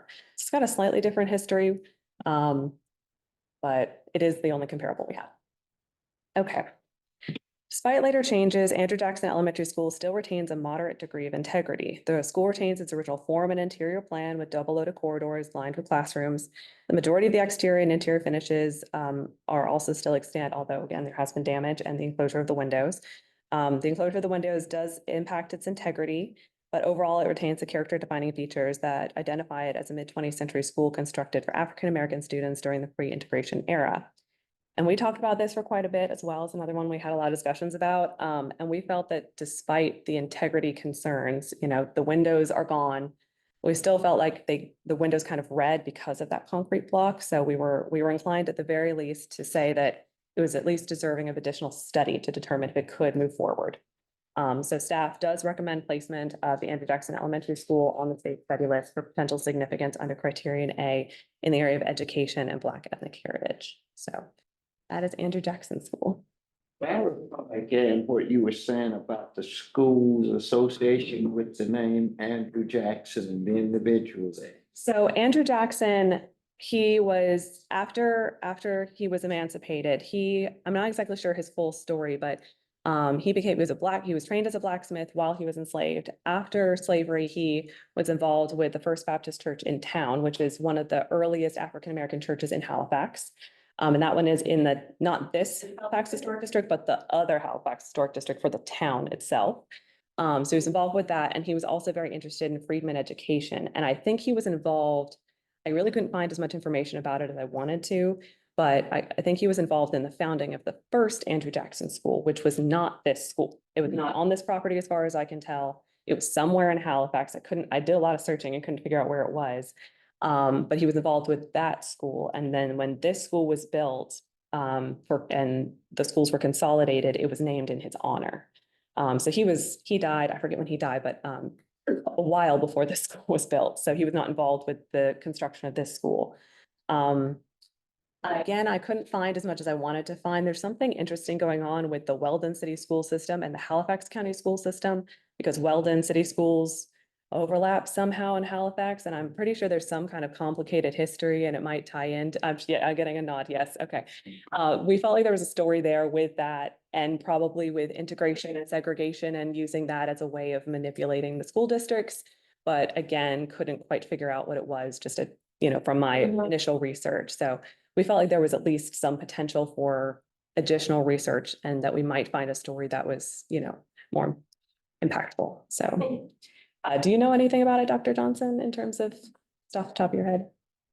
I know who may have that. Good to know. Okay. That information, and that's why it was not in my head, because there is tension, quite a bit of tension there. And so there are probably several people who hold the information that you're looking for and just need a proper introduction. That would be great, because I know we were contacted, I did a site visit here, so some of these photos are my photos, in addition to the consultant's photos. And the superintendent who kind of started this process didn't really know as much about the history. And I know the consultant went to a reunion they had recently, and again, I guess didn't really gather as much history there either. So we're kind of looking for that. We know that there's a story, but we haven't quite found it yet. And there might be something as well with when the Halifax State Historic Site was created, why the school was put here. Was this the African-American section of town before it was a state historic site? But there's a note in the nomination for the town's district that this area was owned. There were several dozen African-American families displaced for the state historic site. So I'm not sure exactly if that is part of the story as well. So like I said, there was a lot of little threads, but couldn't really chase them down as part of the study list application. So anyways. I think, Lauren, I'll say, I appreciate the work that you've done on this, because this was a request that came down from us that, and we met with the community on this. There are a number of issues around this, but I think you've already told us more than we knew, when these conversations got started. So I just want to commend you for the work that you've done, you did so far. I tried to find as much as I could, and I know the consultant did as well. It's just, I think we just need to connect with the right people. Yes. Naming an elementary school for Andrew Jackson and moving that forward. I don't approve of that. I think it should be killed, should be destroyed, tear down. No, I don't know what the community think about that, but I know something about issues in Halifax County, Weldon, schools there and all that.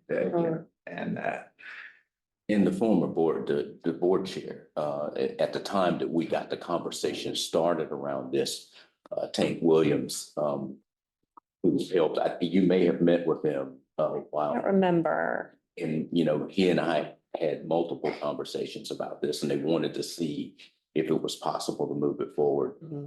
in this process, but he recently died suddenly, which is unfortunate because he was really willing to see something materialize, and I hate that he won't be around to see where this would go.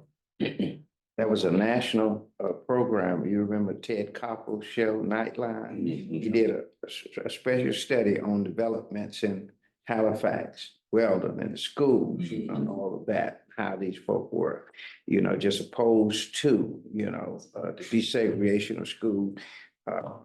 And also the election of a county commissioner there, like made up about 50% of the vote and all of that, but the way they gerrymandered the districts, they gerrymandered the districts for schools, same way. So that whites living in one area, would go to the better school in another area. Blacks living in that area would go to another school. Okay, and so to carry forward a name, Andrew Jackson. Right, that's just not a good man. Jackson. Now, I won't go against the community folk. I'm not a part of that community. I'm a part of the larger community. But now if those folk can handle it, I can live with it, but I'm not in favor. I'm not, I Wasn't- talked to his parents about that.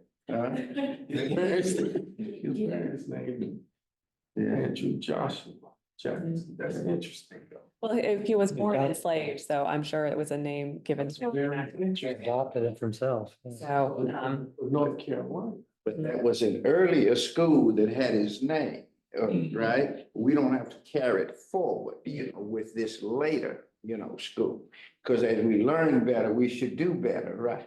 Okay. I mean, we learned the history of, so it was okay. We had, Booker T. Washington schools, no Du Bois schools and all of that early on, but we don't have to perpetuate all of that now, So this school was 1959, correct? correct. Right. And so there's, unless the community says there's a direct link there, you can let him die with the other school that was named for him much earlier,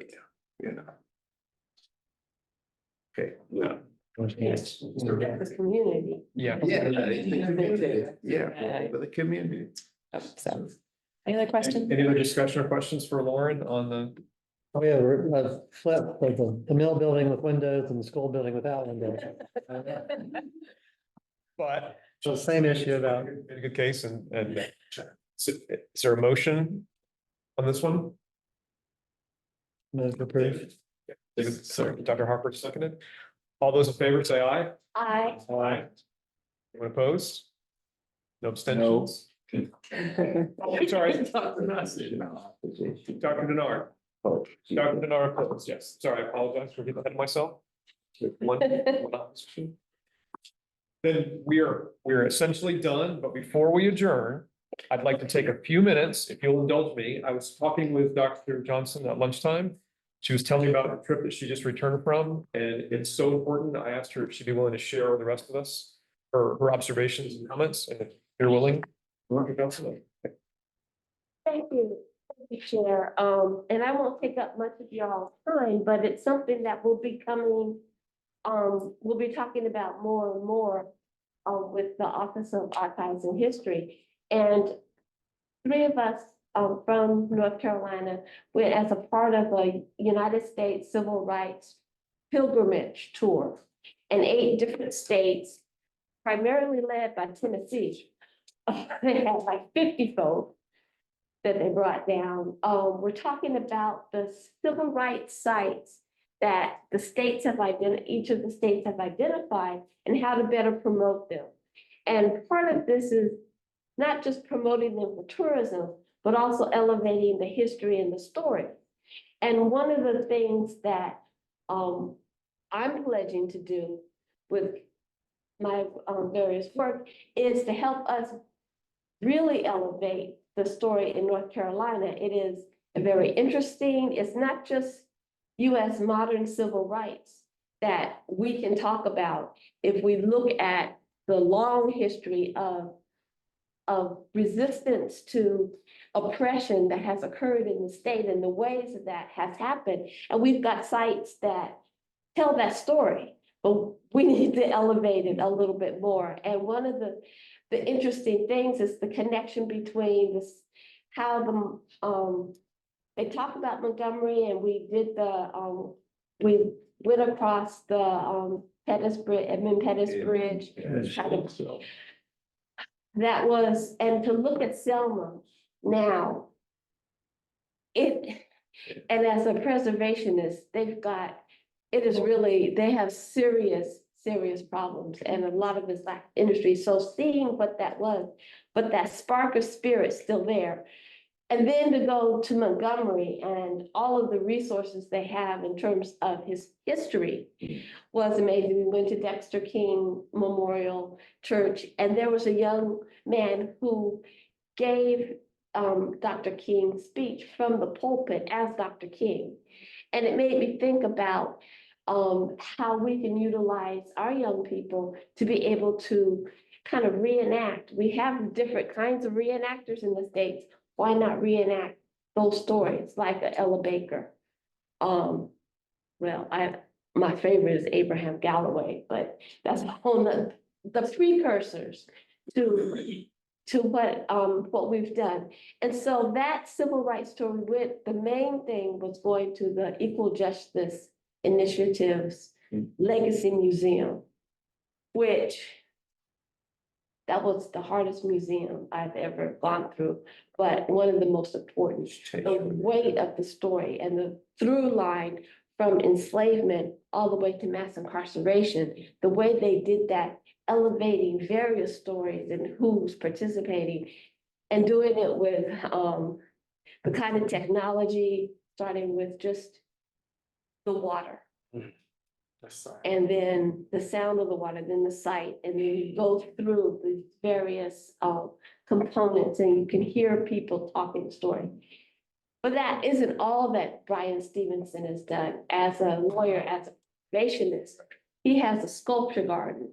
And I was telling Sean that in that garden, and I was telling Dr. Waters, one of the main pieces is a young man, Stephen Hayes, who is a sculptor and artist from Durham, North Carolina. He is getting national and international recognition for the work he's done. He's about this piece down He in said that Wilmington. he did the boundless He's piece, one of the artists that's working with us down at Tryon Palace. Okay. and he's also working with Brunswick Town. We've got that story and we've got that artist. How is it that we are talking about that history and then making the case for young people? Because every time we turned around, it was about voting. And just what do you do with the democracy? How are you responsible? And so the final piece, the hardest piece of that trip was the lynching museum. And they have these pillars. They're suspended, but they're also pillars that are on the ground, almost like graves. And when I walked through the North Carolina section, I was photographed. Every single county in North Carolina had a lynching. And it took me all that time to just photograph each one of those pillars that were on the ground. And to think, how do we tell this kind of story that doesn't separate, but unifies? And that's what Bryan Stevenson is all about in Montgomery. And they're making money. We met Rosa Parks. They have a replica of the Cleveland Avenue bus.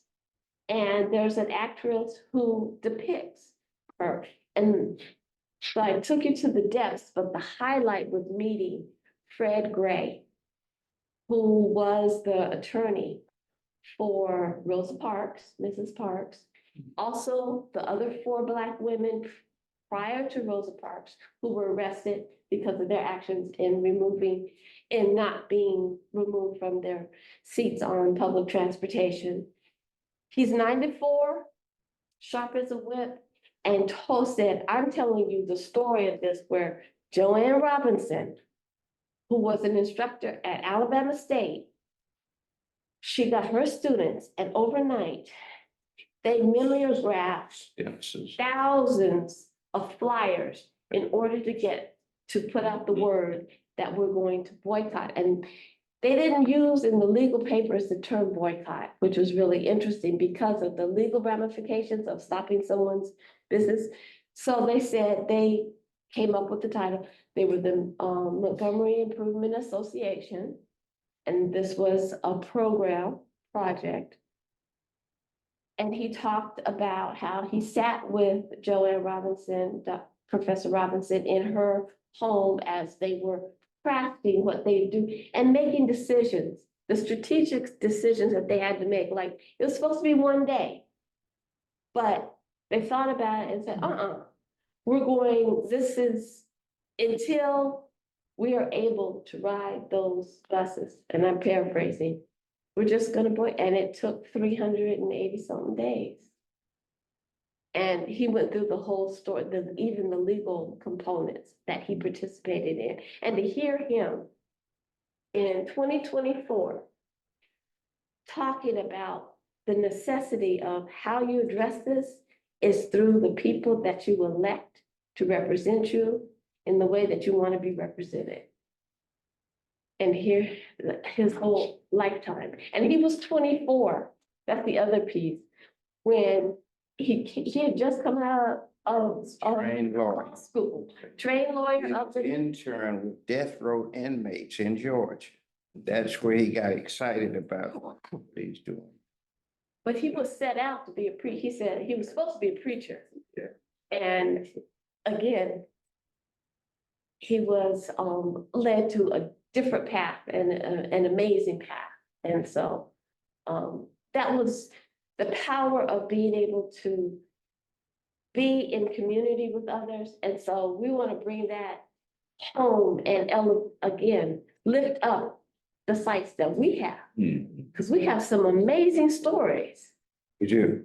I mean, just incredible ways in which people have worked against each other as well as with each other. And we need to be able to be the ones to tell our story. Yeah. You know, just in our way. I'll just add that Secretary Wilson, just to give him his due.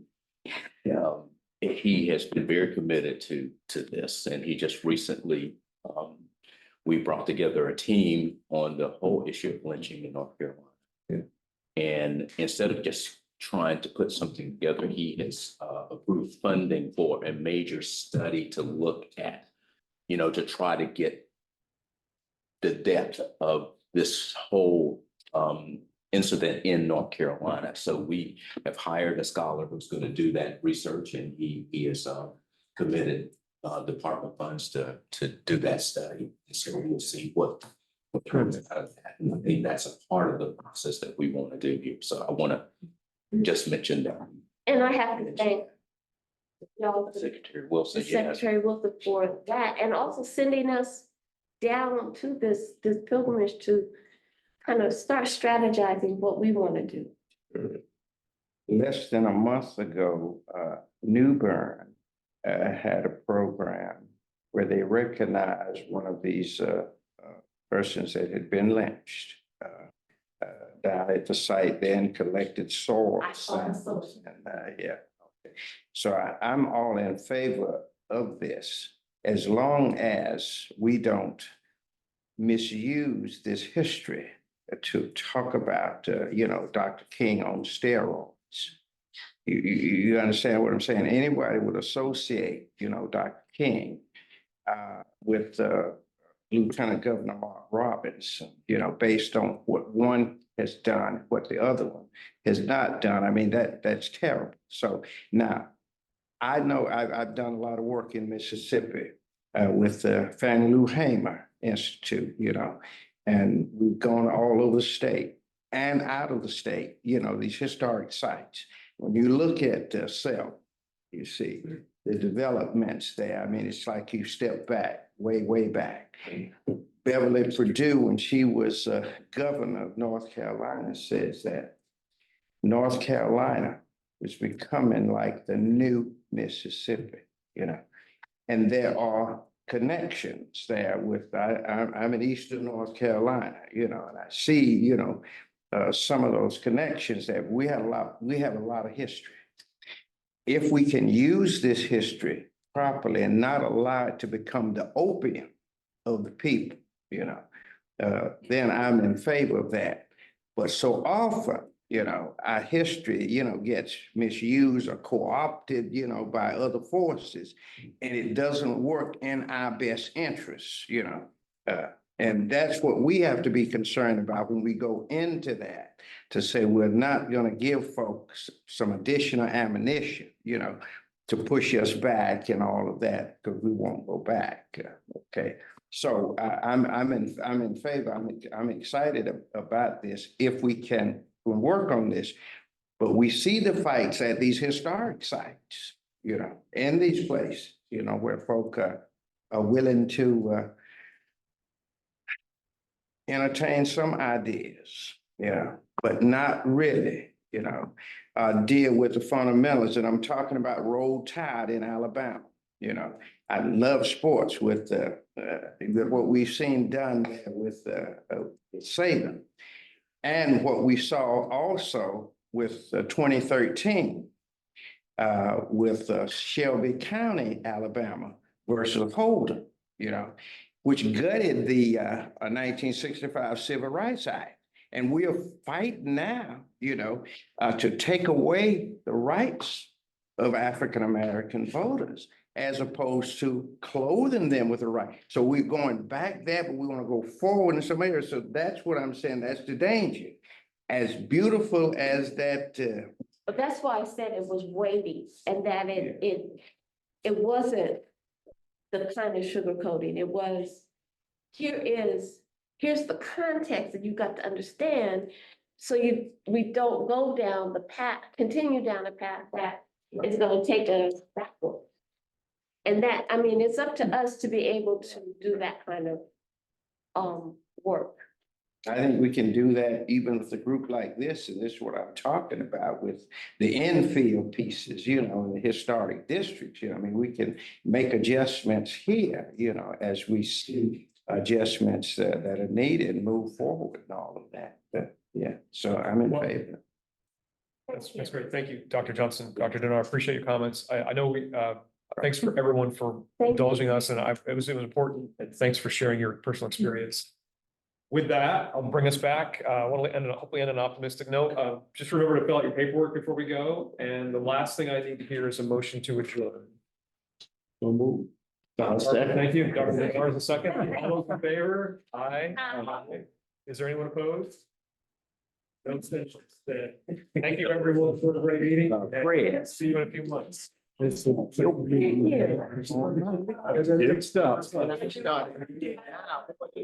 I had very